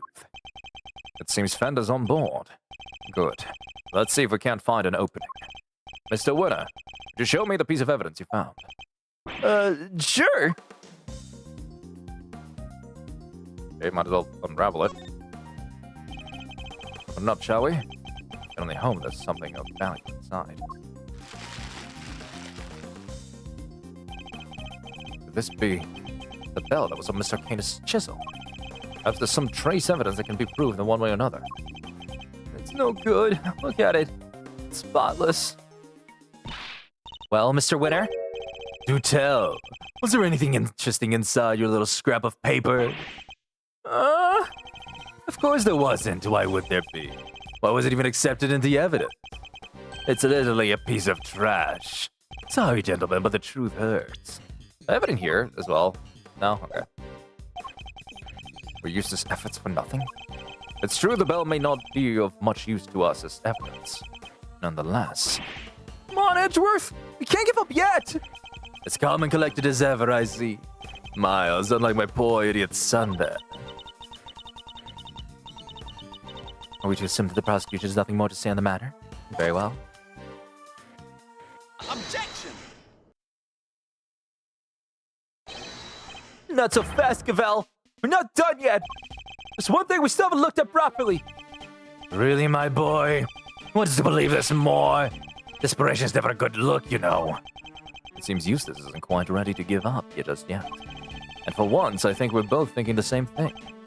Namely, that we might not necessarily be dealing with a useless piece of trash. We can't know for sure without looking more closely, but I'm right, we're talking about the newspaper. I'm talking about the piece of newspaper the bell was wrapped in. It's really worth thinking the same thing. It's beautiful, really it is. Tear-jerkingly so. Some might call it heroic optimism. Some might call it clutching at straws. Whatever one calls it, to put all one's faith in a worthless piece of garbage. That takes belief. Let's take a closer look and see if it's as worthless as you say, shall we? Eustace, if you'd be so kind. I saw it in between. There it is. All these finger marks. Look, it's covered in some sort of oil. Judge Gavel, I'd like to have this examined for fingerprints. But I request that you call in somebody from forensics. Very well. Summon a technician right away. Of results, Your Honor. I can confirm these are finger marks. Unfortunately, it looks like they were made by somebody wearing gloves. No! Oh dear. Well, that doesn't give you very much in the way of evidence, does it? But I suppose it makes sense if you think about it. After all, this was important evidence. What kind of idiot would handle something like that without gloves on? Oh, that's right. The kind that would flail about desperately like you, my boy. Well, way to talk to your kid, Super Dad. I'm merely calling a spade a spade. Or in this case, an idiot an idiot. Real winners know to keep their emotions out of things. And they take no pity on the weak and the foolish, including their own ineffective offspring. Dad!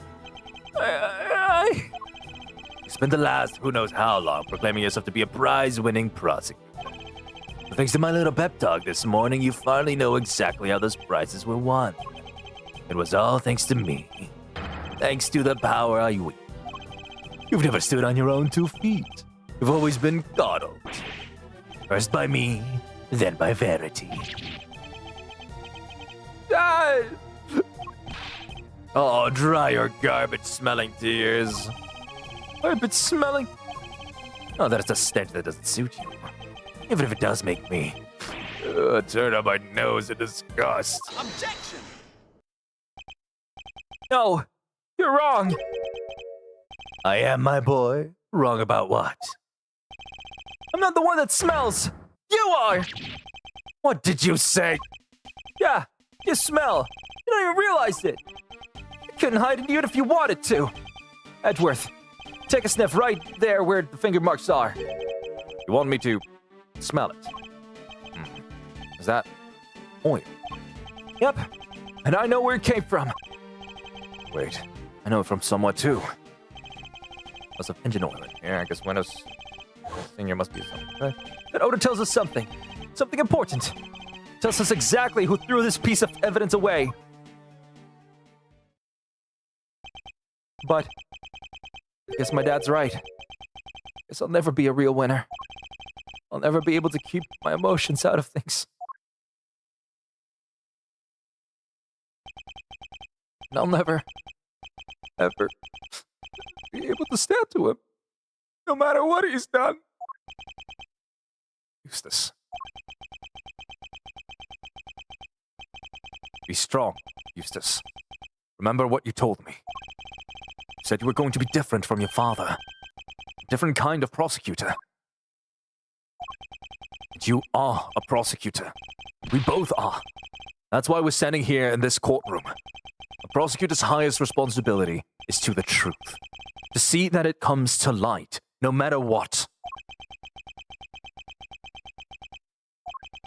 We expose crimes and we see that the perpetrators are punished, no matter who they may be.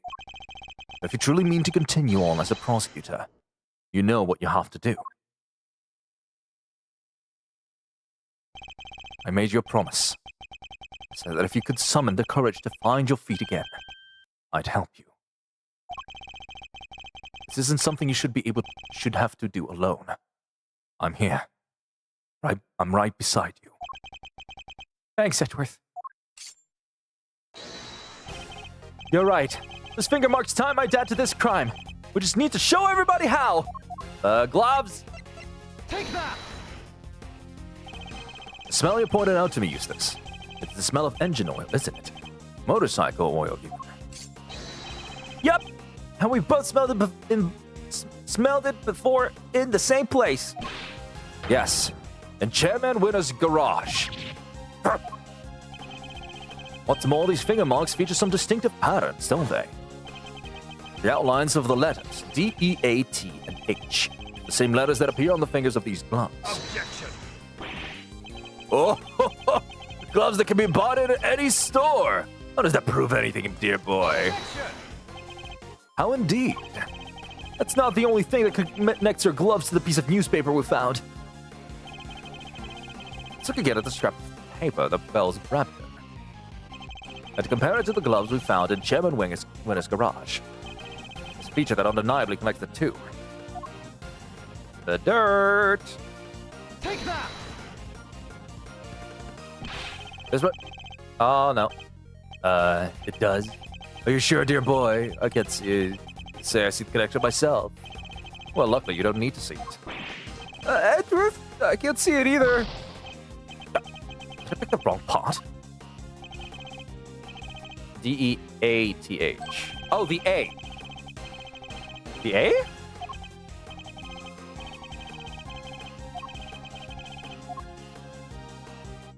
I see it there. Okay, no, the A is scraped off. It's fucking work.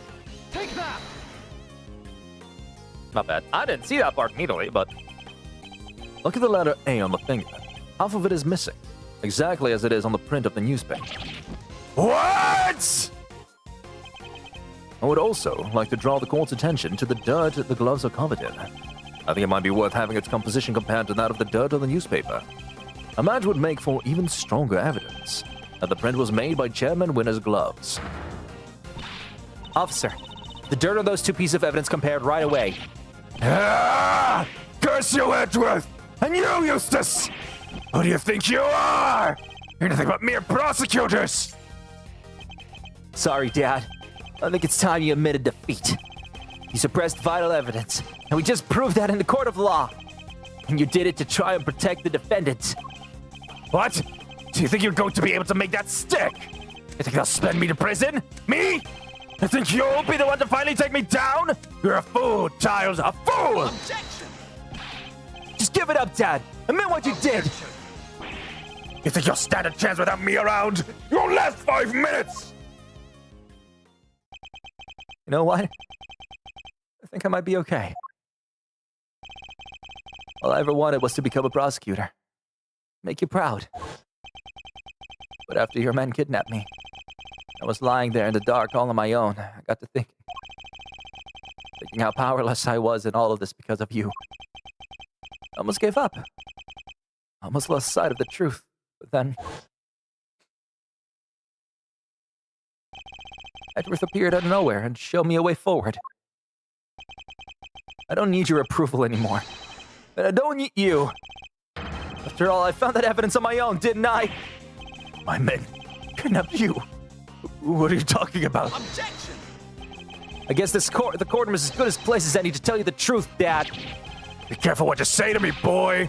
You may live to regret it. You're a fool, Eustace, and you always will be. I know you've hated me for as long as I can remember. But I want you to know that despite it all, I've always looked up to you as my dad.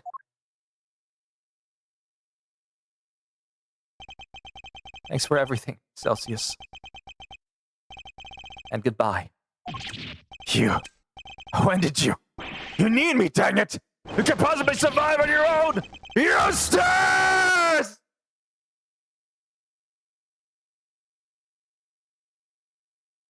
Not sure if that was actually said.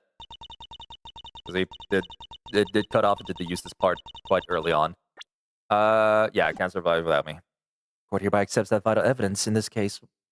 Hereby accepts that vital evidence in this case was suppressed by Chairman Winner. That crime will be tried, and an appropriate punishment decided at a further date.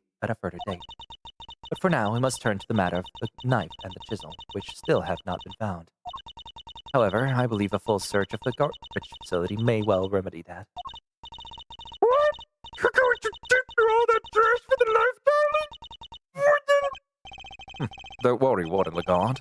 I'm sure your punishment won't be too unpleasant. Oh, you devil!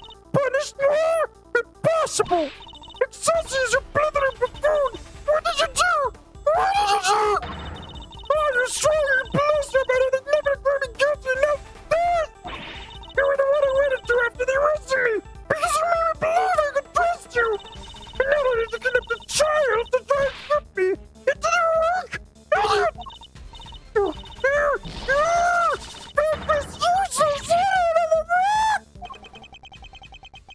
An unsightly outburst, to say the least. But an informative one, too.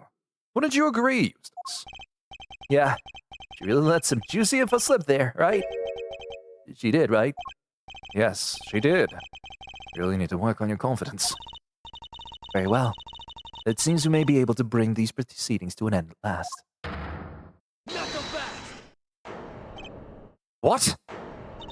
Huh? Who's that? Oh dear. Sorry, Judge Cavell. Your happy ending will have to wait. Langsy says, the end of the trial is not necessarily the end of the matter. Who are you?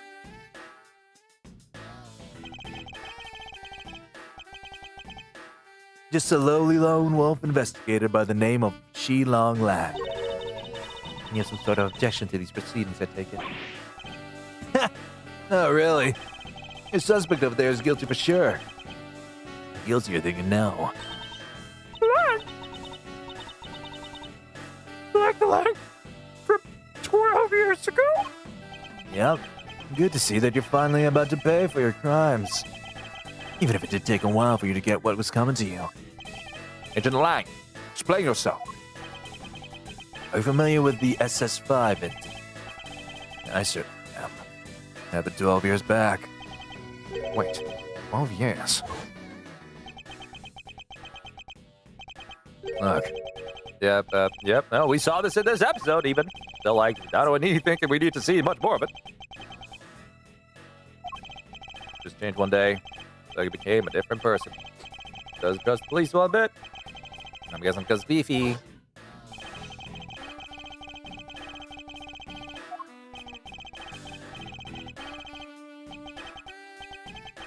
Sorry, I was mashing through it a little bit too fast while I was drinking. this all be connected to Agent Lang's father and his relationship with the president somehow. I wonder what happened. Well, yes. Vive la Garde, Excelsior's winner. In the flesh. I've waited a long time for this day. After all, you're the ones who threw my family name into the dirt. Are we to assume that you have some personal connection to the incident in question? I do. But I'm not here to talk about the past. Not yet, anyhow. Right now, I'm here for you, Gavel. Me? You and one other person.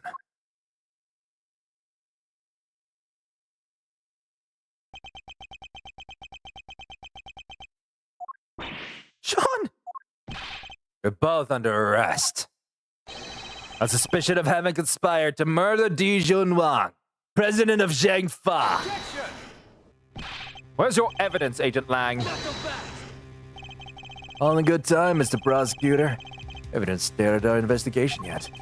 I want my suspects on the scene with me while I look everything over again. What have you uncovered, Agent Lang? We need to know. If you got a problem, you're more than welcome to tag along. Oh, believe me, I will.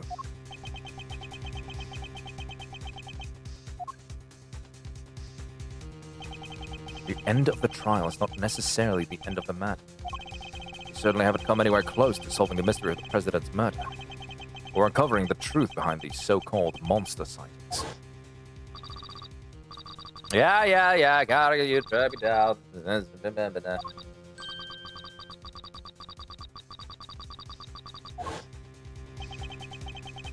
Figuring out who that was on the phone. Yes, I'd say the matter is far from over yet.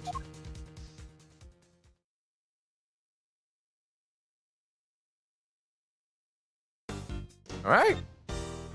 We're going good. Court is now in session. We're still in the beginning. We are still on the beginning. We've not even reached the middle. Fuck. Big building, empty lot. Granted, it is the last case of the thing, so. Could you maybe calm down a little? Now, away, away. Not until y'all cook leave. Play all good, dang it. Our interpreter reporters refuse to give up, even in the face of repeated stonewalling from the crew. Look, you ladies need to stop harassing these people, or I have to ask you to. You got sure got one learn. Oh, what's like there's no out. How about to hide the fact that they bribed this man as themselves, the staff cling desperately to their story. Look, we're really not breeding anything. This is a movie set. Something I will call me as dark as I got him with all dang eyes. Sure, I saw something, but that doesn't mean we're keeping monsters here. All right, break it up. All right, break it up. As well, bring in Lang. Assume that it's Lang. Oh, Mr. Edgeworth. And Sean. You're on the trail of these here monster infestation too, huh? No, on the trail of a criminal. Langzy says, the darkness of a criminal's heart can sometimes be compared to a monster. That is to say, a killer is no different from a monster, really. Agent Lang, this is highly irregular, sir. We can't allow members of the public onto the crime scene. These people are important witnesses. Need them to be here. Well, Agent Lang, here we are. What do you intend to begin? Let's start by summing up the facts. President Wang's body was discovered here this morning. He hadn't been seen since the night before last. Yes, he slipped off without his bodyguards noticing, if I remember correctly. But he was missing for over a day. And the last person to see him alive was you, Judge Cavell, on the roof of the big building.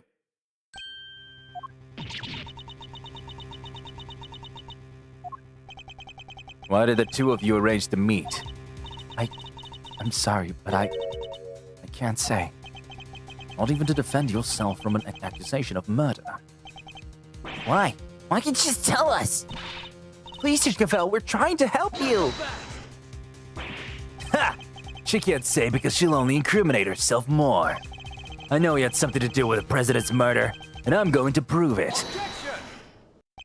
You said yourself that the body was only found this morning. And how do you expect the time to pass between Judge Cavell's meeting with the president and then? That's exactly what I'm hoping we're about to find out. I'm particularly interested in what happened last night. So why don't you tell us exactly how it all went down? Sean Fenn! Me? We know you were here on the set last night. You were, Sean? We have testimony from the woman over there and forensic evidence from the footprints that proves it. Came back to run your lines, right? What? You're spying on me? I'm sorry, I was just making sure you were okay. I was late. I was worried about you. How many times do I have to tell you? I don't need you to worry about me. Ugh. Sean, that is no way to talk to an adult. She was trying to look out for you. Apologize this instant. Sorry. I've told you before, I won't have you speaking to people that way. Wow. A whole new Judge Cavell. It seems she's just as strict with her son as she is with those who break the law. Are you listening to me? If I told you once, I've told you 1,000 times. You must. She's up, Mom! Anyway. MILF in my eyes, but I mean... And I want you to remember that, all right? Can we get on with the investigation now? Oh, of course. Forgive me. I don't think I've ever seen her so passionate about anything. She's not MILF! I guess Judge Cavell, the mother, will take a little getting used to. I want you to understand that you're accusing Sean of being involved somehow, Agent Lang. I just want the truth. I need to know why the president was killed. And by who? I don't care what it takes, I'm going to find out. I guess it makes sense for him to be so determined. The president was practically family to him. All right, Sean, perhaps you could tell us what happened last night. Fine by me. I've got nothing to hide. Do you, though? I had a bad day yesterday. Messed up a couple of takes. We're scheduled to shoot the same scene again today. I thought I'd put in some extra practice. That's what I did. That simple. Like I haven't done it before. It was fine. Nothing happened. You've been rehearsing late at night again. When I called you yesterday evening, Sean, you said you were at a hotel. You called him. Around what time? Must have been 11 p.m. or thereabouts. It's one of our rules. When Sean stays away from home, we have to speak every night. Yeah, well, I wasn't at the hotel. I was here on the set. So you lied to me. Sorry. Oh, now she's mad. I think it's kind of amazing how hard he wants to work on his acting, though. Nonetheless, a parent can't help but worry. A child alone late at night, anything could happen to him. And indeed it did. Got himself entangled in this case. But he said nothing happened, right? He did. Though I can't help but wonder if he was telling the truth. Press him! Press him on everything! You will be pressed, my son! Hold it. Am I ready to declare myself as my child? Yes. But if spell it out to you was just bad, okay? Sorry, I did not read that part first. Bad day. What could you elaborate a little? What do you think? Did you drink too much milk, maybe? How did you... no! Nothing like that!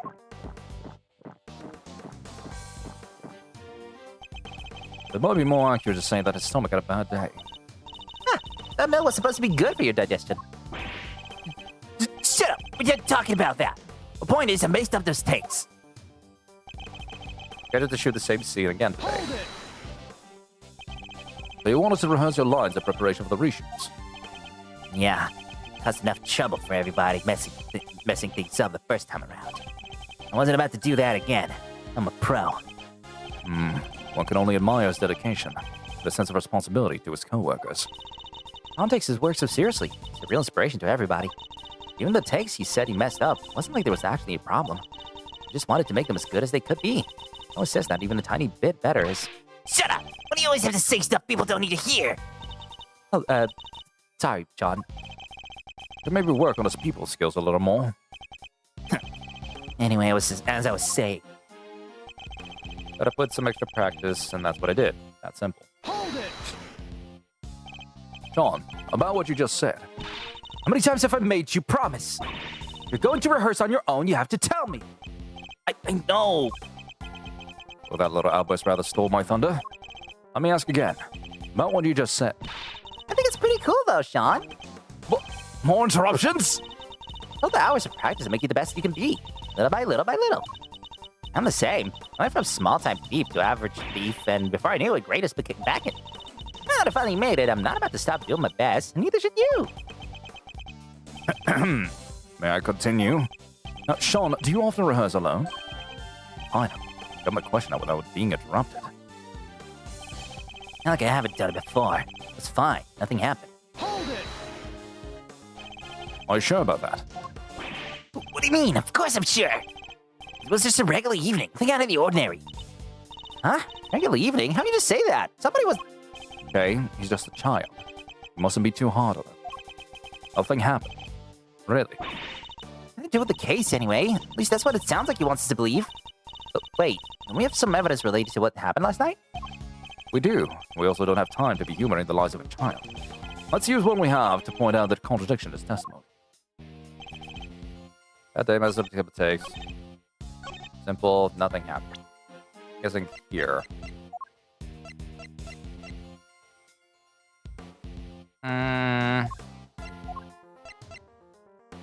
Horse plushie. Production trailer. Seems like it fell from the roof on the on-set production trailer last night. Guessing this. Objection. Last night, primarily. Yeah, no, that. Nothing happened. I'm sorry, but you're lying. The model of Taurosaurus's head fell from the roof of the trailer last night. Did you expect us to believe that you knew nothing about that? No, I don't know what you're talking about. Is that so? I told you. Ran my lights, I went home. That was it. What do I know about some stupid fallen head? You're saying you can prove I know something. Sadly not. It's entirely possible that the head fell after Sean left. No proof, huh? This conversation is over. No, it's not. What? The head falling from the roof isn't the only strange thing about last night. I'm certain you know what else I'm thinking of, too. What unusual occurrence happened yesterday evening?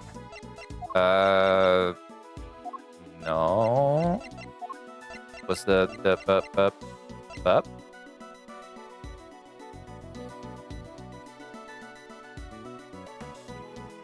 Hard statement, no. This, I'm guessing? Person by a monster footprint.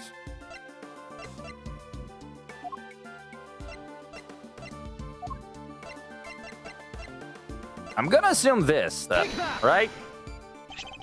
This proves it beyond a doubt. Wait, how did you... That's right. Your rehearsal tape.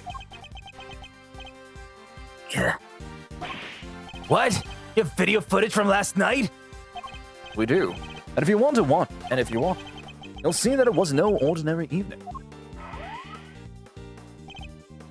There's a footprint there already. There is.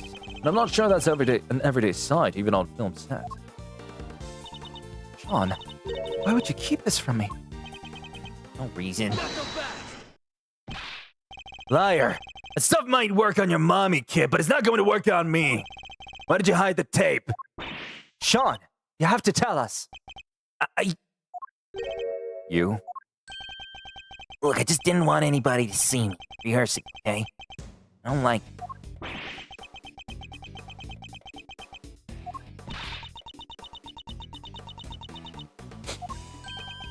Uh-huh. Yep. So you're embarrassed. Is that it? Yeah. So what's so weird about that? That's why you didn't hand over the vital evidence. Sean, how could you? Ah! Oh, give me a break. You know about it now, don't you? Sure, the footprint was there, but I just ran my lines and went home. That was it. What? Well, nothing about that giant mouse footprint sucks you weird. It was a giant monster footprint. On the set of a giant monster movie. I think there isn't all kinds of other weird stuff around here. Not about it for a second. See if there's something ink about this kid. Sure as I'm standing right here. Hey, skip the rules. Is that a scoop of the ones of the shut up, both of you. Done talking. Hold it right there. What is it, Agent Lang? So it's just as I thought. Thanks, Mr. Prosecutor. This footage of yours backs up my theory nicely. What? Was something else on that tape? Yep. Look closely. See the costume up in the top left? Oh yeah, the Taurosaurus suit. Something's different. Do you see it? Not sure. Just kind of hanging out and looking a little saggy. Oh, the zippers on his bag is done up tight. The zipper. Huh? That's... Yeah, I guess you all see it now, right? On the tape, the zipper is wide open. Why? Somebody's inside the suit, that's why. What? Mr. Powers, the zipper. What can you tell us about it? Oh, we always close it up tight when the suit isn't in use. That's right, Mr. Prosecutor. Do you remember something else I said not so long ago? Let me refresh your memory. Frank Avell pushed the president out of the big building the night before last, and then came down here to the movie set and hid the body somewhere. Where?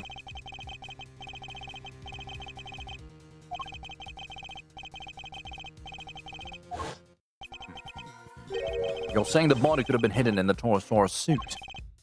That's exactly what I'm saying. Is that right, Gavel? You pushed the president off of the roof just like I said. Then you hid his body inside that costume. I most certainly did not. Protest all you like. I'm not going to believe you. You're the only person who could have done this.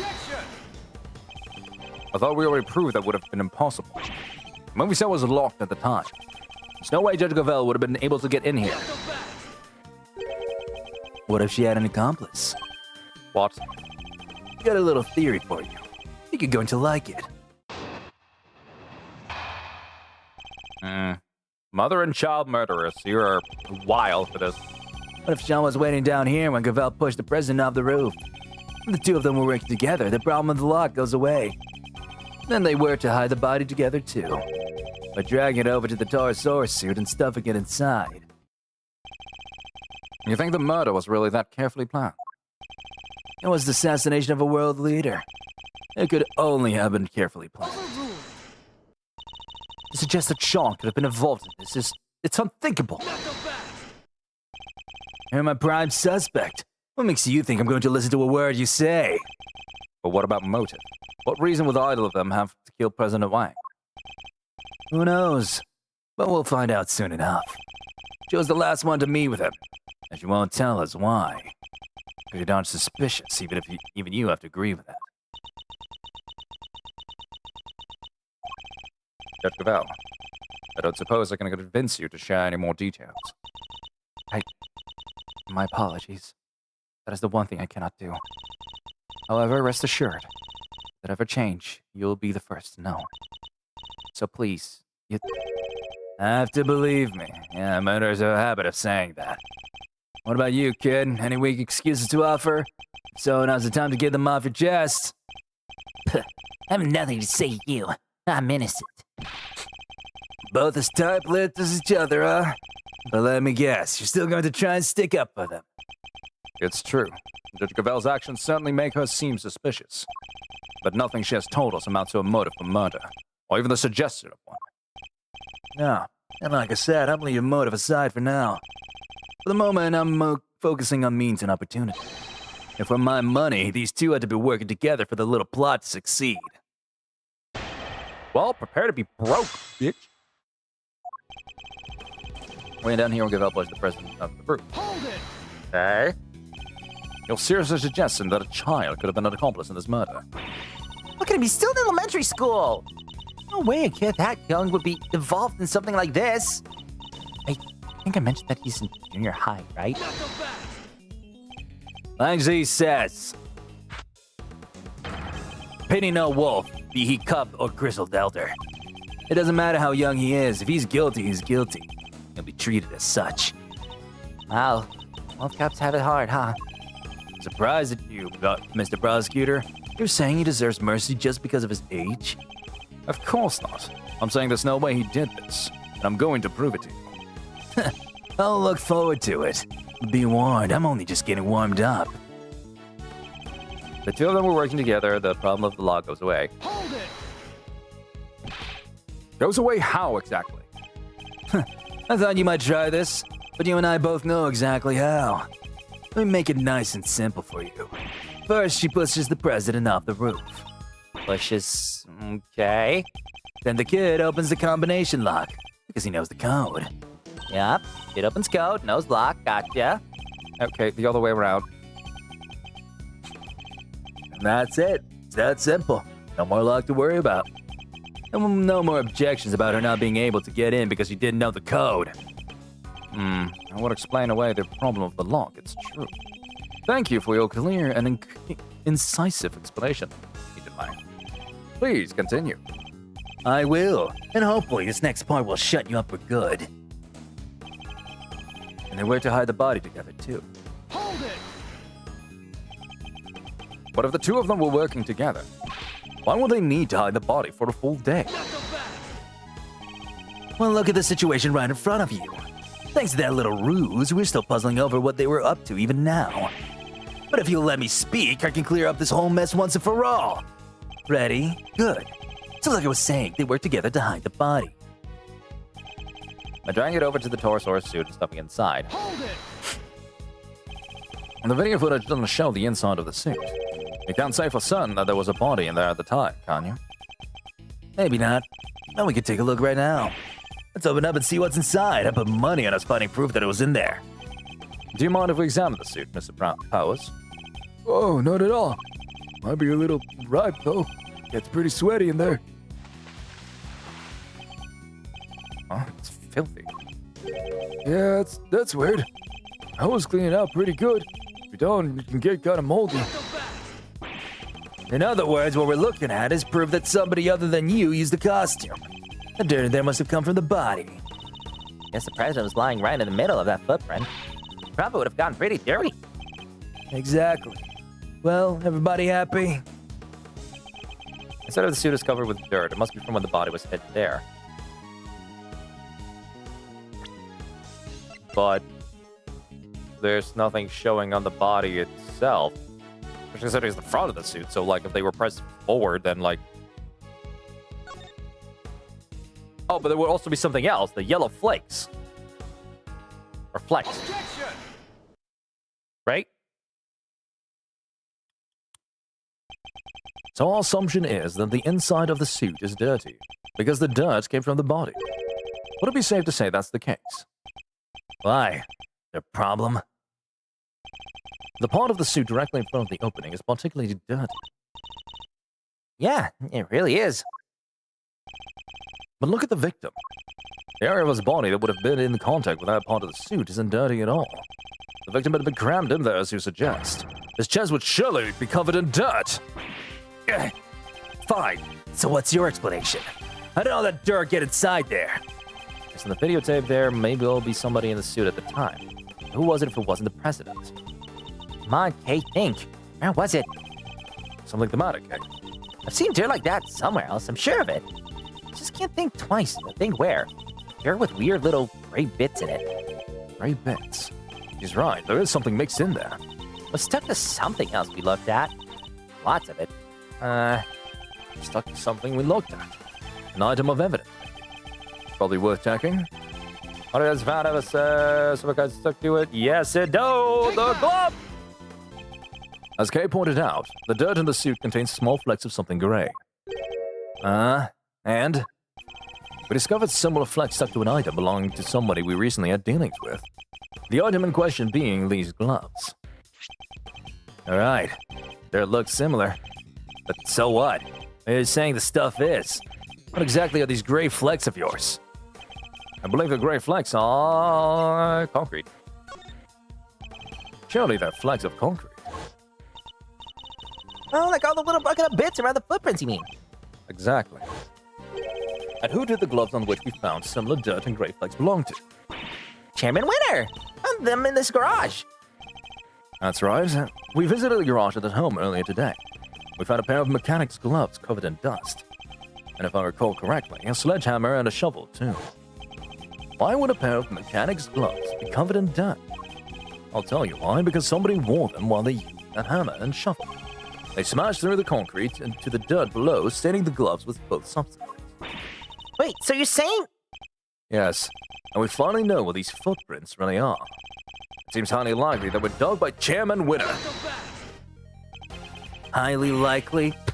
Not so, then tell me this. What the heck did they make them? What purpose could they possibly serve? Imagine he must have been burying something. I think he must have been burying something. Oh, I smell treasure! What was it? What did he bury? There's only one way to find out. Dig it up and sink. You think the cops didn't check already? There's nothing buried on any of these footprints. Okay, not that then. In which case he must have been digging something up. I imagine events unfolded something like this. There was something on this log that he needed to unearth. In order to do so, he cut the chain on the side entrance and gained access from there. He then used the sledgehammer and shovels to dig the three footprints.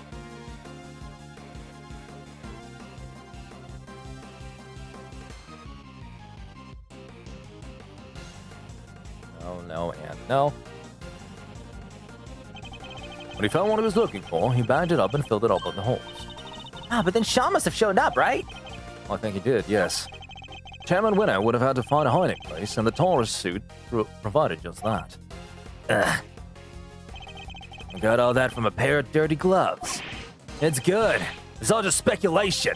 We didn't have any proof that he was inside that suit. He could have dug those holes and gotten out of here before the kid even showed up. But he didn't. And there's proof of that right there in the footage. Shows that Chairman Winner still was present when this recording was made. What? Shame that Agent Lang didn't notice it himself. But if we compare the situation as we see it now, and compare that in turn to what we saw in Chairman Winner's garage. Ah, the bag. What part of this image shows out that Chairman Winner was still here? The fucking bag! Take that!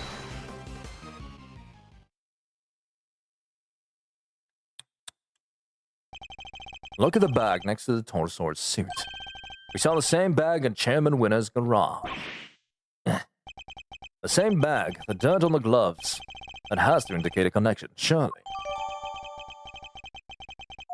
Okay. I think that pretty much seals it. It was Excelsior's Winner in the suit. And if he was in there, the president's body can't have been. Yeah! Good. It seems I've convinced Agent Lang on the flaws of his theory. Somebody get to Chairman Winter's house right away! We need to know what's in that bag! Yes, sir. Oh, hold it. Holding. I'm not lost your mind. I can't believe what I'm hearing here. Where is this hologram?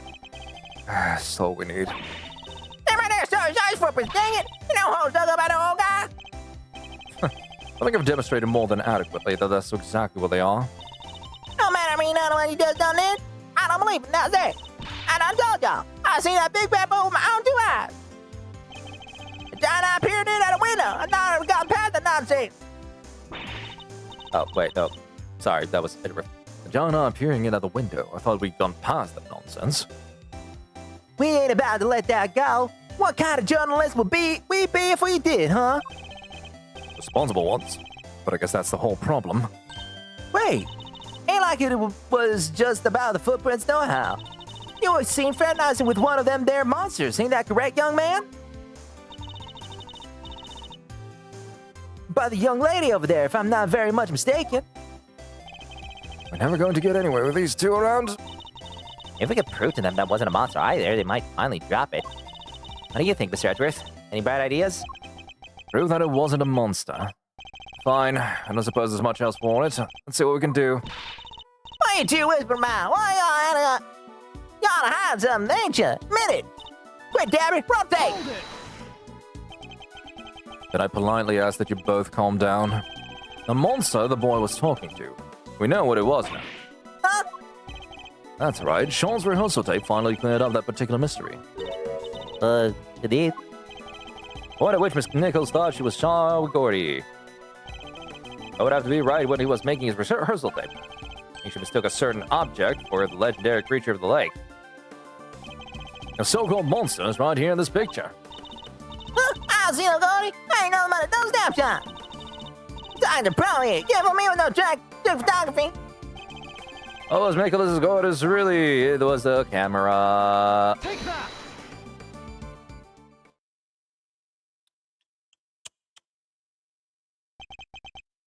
That's right. It was a camera crane. That is what Miss Nichols saw. What Miss Nichols saw, not saw. Excuse me, I can read. That is what Miss Nichols saw, not Gordy. What? Sean's rehearsal tape was shot from a noticeably elevated viewpoint.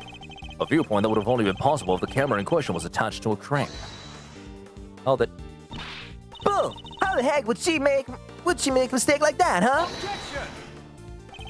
How indeed? Miss Nichols, Yeah? you told us that you think you might need new glasses, didn't you? Yeah, my eyesight got way worse all of a sudden. I imagine that when you thought you saw Gordy, it was quite heavily shrouded in darkness. That's right. I only really saw a silhouette. But you don't tell her. Skin like an enormous worm. You said. You want to try to tell us you press the screen up and grew skin somehow? You don't even know flesh on there, metal bones, that old skin. You're entirely correct, of course. About the crane, as it was in this particular picture, anyway. But it didn't have a skin of salt last night. I knew this was going to be, but this is both crazy. You want to tell me to stop, is that it? That wasn't my intent at all. But I do think it's time I finally put them both out of their misery. Gordy's skin is right here in front of us. Literally the fucking plastic vapes. Wasn't skin at all, it was this. Take that! The fact that we have to clarify this to these dumbasses is what stretches out this case even further for no particular reason whatsoever, and I hate them. Miss Nichols told us that it seemed likely to rain last night. It never happened in the end. But I think Sean may have covered the crane with rainproof sheeting nonetheless. That might interpret young reporters. So Miss Nichols mistook for Gordy's skin. What? Oh, heck. Well, Sean, am I mistaken? See everything, don't you? Gotta say, you're pretty amazing. I'm sorry, Miss Hart, but Miss Nichols' monster was no such thing. It was simply a trick of the light. Oh, and just like that, the dream dies again. Chief. I may have finally shut them up. I thought the kid was holding out on. It seems I might could have maybe been a little wrong, maybe. All right, we know what the so-called monster was now. Everybody happy? Everybody except these two. Agent Lang! The president's autopsy report is out, sir. It is. Let me see it. Death was due to full body contusions and bone breakage caused by extreme pressure from above. We have our cause of death. It was crushed. Just as we thought. Crushing. Time of death, April 5th, approximately 11 p.m. Test results still haven't come back from the yellow substance found on his chest. But they did find gunshot residue on his right hand. Gunshot residue? This was a kid at high, huh? Gunshot residue, okay? That's a substance left behind when a firearm is discharged. Its presence indicates that the president may have used a gun. Really? We didn't find a gun anywhere, did we? Indeed not, which makes the residue something of a riddle. We'll need to read that report carefully. Well, Agent Lang, that clears one thing up at least. The president didn't die from a fall, which means he wasn't pushed from the roof of the big building. He was crushed by the falling Taurosaurus head, just as we said he was. I guess I have to accept that now. Fine. You were right. All right, let's read the report, I guess. I mean, we just got it, right? Division 1, age 58, gunshot residue detected right hand, flecks of yellow substance found stuck on clothing, slowly growing, undergoing analysis. Time of death, April 5th, at approximately 11. Cause of death, full body contusions and bone breakage caused by extreme pressure from above. And now we get this as well. Amazing! Does this mean Judge Cavell isn't a suspect anymore either? Surely it must. Both the cause and time of death rule out. He met with the president the night before last. The autopsy report puts the time of death around 11 p.m. last night. We know that the Taurosaurus head fell around then too. Facts all line up perfectly. What a relief! Sorry. Might be a little too soon to celebrate. What?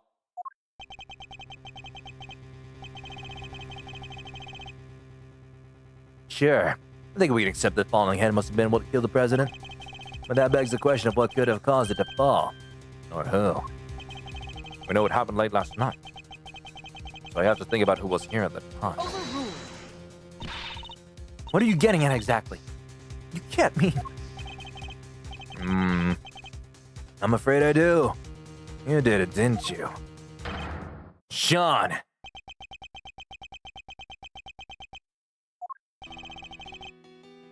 The kid's hiding something. It was right here last night. Right where the body was found. He saw the footprints. And yet he wants us to believe he knows nothing about what happened. That's a big ask, surely. We haven't yet established that the footprints had anything to do with the murder. So even if he did see them, that doesn't mean he was involved. Maybe not, but his face tells me different. As does the fact that he's shaking like a leaf. It does seem like Agent Lang might be onto something. I don't think Sean's going to talk. Fine, keep your mouth shut, kid. I have a better idea. Why don't we let your tape do the talking? What exactly are you planning, Agent Lang? The police have some pretty sophisticated image analysis tools these days. It goes to such extreme lengths to see my son convicted. Not ideal, but if the boy won't talk, I don't have any other way of getting to the truth.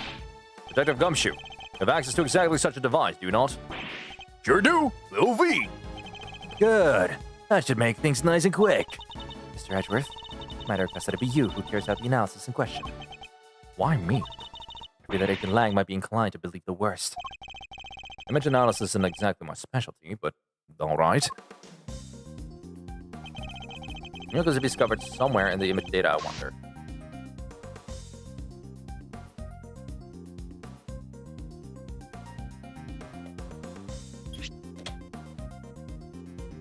Oh. Eureka! What the? What is it, Mr. Edgeworth? Let me see, let me see! Huh? Ah! What is it? What's the matter? Show me! Mr. Edgeworth, court asks that you share your findings. Zoom in on the top right part of the image and look closely. There's a person there. It's the president! Oh my! What? Kidding, right? Well, I'd say that's pretty decisive, wouldn't you? doesn't look good for Sean at all. Wait, this doesn't prove anything. I didn't know he was there. I don't believe you. The image does, in fact, prove something very important. That you and the president were here at the scene of the crime together. Admit it, kid. You murdered President Wang. No, that's ridiculous. Why? Why would he? Sean, you didn't. You can't have. Can you? Do you, Mr. Edgeworth? Hard to push back against footage like that. Surely even you can't deny that this looks pretty bad for the kid, Mr. Prosecutor. Ugh. You clearly knew nothing about what happened. The president is right there with him. No, he wasn't. He wasn't the image frame. Sean, what are you not telling us? We have to know. He's right, Sean.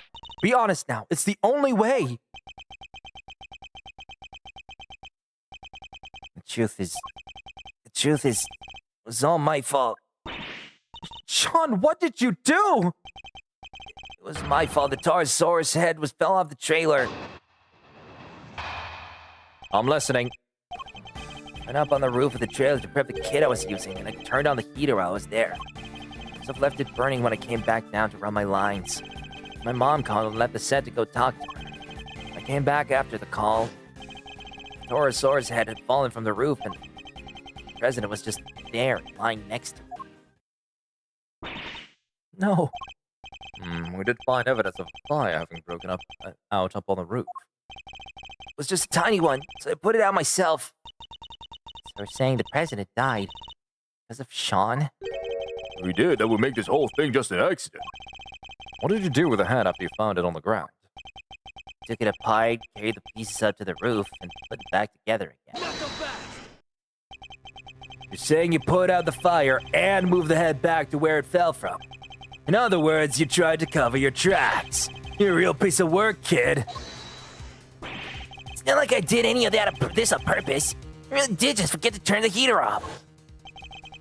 Yes, and when the fire had burned through the legs, the table would have collapsed and the head Would have fallen down at the ground below. You're right, the fire caused the head to fall. It also happened to have an idea about how the fire may have started. Cans of paint thinner by the heater are pretty flammable. Yeah. You swear it was an accident? It's a little convenient. What was the president even doing here in the first place? How the heck am I supposed to know? I didn't see anybody, I swear. I still don't believe you. Why would President Wang come to a place like this in the middle of the night? The reason for coming here is something of a mystery. It's true. Jet Gavel on the roof was also here on the movie set last night. Did you come to meet Sean? They will need to go over the boy's statement very carefully indeed. Okay.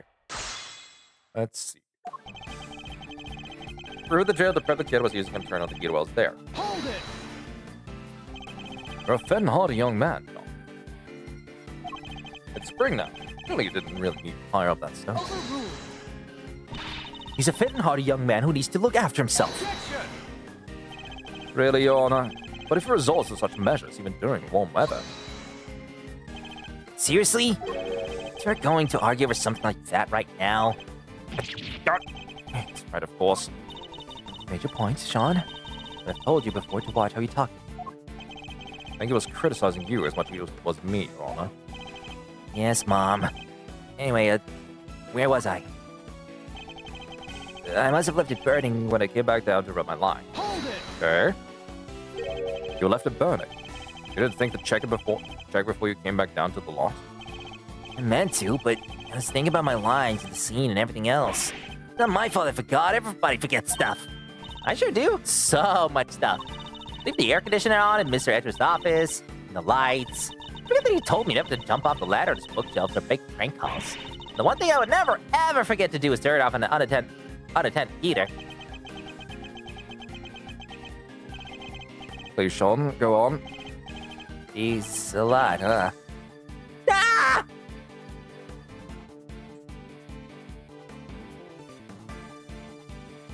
That's definitely late. We came to steal my fridge. Hello, Raiders! Better dig it up and frost up a snow on VTuber list. Whatever feels like. And also do a little bit of voice acting on the side. Hello, Feral Little Things. Hi, it's been a hot moment. How are you doing? How you faring? How you vibing? Let me give you a little bit of a shout out as I can. Shout out. I need to write this properly. Feral little. There it is. There we are. Hey, thanks for what were you playing? What were you up to? How are you faring? I'll give you an E for effort. What to do? What to do? E for effort indeed. Is it because I'm a snowman? Is that it? You steal my fridge because I'm a snowman? I don't need a fridge. I can just shove the food inside of my stomach. Notably, thing. Not share the fridge. You know what? Fair. I was on a date with Des since I'm single and ready to mingle. Oh, you know what? Fair. Oh yeah, I heard they're coming out with like a, I don't know, maybe it could be leaks or something of the sorts, but I heard they were coming out with a, cause I know like Date with Death had like a DLC which led to like a new character in the end of it, of like end of day 8 or something after the sex scene, right? Don't ask how I know this. I definitely did not voice one for someone. But anyway, yeah, I know there's like there was a character introduced in that one, and so they're planning a Date with Death 2, like with that character to like be voiced and such and so forth. Will I even ever know everything about that? Who knows? Will I find a way to see if I can look up if I can audition for it so I can see if I can be the said man? But probably not. You know what? Don't worry about it. Thank you. No worries. Anyway, if you need to rate a run, feel free to do so. I can understand. I'm not sure I've came with hiatus, so I'm living under a rock with a lot of things. Fair. No worries. I completely understand. Things happen and all that such. But yeah, if you need to rate a run, that's fine. I understand. Everyone has things they need to do. If you wish to stick around and listen to me voice act children and adults and also British men and also feral wolfmen, you're welcome to do so as well. I'm doing some Ace Attorney investigations. We're on the final case, and it's still apparently the beginning, even after 5 hours of it. And I've also just finished, well, okay, not just, I've pretty much been ranting about Burger King a little bit of, well, okay, not Burger King, but like, I'm enjoying my food, no more about it. Feral, yes, very feral. You voice act a big-chested goth boyfriend. I sure can. I'm very capable of that. You're welcome to attempt to see what I can do. Oh, yes, please. Hell yeah. Right. Anyway, I'm going to let the set to go talk to her. Hold it! It was the middle of the night, and the set was deserted. Not thirsty at all. Definitely not. Why did you need to leave in order to talk to your mother? I forgot I was supposed to talk to her. I got confused, I guess. I thought if I didn't leave, she'd find out I was out of the hotel at night on my own. That doesn't make sense. You know that, don't you? Fine. The camera was rolling and the mics were all live, okay? I didn't want our conversation at a tape where anybody could hear it. He's embarrassed about being recorded, speaking on the phone to his mother. So I ditched the rehearsal and ran off set as quick as I could. You backed up their call. No. Hold it! I'm going to have to go, sadly, picking my friends up. Nice to see you again, Frost. Catch up next time. Sure, no worries. Take care. Go do your thing. You pretended to your mother that you were back at the hotel during the call, correct? How come you couldn't tell her you were coming back to the set to practice your lines? Guess she'd have phoned the hotel and asked them to send a car to get something. Of course I would have. A child your age shouldn't be out on his own late at night. Anything could happen to you.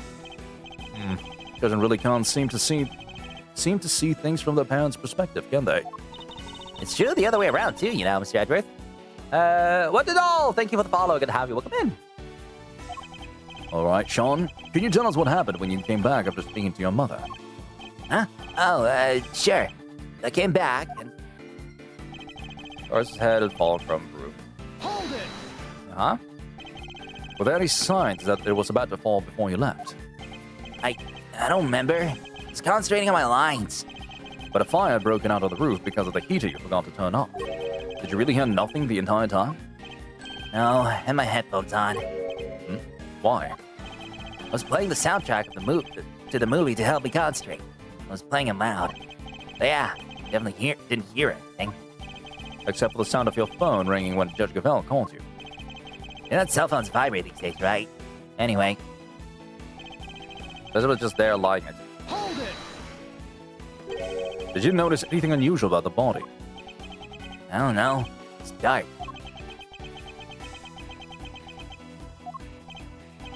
Suddenly seems even more insane than usual. I don't think he wants to go back over that memory any more than he has to, Mr. Edgeworth. I'm sure he doesn't. But is that really all it is? Can I push him a little more on this? Push! It was dark, but you knew it was a body nonetheless. That's. It's hiding something. Better find out what. Most people would cry out for help if they saw somebody lying on the ground. And yet you didn't. Yeah, because. What was the point? It was dead. So you said. What I'm interested in is how you were able to be so sure. Why were you certain that he was dead? He was lying on the ground and that huge head was right next to him. Didn't take much to figure out what must have happened. You couldn't have guessed that the impact would have killed him. How did you really know? I'll tell you how, because you checked. Fine, I checked, okay? I was scared, but yeah, I went up to the body and I looked. It wasn't breathing. I was right. But why try to hide that fact? Must be a reason. Could you tell me how the body looked at that point? I couldn't tell if he was dead at first. There was no blood or anything, so it was hard to be sure.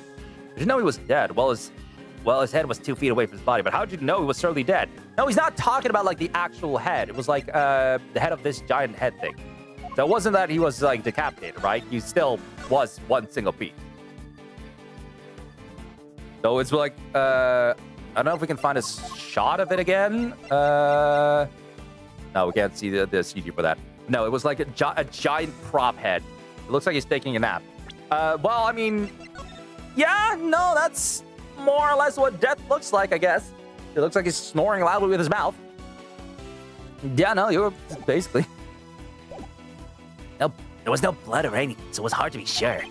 Nothing on his clothes either. It was completely clean. Yeah, he wasn't breathing. That's how I knew he was dead. Exactly. Thank you. I'd like you to add that statement to your testimony, if you don't mind. Didn't know he was dead at first. There was no blood and nothing on his clothes either. But, like, yes, there was. Nothing on his clothes. Nothing at all. Yeah, nothing. Why? Is there a problem with that? There's something you're clearly hoping that we forgot. What are you talking about? There isn't. It's not true. Unluckily for you, we remember it rather well. I'm talking, of course, about the yellow speckles on the president's chest. You've studiously avoided mentioning them throughout your testimony. An absence I found suspicious, to say the least. Yeah, I hope for your sake that you have a satisfactory explanation.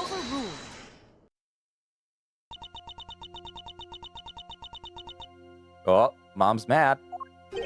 Judge Gavel. Allow me to explain. You, but The yellow residue on the president's chest. I imagine it was from a bouquet of flowers. Lion lilies, to be precise. Lion lilies.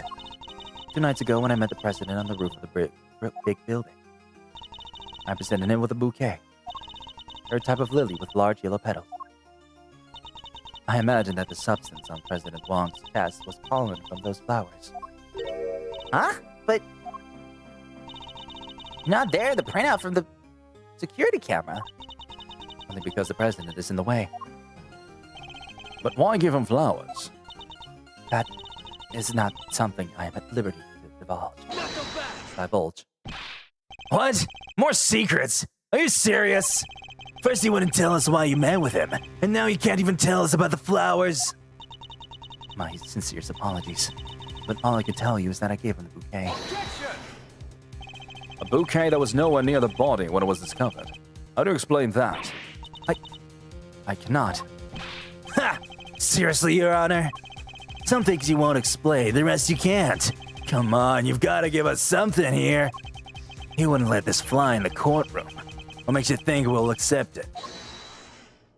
What does he think we'll accept it? Hey, you leave her alone! Sean! I threw the flowers away, okay? You did. So they were there when you first found the body. Yeah, right on this chest. It was squashed completely flat.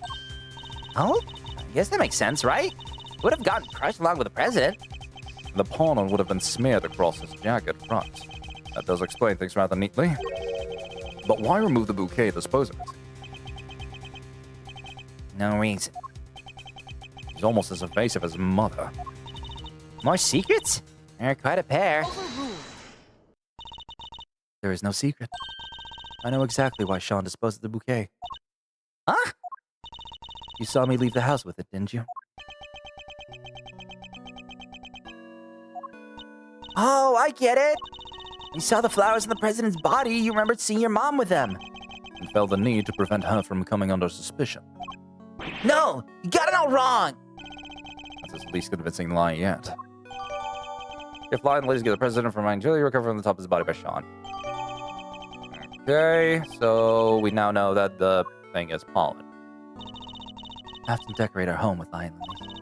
I imagine that's why he remembered.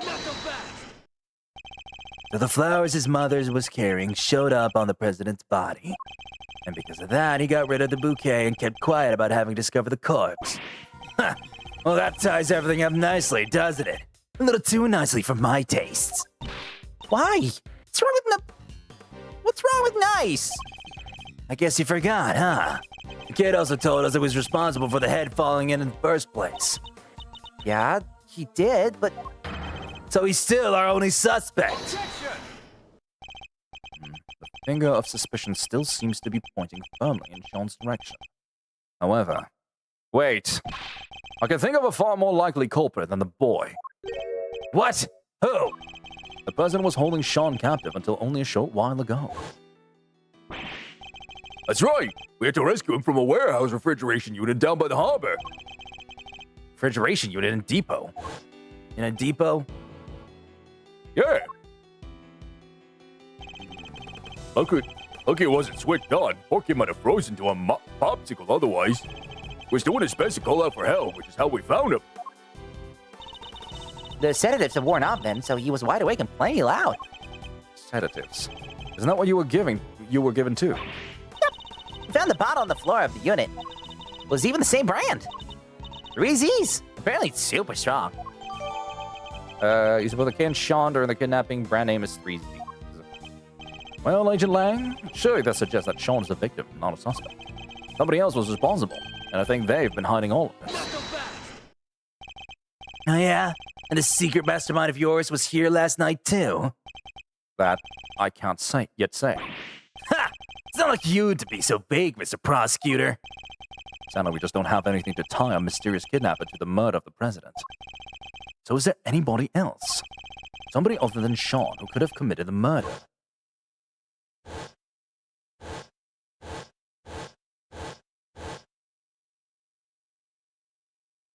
Winner? Of course. So I was right. The kid is still our only suspect. Not quite. I could think of another. What? Somebody we just recently proved was right here on the movie set last night. Chairman Winner. You think he killed President Wang? Why not? We've proven that he was present. That he was present. And if he was here, he's a viable suspect as anybody else, wouldn't you say? Winner? Could he really have? It's certainly another possibility to consider. 12 years ago, he was... That number again. 12 years! Another 12 years!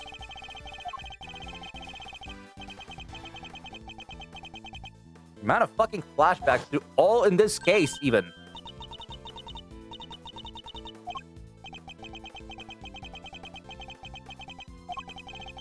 Nothing but 12 years! Agent Lang, what happened 12 years ago? Nothing to do with you. I think it has everything to do with me. It's clearly connected to this case. You can prove that, can you? Go ahead. Show me some proof that what happened 12 years ago has anything to do with this. Proof?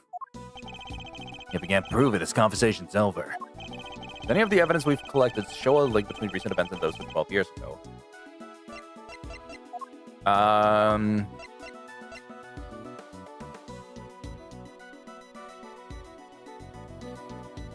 I want to say Knight's Possessions?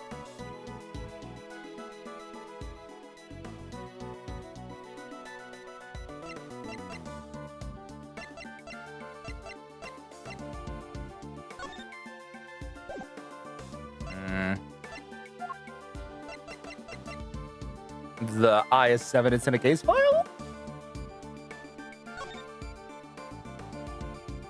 It was 18 years ago, so no.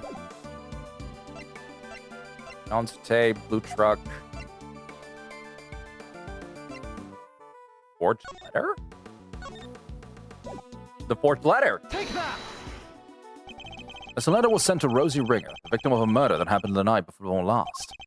We don't know who sent it, but it does say this. Good luck getting your revenge for what happened 12 years ago. What?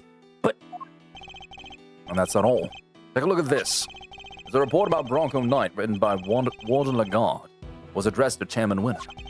This last part in particular should be of interest to you. Retrieve the package we laid to rest 12 years ago, and from the planter. Something strange is going on, Agent Lang. Miss Ringer was murdered the night before last, and President Wang not long after. There's a connection between the two murders. There has to be. And I believe we can trace that connection to events 12 years in the past. Am I wrong? These are old wounds you're opening up here. Insults to my family name. Please, Agent Lang. We need to know.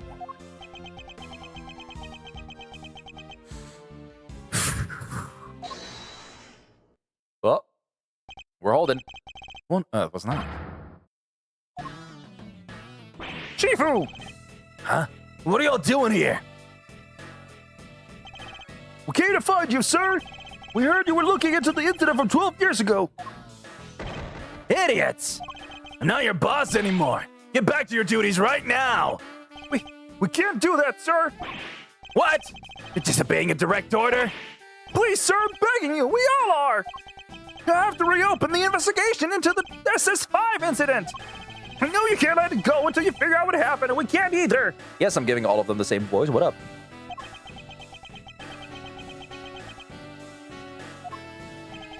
Well, Agent Lang, it seems your former underlings want the events of the past explained too. You think it's that easy? That you could solve the case just like that? I think we can. Together. Ha! Well, all right then. Offer accepted. Yes, Shifu, Shifu, Shifu! Nice. I guess it's my turn to step up. Sorry, Kang? You're looking into a case from the past, right? I just happen to have something that'll help with that. Ah, you mean Mr. Thief? Sure do. You can give me the details of the incident. I can rustle up a little simulation for you. Sadly, we don't have the files relating to the case. Huh? How come? Access to those files is restricted. Top secret. Really? Why? It's me. Somebody must have something to hide. Even I've never seen them. Everything I know, I read in newspaper articles from the time. That's fine. Just tell us what you can. All right. The SS5 incident happened on a winter's day 12 years ago. February 10th. Nice. The police reserved a call directly from the kidnapper. We got the president of Zhangfa. He was kidnapped. Yeah, SS5 is the official designation of the president's kidnapping case. The kidnapper wanted $100 million. 100 million? Which one even is that? More than you can imagine, it seems. Last person to see the president that night was my father. We were together at the embassy of Zhangfa until midnight on the 10th. Nobody knows what happened with that president after that. With the president after that until he was kidnapped. Our government did everything they could to scrape together the money. We're desperate to save him. In the end, they succeeded. The money was handed over and the president came home safely. So President Wang was head honcho even back then? Wow, go Mr. President. The length of time he stayed in power isn't even close to the most impressive thing about him. Agent Lang was clearly very fond of President Wang. I assume the kidnapping was thoroughly investigated? It was. But the investigation was top secret, as was the trial. The trial? So a suspect was arrested? Yeah, none other than a friend, Fifi Lagarde. What? Is that why you visited the prison? It is. I was put on what you might call extended leave from Interpol. I thought I'd use the time to look into what happened 12 years back. And I wanted to see who I was dealing with. This found not guilty then, wasn't she? Yeah. My father was in charge of the president's security at the time. But they held him responsible for the kidnapping and stripped him of his duties as presidential bodyguard.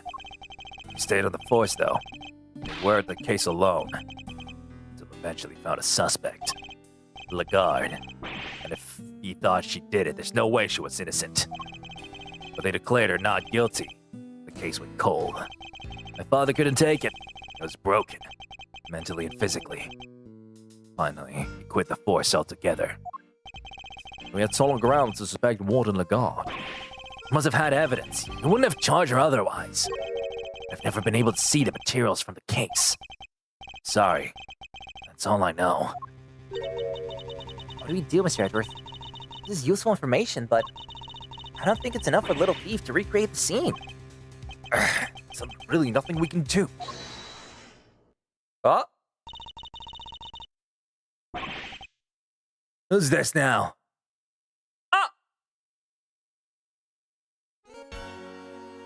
Brady! Franziska! Mr. Fender! We finally wrapped things up over at the courthouse, so we thought we'd see what you kids were up to. Yeah. What's this? It says SS5 incident investigation report.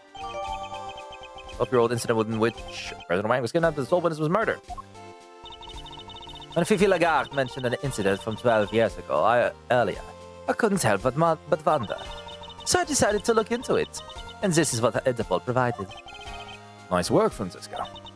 Don't get the wrong idea, Miles Edgeworth. You're no longer a prosecutor. I didn't do this for you. I did it so that the colleague could solve his father's final case. I owe you, sis. But everything related to the SS5 incident was supposed to be top secret. Yes, but that classification was applied by the prosecutor in charge of the case, Excelsius Vinner. He was the prosecutor in charge.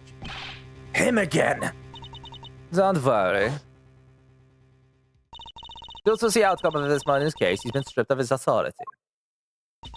And outcomes that was in no small part thanks to the efforts of his own son. Eustace. From defeating his father, he made the old case file available to us. It sounds like we owe him. Prosecutor Eustace Vinner is busy wrapping things up after the conclusion of the Lagarde trial. But he asked me to give you a message. Leave that the Lagarde to me. You focus on your case over there. He's even starting to sound like a prosecutor. Indeed he is. All right! Now that we have the case file, I can recreate the scene, no problem. Let me see if I can just spot it here. 12-year-old incident in President Wang occurred on February 10th, 12 years ago. President of Zheng Fan was kidnapped and ransomed for $100 million. President present at embassy until midnight, conferred by Da Long Lang. Da Long Lang! Prosecutor charged Excelsior Winner, suspect before the guard. That's just it. Okay. Yeah, no, fair. Fine. Excellent. Let's get started. According to the file, it occurred exactly where the plaza is now. What are we waiting for? With me, everybody!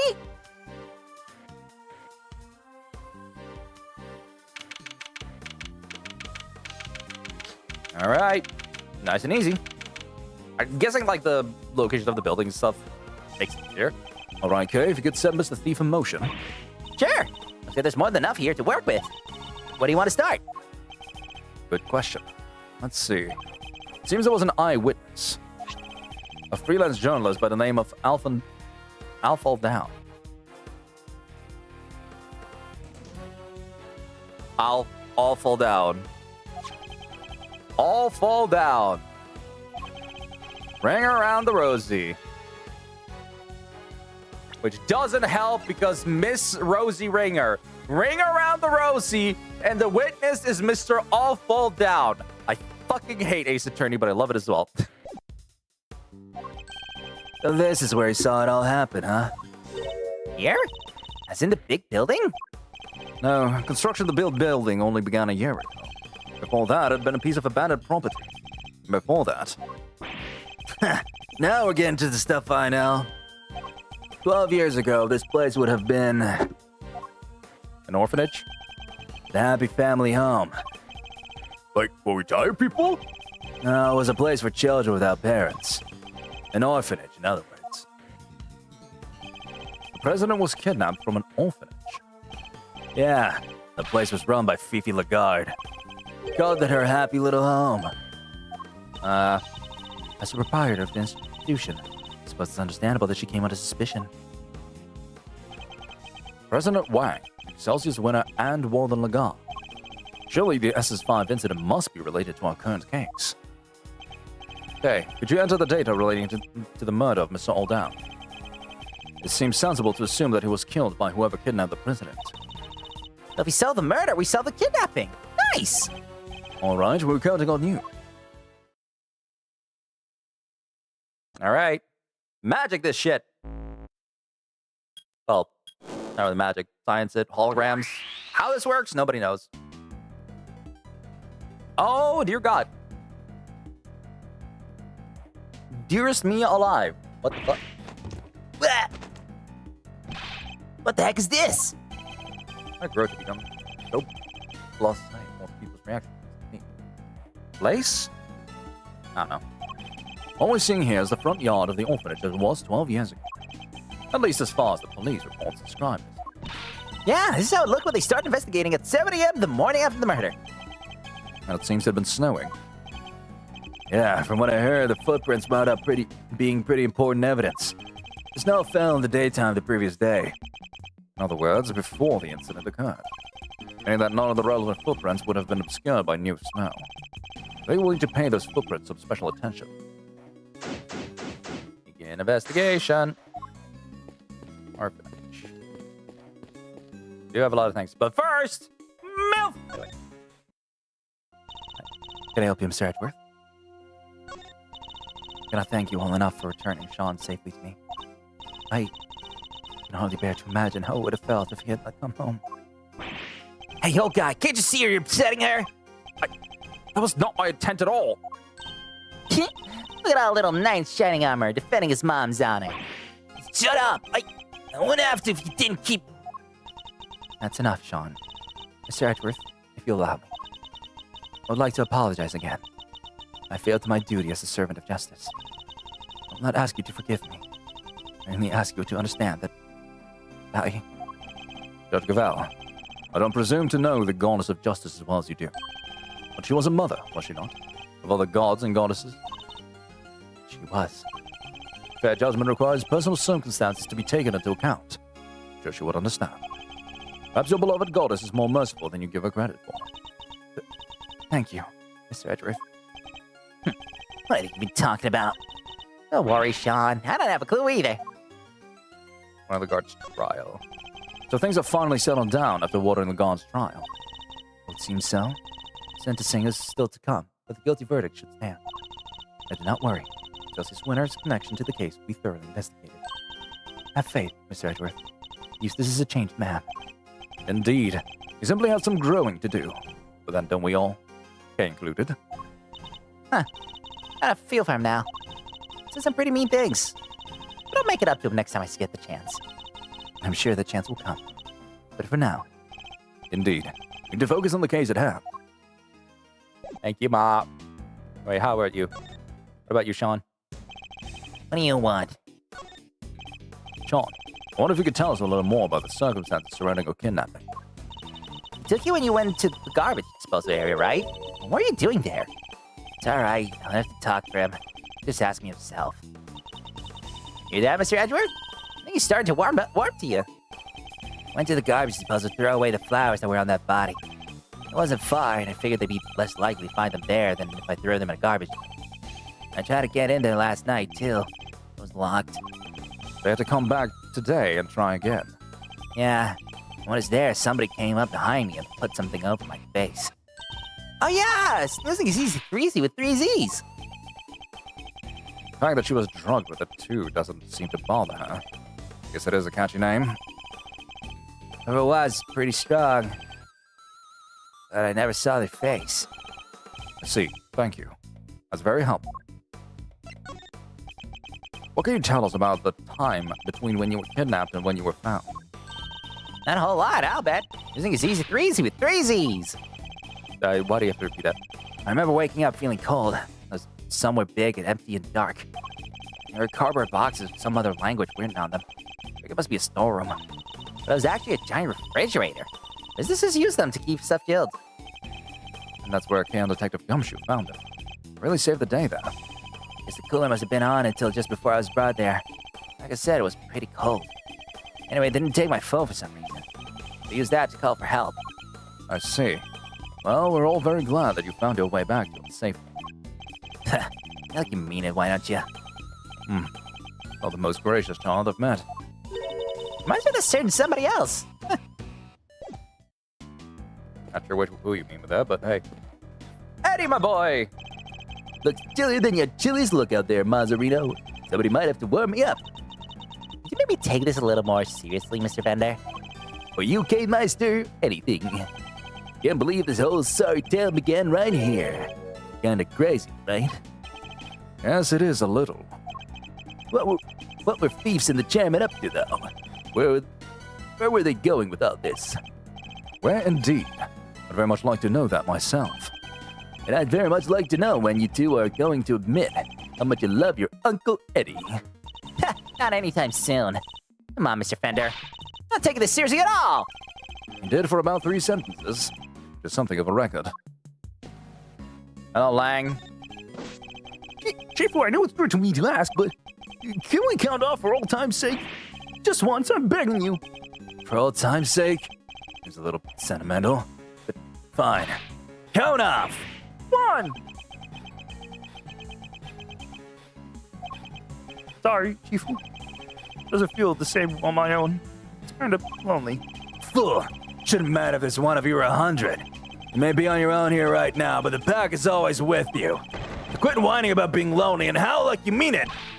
Count off! 1. 1. 1. 1. Try it.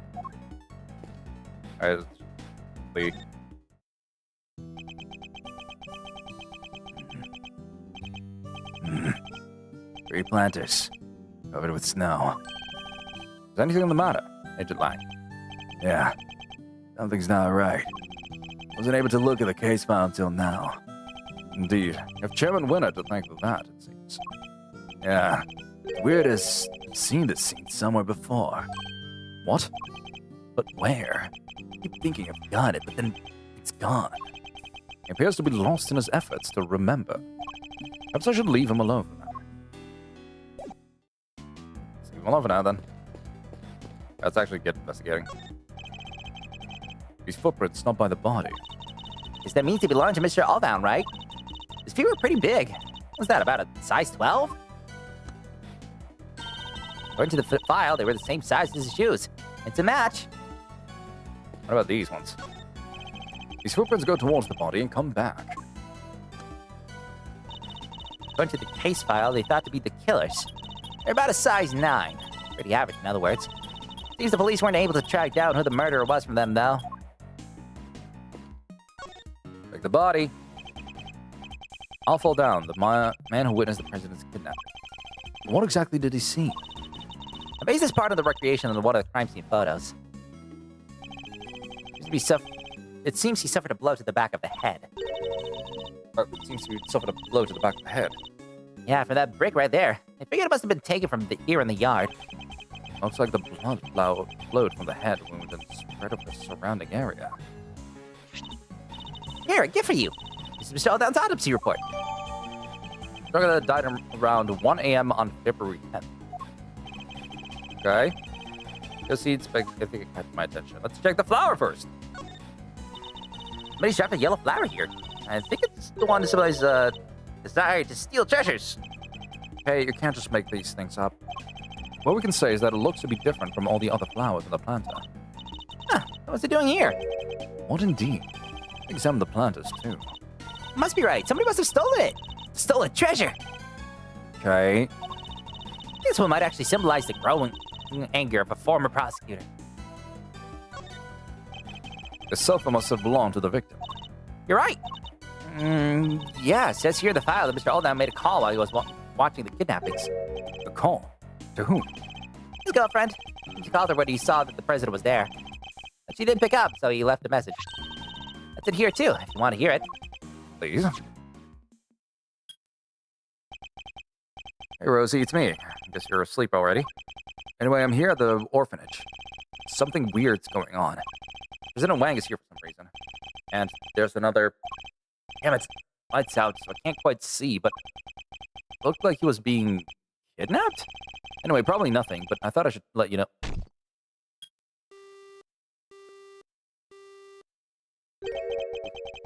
What were those sounds at the end? Must have been attacked while he was still on the phone. Agent Lang, can I ask you something? This is Aldown's girlfriend. What was her name? Ringer. Rosie Ringer. At least that's what I heard. Oof.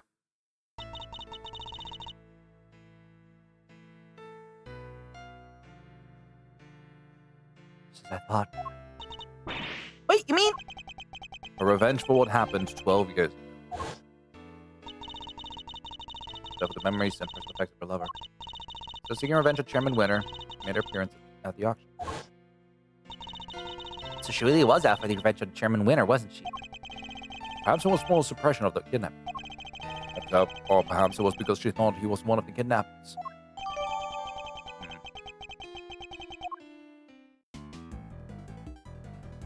Okay. Camera. The victim was carrying a... So the victim was carrying a camera. Oh, yeah. According to the file, they've recovered a picture. Yeah, here we are. That's... It's the president, right? Somebody's pointing a gun at him. This must be what Mr. Aldown witnessed. The person in the trench coat is the kidnapper? So the president trench coat is the kidnapper? Yes, I imagine they were trying to conceal the identity. But if Agent Lang's father's theory was correct, the person wearing that trench coat is Walden Lagarde. I thought they only found the one picture. Probably wasn't able to take any more before he was attacked.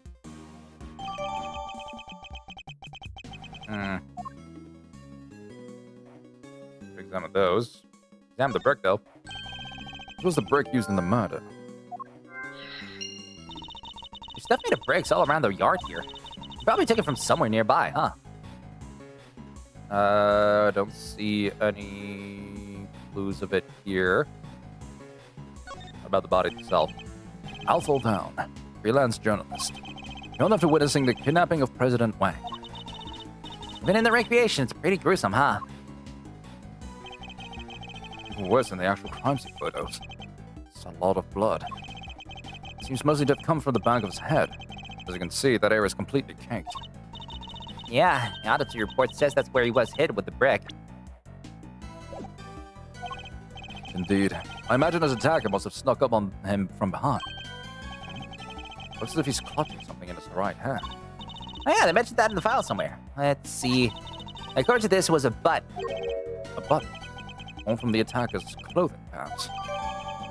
That is his. Okay. Anything else specific for me to investigate here? Doesn't seem like it. Can't really examine the footprints either. Something of interest here? Okay. Does this mark it off as... No, it doesn't mark it off as completely examined. Oh, no, never mind. Never mind. Never mind. Thank you, Edward. Oh. Looks like a snowman, but it's mostly melted. Well, it's no wonder he's so slushy. He's wearing a hat and a scarf. He's been all roasty toasty. Oh, and look at his cute little button eye just lying there. Probably would have frozen back up again at dawn. But it's usually clones. I don't think that would have helped much, Mr. Edworth. Melted snow had frozen and it wouldn't turn back into a snowman. It would turn into an iceman. What? Is what I bet you wanted me to say, isn't it? Well, too bad. Okay, well... We saw from the image... No. We saw from the image that... Where there's no... There's a full-on handprint over there and, like, the button of that. But, like, he was clenching a butt, right, in his hand. So I'm assuming that's his, the eye of the snowman. Which, I will say, they took off my fucking eye, the bitches! What did I do? First they put me in front of a crime scene and the fucking patisserie with the fucking dessert making thing, and now all of a sudden they're tearing out my freaking eyeballs? It's some bullshit. Okay, but yeah, no, we can clearly see the entire, like, claw print of the eye, like, going off that. Can't really examine that because, well, old shit, right? So, autopsy report. Float the back of the head with a brick. You can see that there. Do we need to talk to him here? The swing? It's a port swing with an elephant's face on it. And behind it is what appears to be a motor. You know what, everyday detailed swing feed always wonders, don't you? They can swing all the way over the top and back again. Maybe a motorized swing could finally make that dream come true. Wouldn't that be a little dangerous? What dream isn't, huh? Nothing ventured, nothing gained. True, but hardly applicable in this case. Let's see here. The burn marks on this pillar here. The report says there was a fire sometime in the evening of the incident. A fire? Let's see, where was it again? Ah! Yeah, one of the orphans set a fire with some kerosene. Some sort of prank, probably. Sound like a lively bunch. Possibly too lively. It seems their antics spoil their chances of finding any footprints near the entrance of the building. Overshadowed fire sprang during the evening of the incident. Right. Hey, this arch. We've seen it somewhere before, right? Indeed we have. It's the same one that stands over the entrance of the big building today. But this is supposed to be how things looked 12 years ago. Was it there the whole time? Seems the architects worked the old archway into the structure of the new building. Future is simply the past reheated. I think I heard that somewhere. And for once, it seems you might have remembered it correctly. But 12 years is a long time to reheat something for. If it was your lot, it should be ruined. Good observation there. English shaped like a bear. The perfect balance of cuteness and scariness. I guess you call it a big loot. It's quite large. You could probably fit as many as 3 people inside it. Yeah, they could live in there for 3 whole years. 3 years? What about the summer? Wouldn't the big Migloo melt? Again, say it again, Mr. Edward, please, one more time. Wouldn't the igloo melt? Ugh, you're fun. Okay. Like the wing, I guess. A tortoise and a hare. Inspired by the children's story, no doubt. The tortoise races the speedy hare and wins. All right, time for a K Faraday pop-up pop quiz. Why did the hare lose the race? I'll give you 3 options. I need 3 options, okay? He lost because he stopped to rest and fell asleep. Number 1, the hare's favorite running shoes were stolen by the Yatagarasu. Number 2, the tortoise strayed with the Yatagarasu and got so fast that he won. Number 3, the real winner was the Yatagarasu who plotted a surprise secret victory. Those are my only 3 options. Too hard? All right, I'll give you a hint. The option you're looking for starts with a third. Well, that definitely narrows it down. Well, shit. Let's talk to Lang, I guess. Father and the President. President Wang changed after the SS5 incident. I guess he felt his trust had been betrayed. I can understand that. But he cut ties with my family completely. How close he'd been for all those years? My father was desperate to make amends. Just get one chance to say sorry. No matter how many times he tried to get an audience with the president. He couldn't. He even convinced them to take a letter to him. One time he came home covered in bruises. Who knows from where? Bodyguard, maybe? Sorry. No point making you sit through old stories that won't change anything anyway. I'll be the judge of that. As warm as fuzzy and as ever, I see. Not that I expected any difference. That's the 5 incident. What about that? A case ruined my father. My family, too. The people who failed to keep the president safe. That's all we were after that. He threw himself heart and soul into that investigation. He became obsessed, in other words. Only the best state of mind at which to undertake an inquiry. Wow, you really don't pull your punches, huh? Look, just don't go think I'm only doing this because of my dad, okay? That investigation was solid. His work was meticulous. And it was accurate. It always was. He interviewed every single one of those kids. He made sure they told him everything. I wonder if he learned anything of value. Okay. Remember that. Like, ask everyone else about the, like, freaking images that we found or something. How dare you, Scuffy! Don't you dare tell anybody, I'll just deny it anyway! Hey, Mr. Edgeworth, you gotta help me out here, sir! What's the matter, detective? Well, the SS5 incident. What else? No Chairman Winter isn't in charge anymore and all. The top secret file being available to us so quickly after its removal, something seemed off. That got me to thinking, and I put in a call, and they told me that Milos von Karma went to some pretty extreme lengths to get that file released. Curse you, Scuffy! I deny everything! Sounds like you went through a lot of trouble for our sake. Don't worry. Your efforts won't be for nothing. I'll solve this case. You'll see. What about you two? Well, how does this ever scoop? Whole world's got groove. Must be an outbreak of some. I'm seeing green trees, green people, green clothes, everything. I must be real sick of even their clothes are green. Looks like we went up slap bang in the middle of the right thing place at the right thing time. Sure did, Chief. I don't think we're going to get a word in edgewise here, Mr. Edgeworth. I don't think we want to. Hey? I can't really do much with that. These planters. According to the case file, the yard stretched around 3 sides of the orphanage. According to the case file, the yard stretched around 3 yards of the orphanage. There were 3 planters at each side. Yes, planters arranged in a very particular pattern. One we've seen somewhere before. And there are many flowers. This was the middle of the winter. Yes, but look at one. It's brightly yellow. Weird. There's only one. Wait, looks like somebody dropped it. That's a lion lily, if I'm not very much mistaken.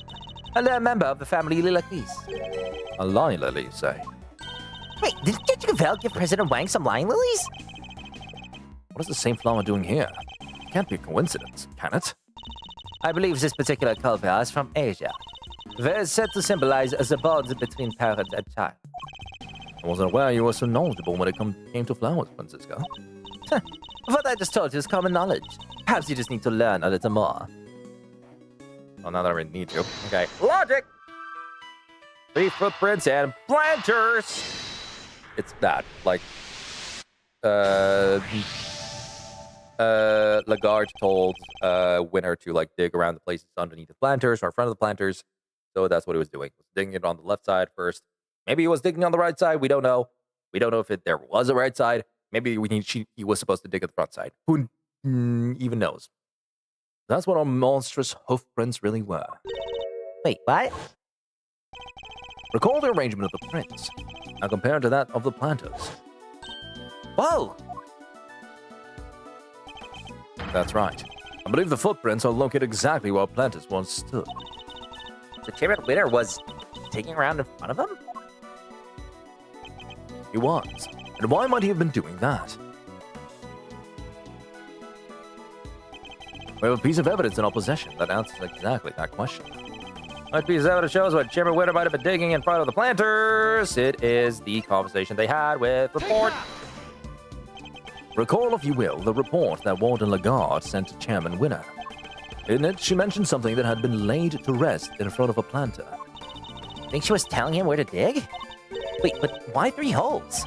Because the report didn't specify which of the planters she meant. I get it. So he's unsure which one it was. Which meant he had to try and dig up all 3. I imagine so, yes. Poor Chairman Winner. But why go to all that trouble? What was he looking for? Okay. I think that's about all we can learn from the scene for now. All right, how about I try to show you things looked earlier on that night? That would be very much appreciated. Could you take us back to the moment in which the victim witnessed the kidnapping? Sure. I'll use the photograph you took. Here goes nothing.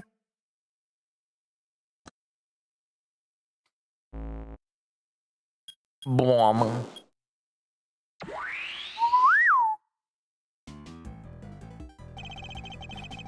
There's Mr. Aldown in the middle of the planters.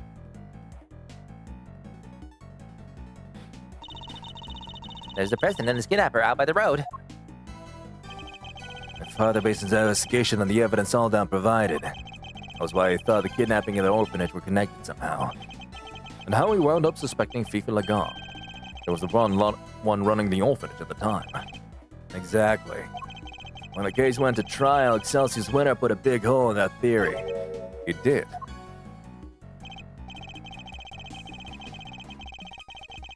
Yeah, after all, the president and the kidnapper weren't actually in the grounds of the orphanage. It was hard to conclusively prove any kind of connection.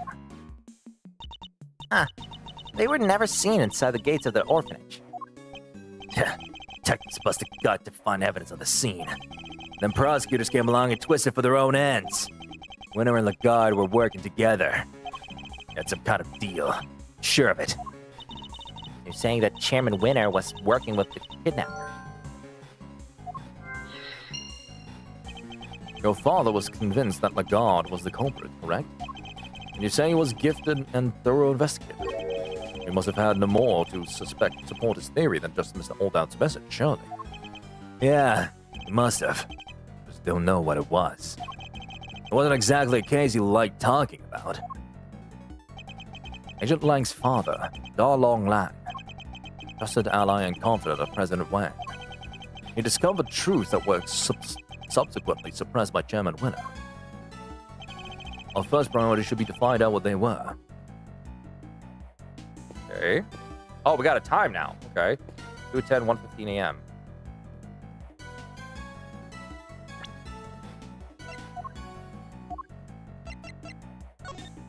Oh, around 1 a.m. Okay, well, I guess that makes sense. Go to the scene and inspect anything that catches my attention. Oh, the snowman, first of all. It's me! Look at that! I'm kind of happy. Hey, the snowman was melted in the simulation in the morning after the murder, huh? And the muffler was all wet. It's a little button now, he said fallen off. Indeed, it still looked reasonably healthy at this point.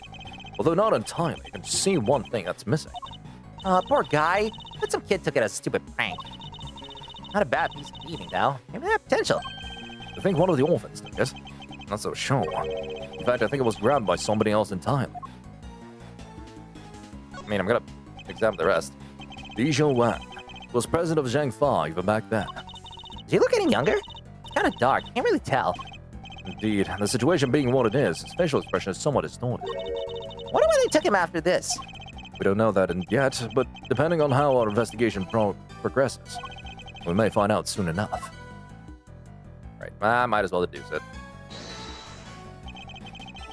Related to evidence somehow, it would be the button. The snowman is missing a certain something, wouldn't you say? Yeah, his right eye. Indeed. Luckily, we've managed to locate it. The button Mr. Olddown was holding. Look at that. It's the same type of button as the other eye and everything. And if we suppose that the button was indeed the snowman's missing eye, that presents something of a contradiction. What does the button contradict? Victim's location. The victim was clutching the button, and the button was covered with his blood, which means he must have grabbed it after being attacked. Let's run a little hypothetical, shall we? What if, after being struck, Mr. Olddown lost his balance and reached out to grab something to steady himself?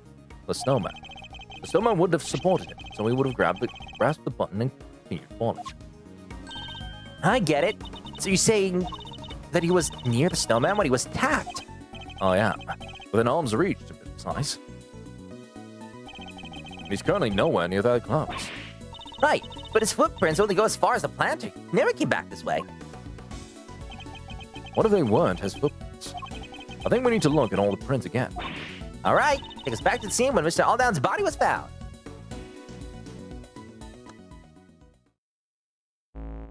Please do.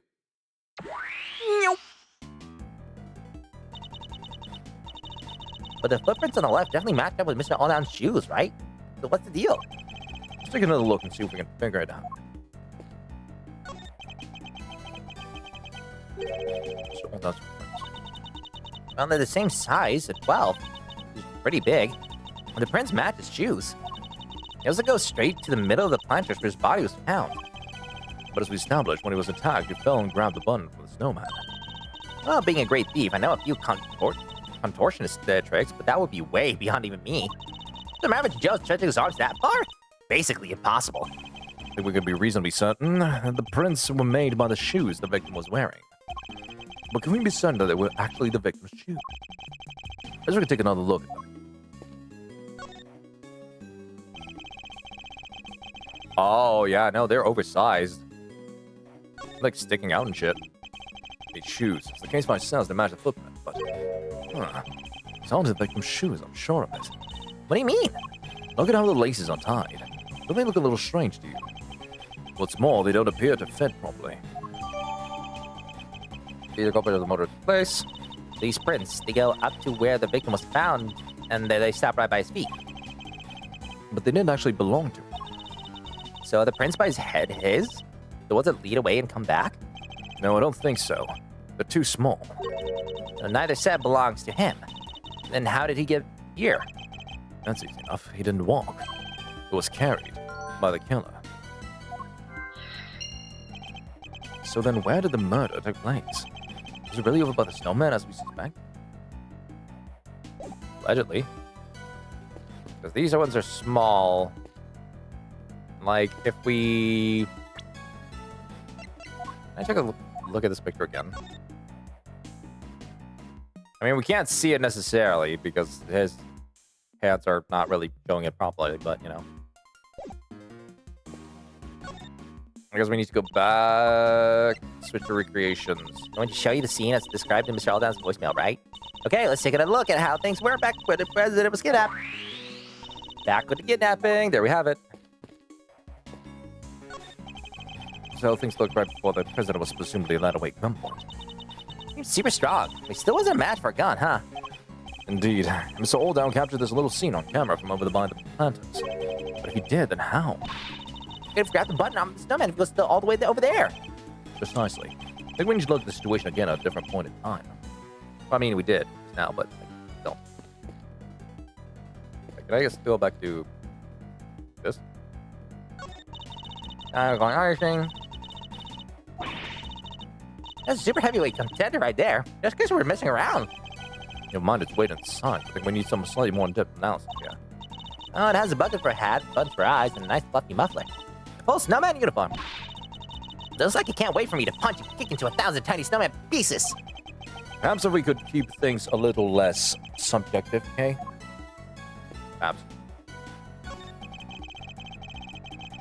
How things looked. So this was how things looked right before the president was presumably led away at gunpoint. Seems super strong. We're already... Why am I still getting the problem that it was not... Okay. Mr. Olddown took his picture of the president's kidnapping. Yeah. And then called Rosie Ringer. At which point his killer must have already been approaching from behind. The brick in their hand, ready to strike.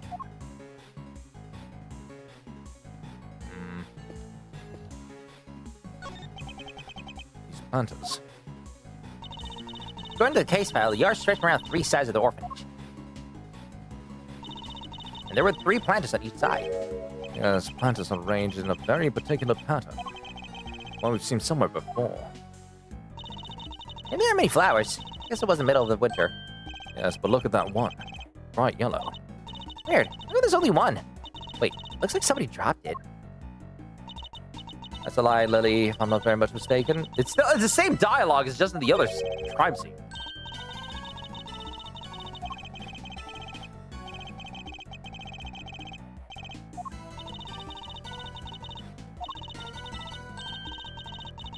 Yeah. We can talk. It gives me a moment to eat a little bit. It's fine.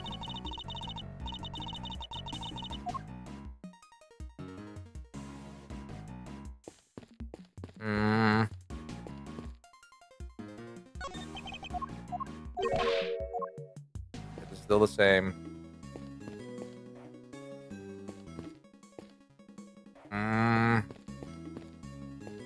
You did that, Gavel?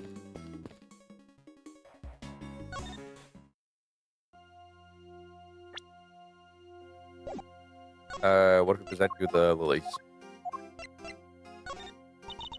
No matter what happened the night before last and the reason for a meeting with the president, I'm afraid I must keep my silence for now. Even though you know how crucial that information is to our case. Yes, in spite of that, forgive me. You're not going back down on this. I can't see a way to try and convince her to open up. I think my only choice is to drop the matter for now. Allow me to say one thing. John's efforts to protect me disrupted your investigation. For that, I can only apologize. Don't worry. It will take more than the lies of a child to throw me off the scent. And besides, not even I'm faultless enough to criticize a child wanting to protect his mother. And besides, what? Oh, it's nothing. Ignore me. You're a mother for wanting to protect that child.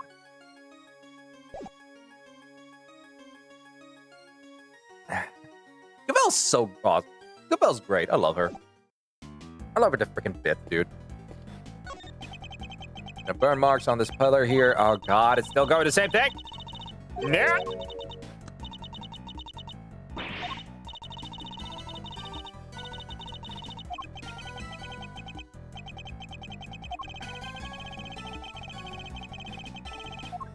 Building. Do I logic? Brick using murder.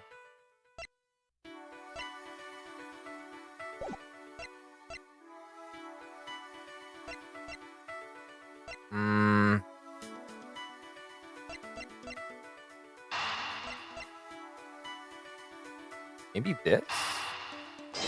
Because if it's a brick from a planter and then something... What? No, it wouldn't be. It's a lot of information, though. Was winner involved? The guard asked him to dig something up the planter, but what? Tell the guard to where they come. Move from elsewhere. Maybe this and this? Because both involves winner? Probably not. Oh, no, it is. Okay. Sure. If Chairman Winner was involved in President Wang's abduction, then it seems likely that whatever he dug up yesterday has something to do with the kidnapping. Oh, I get it. You do? You bet I do. We're talking treasure, right? Loot. He must have digging up that ransom money. A ransom? $100 million is an awful lot of cash. Burying it would have been a good way to keep it hidden until the heat died down. It certainly seems like a possibility. Glad you agree. Dig up ransom. Then break in the body? So the break could have been... Well, I mean... No, okay. Not that. That's not it. Need to reconsider some things. Okay, so we can merge those. I don't know what I'm supposed to be investigating here. Shovel? No. Back to Lang? No, I don't want to go back to it. Yeah. Hold on. What is he charged with? 3 cases. A kidnapping, a murder, and now a fire. Too much going on here. Can't keep up. The fire was started early on the evening of the incident, if I remember rightly. Before the kidnapping and the murder, no words. Does that mean something? The timing of the fire mean? I wonder if it might, yes. There's something here that can be connected. That can't be correct if the fire actually happened first. Take another look at the effect of the fire of the crime scene, and compared to the evidence. Something that couldn't have happened if the fire happened first.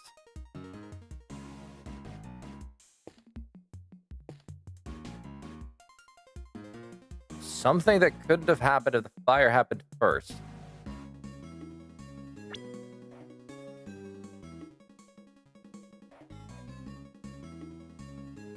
Can it be correct if the fire actually happened first? Can I make a murder or not fires? Well, the fire was started earlier on the evening of the incident, if I remember rightly.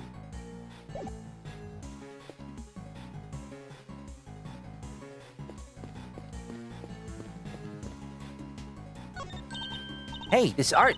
Right, yep, no, yep. Yep.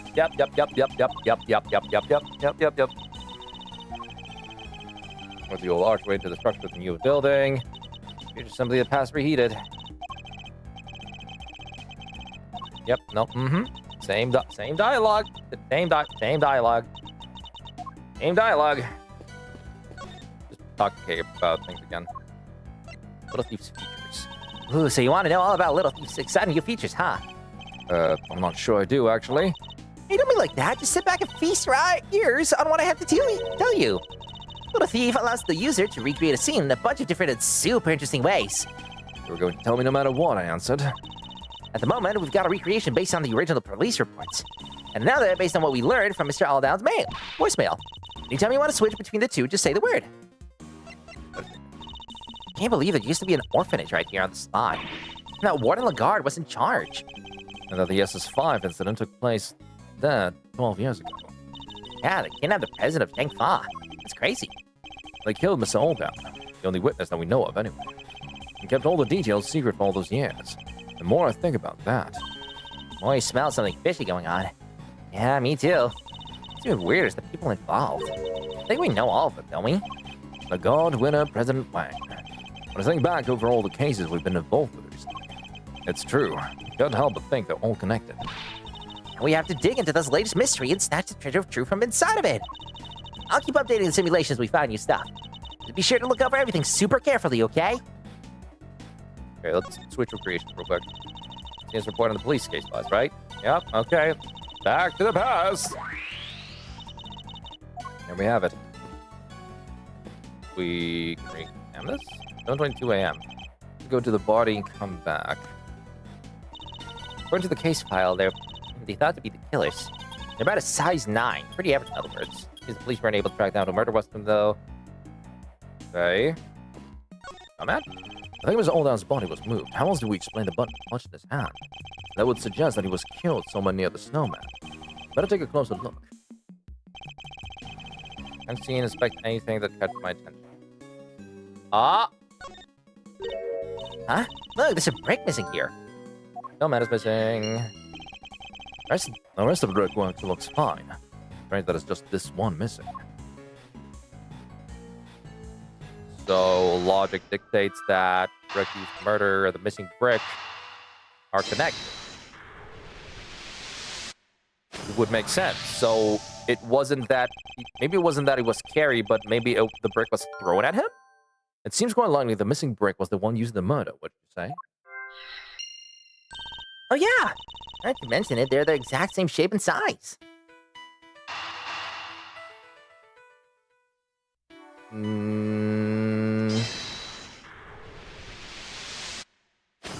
Okay, yeah, no, there we go. There it is. I think we have to conclude that the murder actually happened over by the snowman. Right. The button came from there. And the brick, too. Indeed. What's more, the murderer took the brick from right by the snowman, and then tried to sneak up on the victim all the way from over by the planters. Mr. Aldown would have seen them right away. Exactly. I think we need to update the simulation, okay? Mr. Aldown wasn't standing by the planters. He was next to the snowman. Gotcha. All right, here goes. Which would make this image wrong. Yeah, no matter how you look at it, this just doesn't work, huh? Indeed. Everybody was present at the exactly the same spot. So where did we go wrong? What other pieces of evidence on which it was based on simulation must be the source of the problem? What if one of them was faked somehow? But which one was it? I want to see the photograph. For the fire.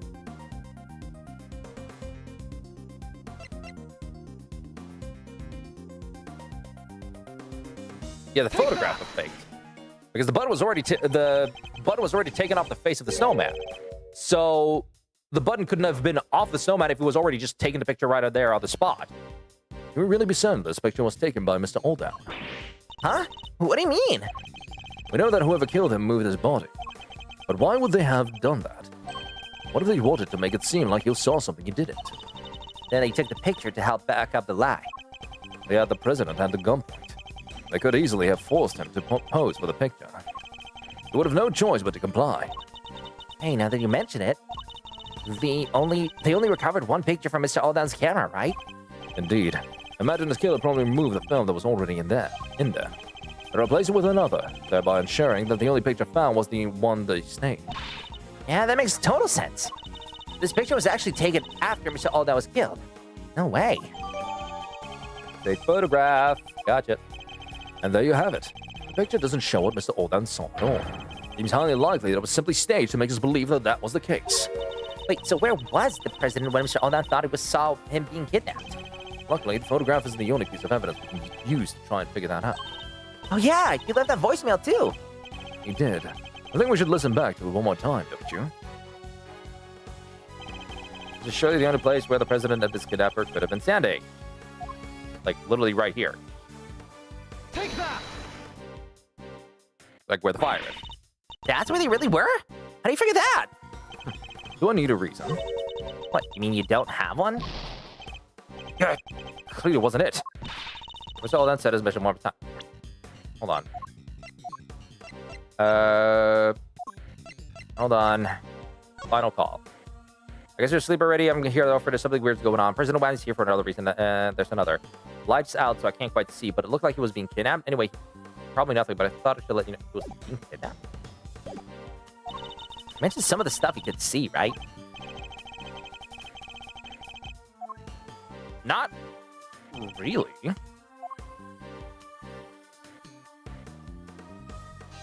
Because, like, you were here? Or here? Or here?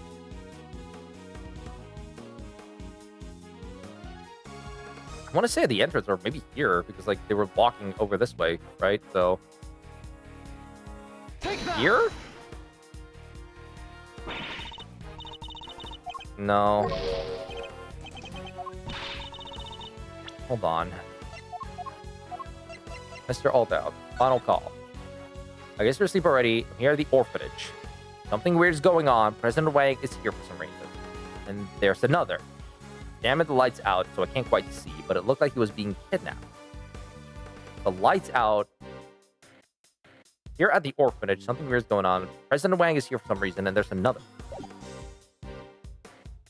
There's nothing to indicate that where they were standing specifically. I'm assuming the thing that we're... He didn't mention the light is out. Oh, because this light is out, so... I want to say here?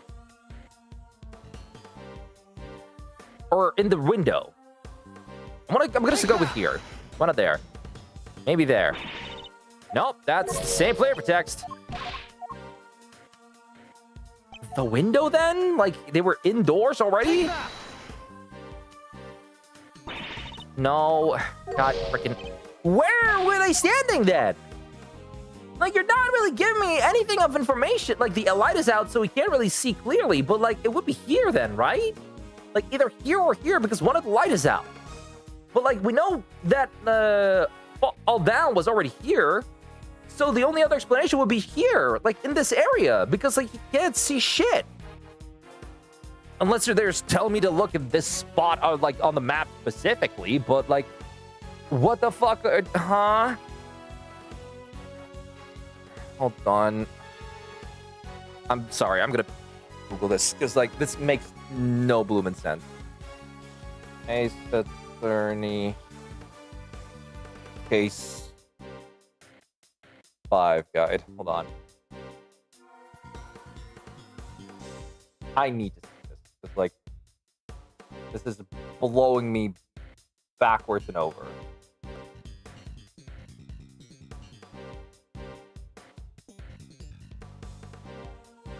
Hold on.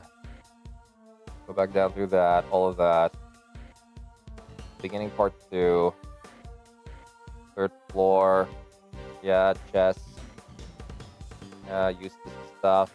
All of this part. I'm guessing we're in the middle, part 1, maybe? Okay. Zipper. Sean's stuff. Orphanage. Investigation.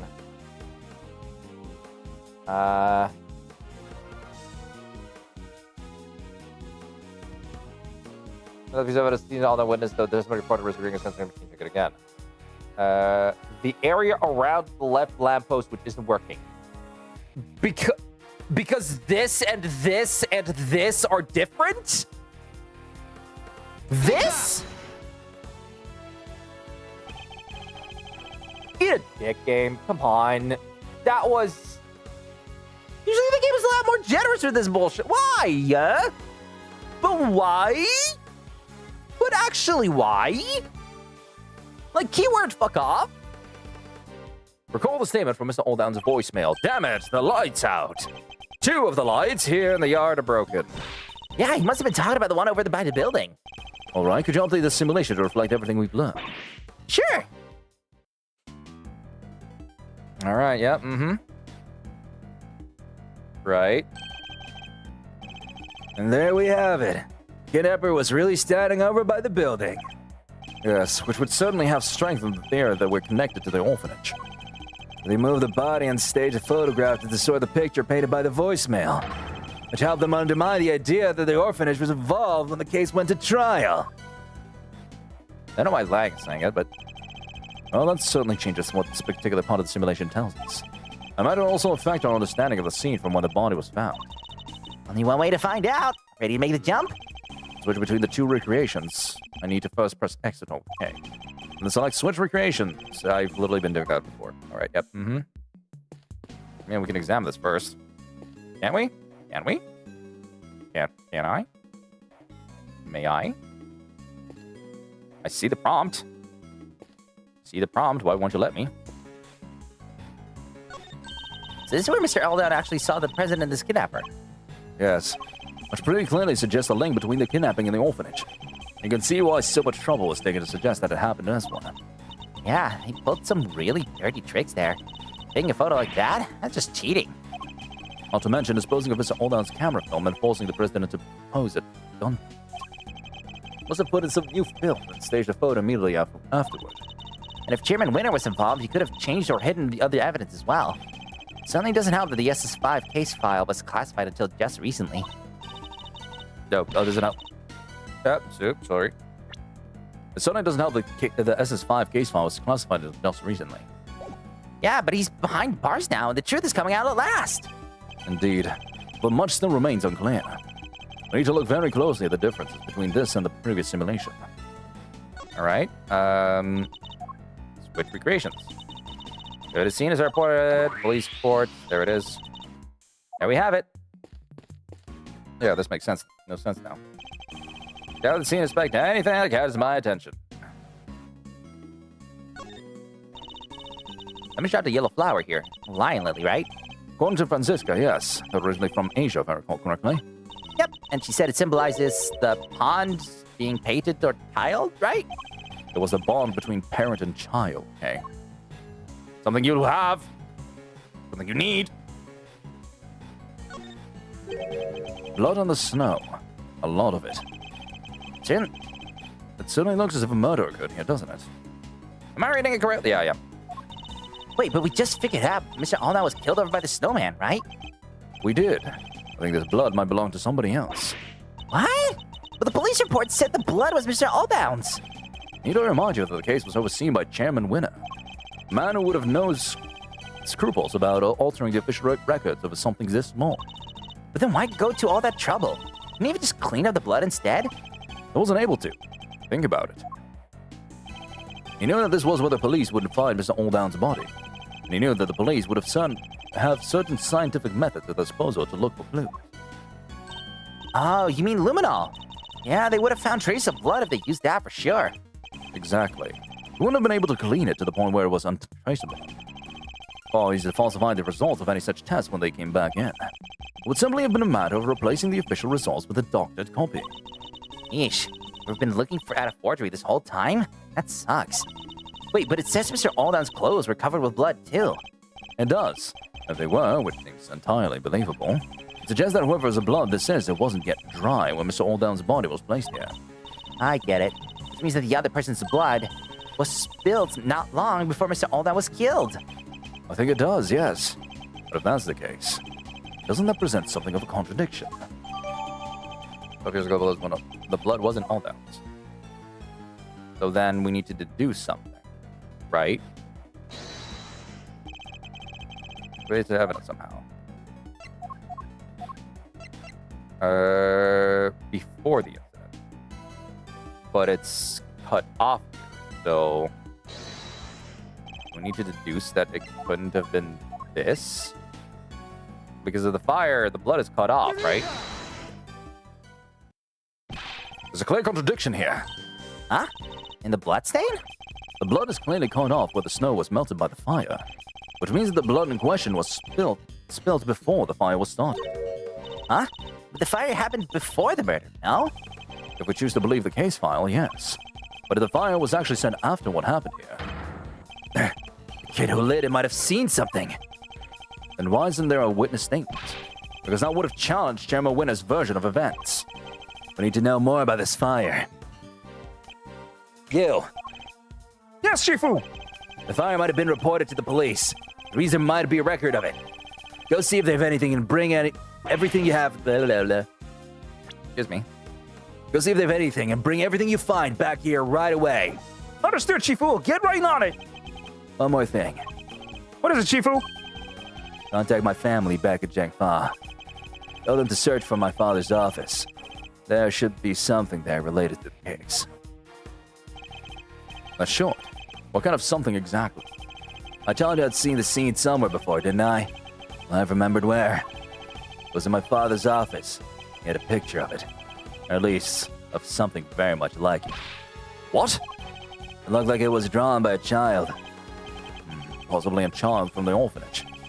Possibly even the child who set the fire. It should still be there somewhere. Tell them to send it right away. Yes, Shifu. Nice and easy.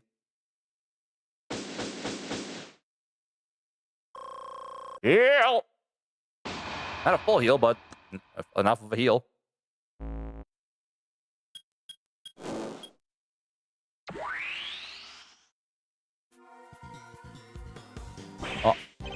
Shifu, I'm back. I brought everything the police had on fire, and also brought the picture for your father's office. Oh, and one to and About time. What kept you, huh? Well, head it over. Let's take a look at this mysterious picture, shall we?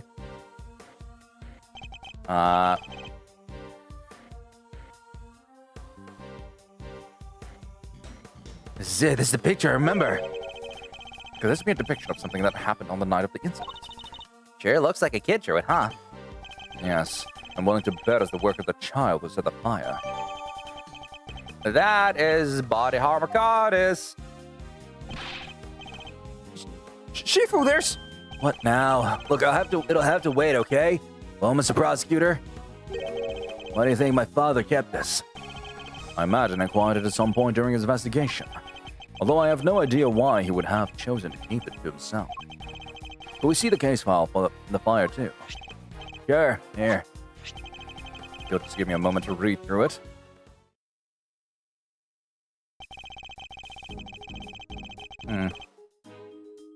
It seems the boy who started the fire snuck out of the bed on the evening of the incident. And then disappeared several days later. What? Must have been because he saw something, right? No! Kid, really? That's horrible! But sadly not unimaginable. Huh? Looks like the kid left something behind that was put into the evidence. What was that? What's it doing in that case file? What is it, Mr. Prosecutor? Seen this somewhere before? Something very much like it, yes. We have a piece of evidence that could well be connected. Item relatives, the items, the boy behind, it is their favorite plushie. I don't know what it was doing in the evidence for that case. But it looks like that might be the missing horn from the soft toy. Hey, that was the President Wang's! You've seen him before? Of course. I was kept it somewhere close by. Remember, because of the missing piece. See, there's a special device inside it that plays recorded sound when you twist the horn. Hey, do you think maybe putting the horn back on might unlock more recordings? You never know. The toy itself should still be up on the 51st floor. Hey, you are the man. Yes, Shifu, I'll go fetch it right away. Here it is, Shifu, the Tarasaurus doll, just like you asked. Good work. Hand it to the prosecutor over there. Oh, was the horn found in the orphanage fit the president's plushie? It fits perfectly. And? Any more recordings on there? Hi, Jun. Sorry, President Wang. It's me, Amelie. I know it's been a while. I saw in the news that you were visiting the country soon. I didn't know whether I should get in touch at all, but in the end, I decided that I had to.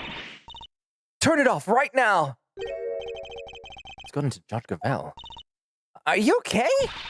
Just turn it off, please. See, I had a baby, a beautiful little boy. You're a beautiful little boy.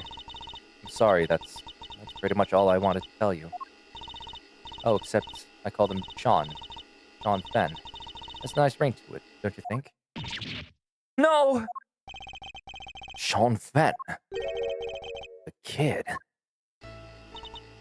And also that I'll be at the orphanage on the evening of the night. I'll be waiting in the front yard.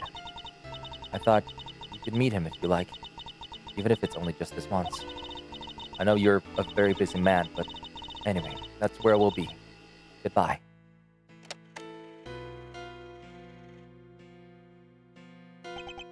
What? He was my dad? I'm so sorry, Sean. Here to explain what the heck is going on, Gavel?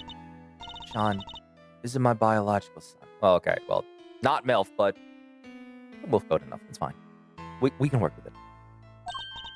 I adopted him. And he was aware of this. Yes, of course. His mother, Amelie Fenn. She died 5 years ago. We were cousins. We were also friends. The best of friends. People often mistook us for sisters. So when she died, it seemed only natural that Sean should come and live with me. Of course, he had to keep his father's identity secret. She was about that point 21, I think, right? Yeah, 5 years ago, so. Yeah. And I decided the best way to do that would be for him to never know in the first place.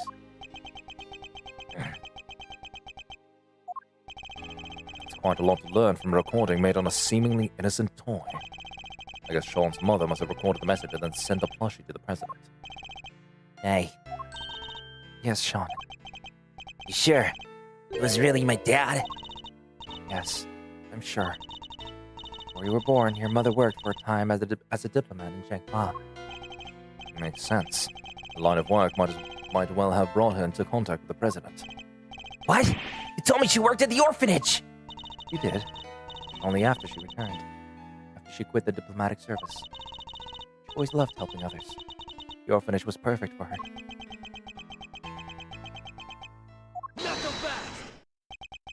Sorry, Judge Gavel, but I have to ask. Amelie, lady who asked the president to come. Why didn't she show up herself? Why isn't she anywhere in the files related to the SS5 incident? She never made it to the rendezvous that night. Someone was tailing her. I'll bet that was Chairman Winner's doing. Though sadly, we can't prove it. And because she couldn't make it, she never saw the president again. Then she died 5 years ago. This can't be easy for Sean. Hey, Sean, are you thirsty? Go get a soda? My treat, okay? Come on, I think I saw a vending machine over. I think I can't buy myself a soda. This is not important. This is important. It's about me. I'm staying. Oh, that didn't work at all. Sean, perhaps now you can guess why I met with the president 2 nights ago. Well, that's it. That was the big secret.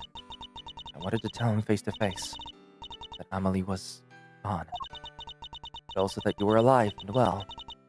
More than well. But I... Makes sense now. No wonder Judge Gavel was so keen to avoid sharing the details of the meeting.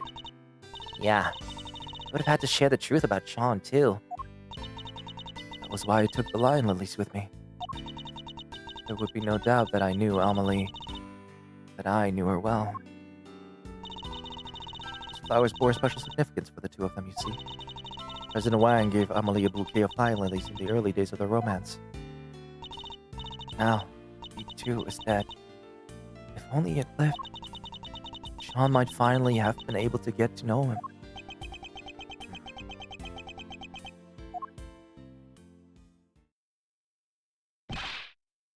Shifu, I've been waiting for the right time to say this, but What? What is it? I've been hovering there this whole time. Can it wait? they sent something else from Zhengfa. President Wang's will. What? President's will, huh? Gave my father medal after medal. Yep. Not just that, but also his will.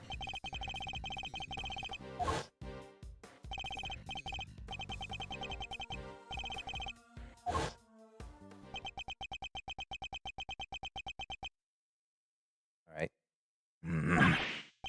What? This is... What is it, Agent Lang? Does it have anything to do with our current case?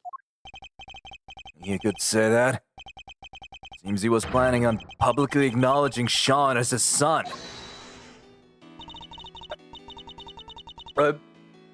Sean's name appears in the president's will.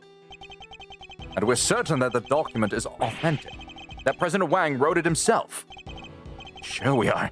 It's all but it's real. My family took charge of it back before the SS5 incident happened.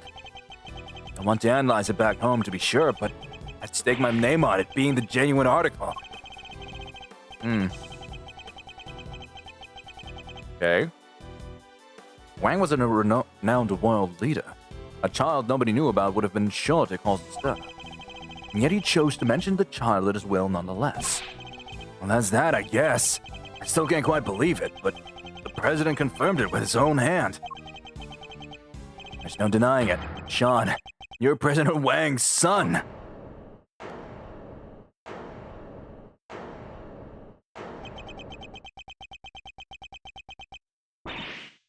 Sean!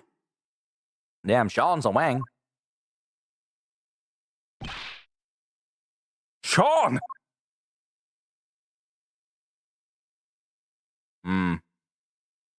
To be continued. To be continued indeed, I think. I sadly am gonna have to call it here.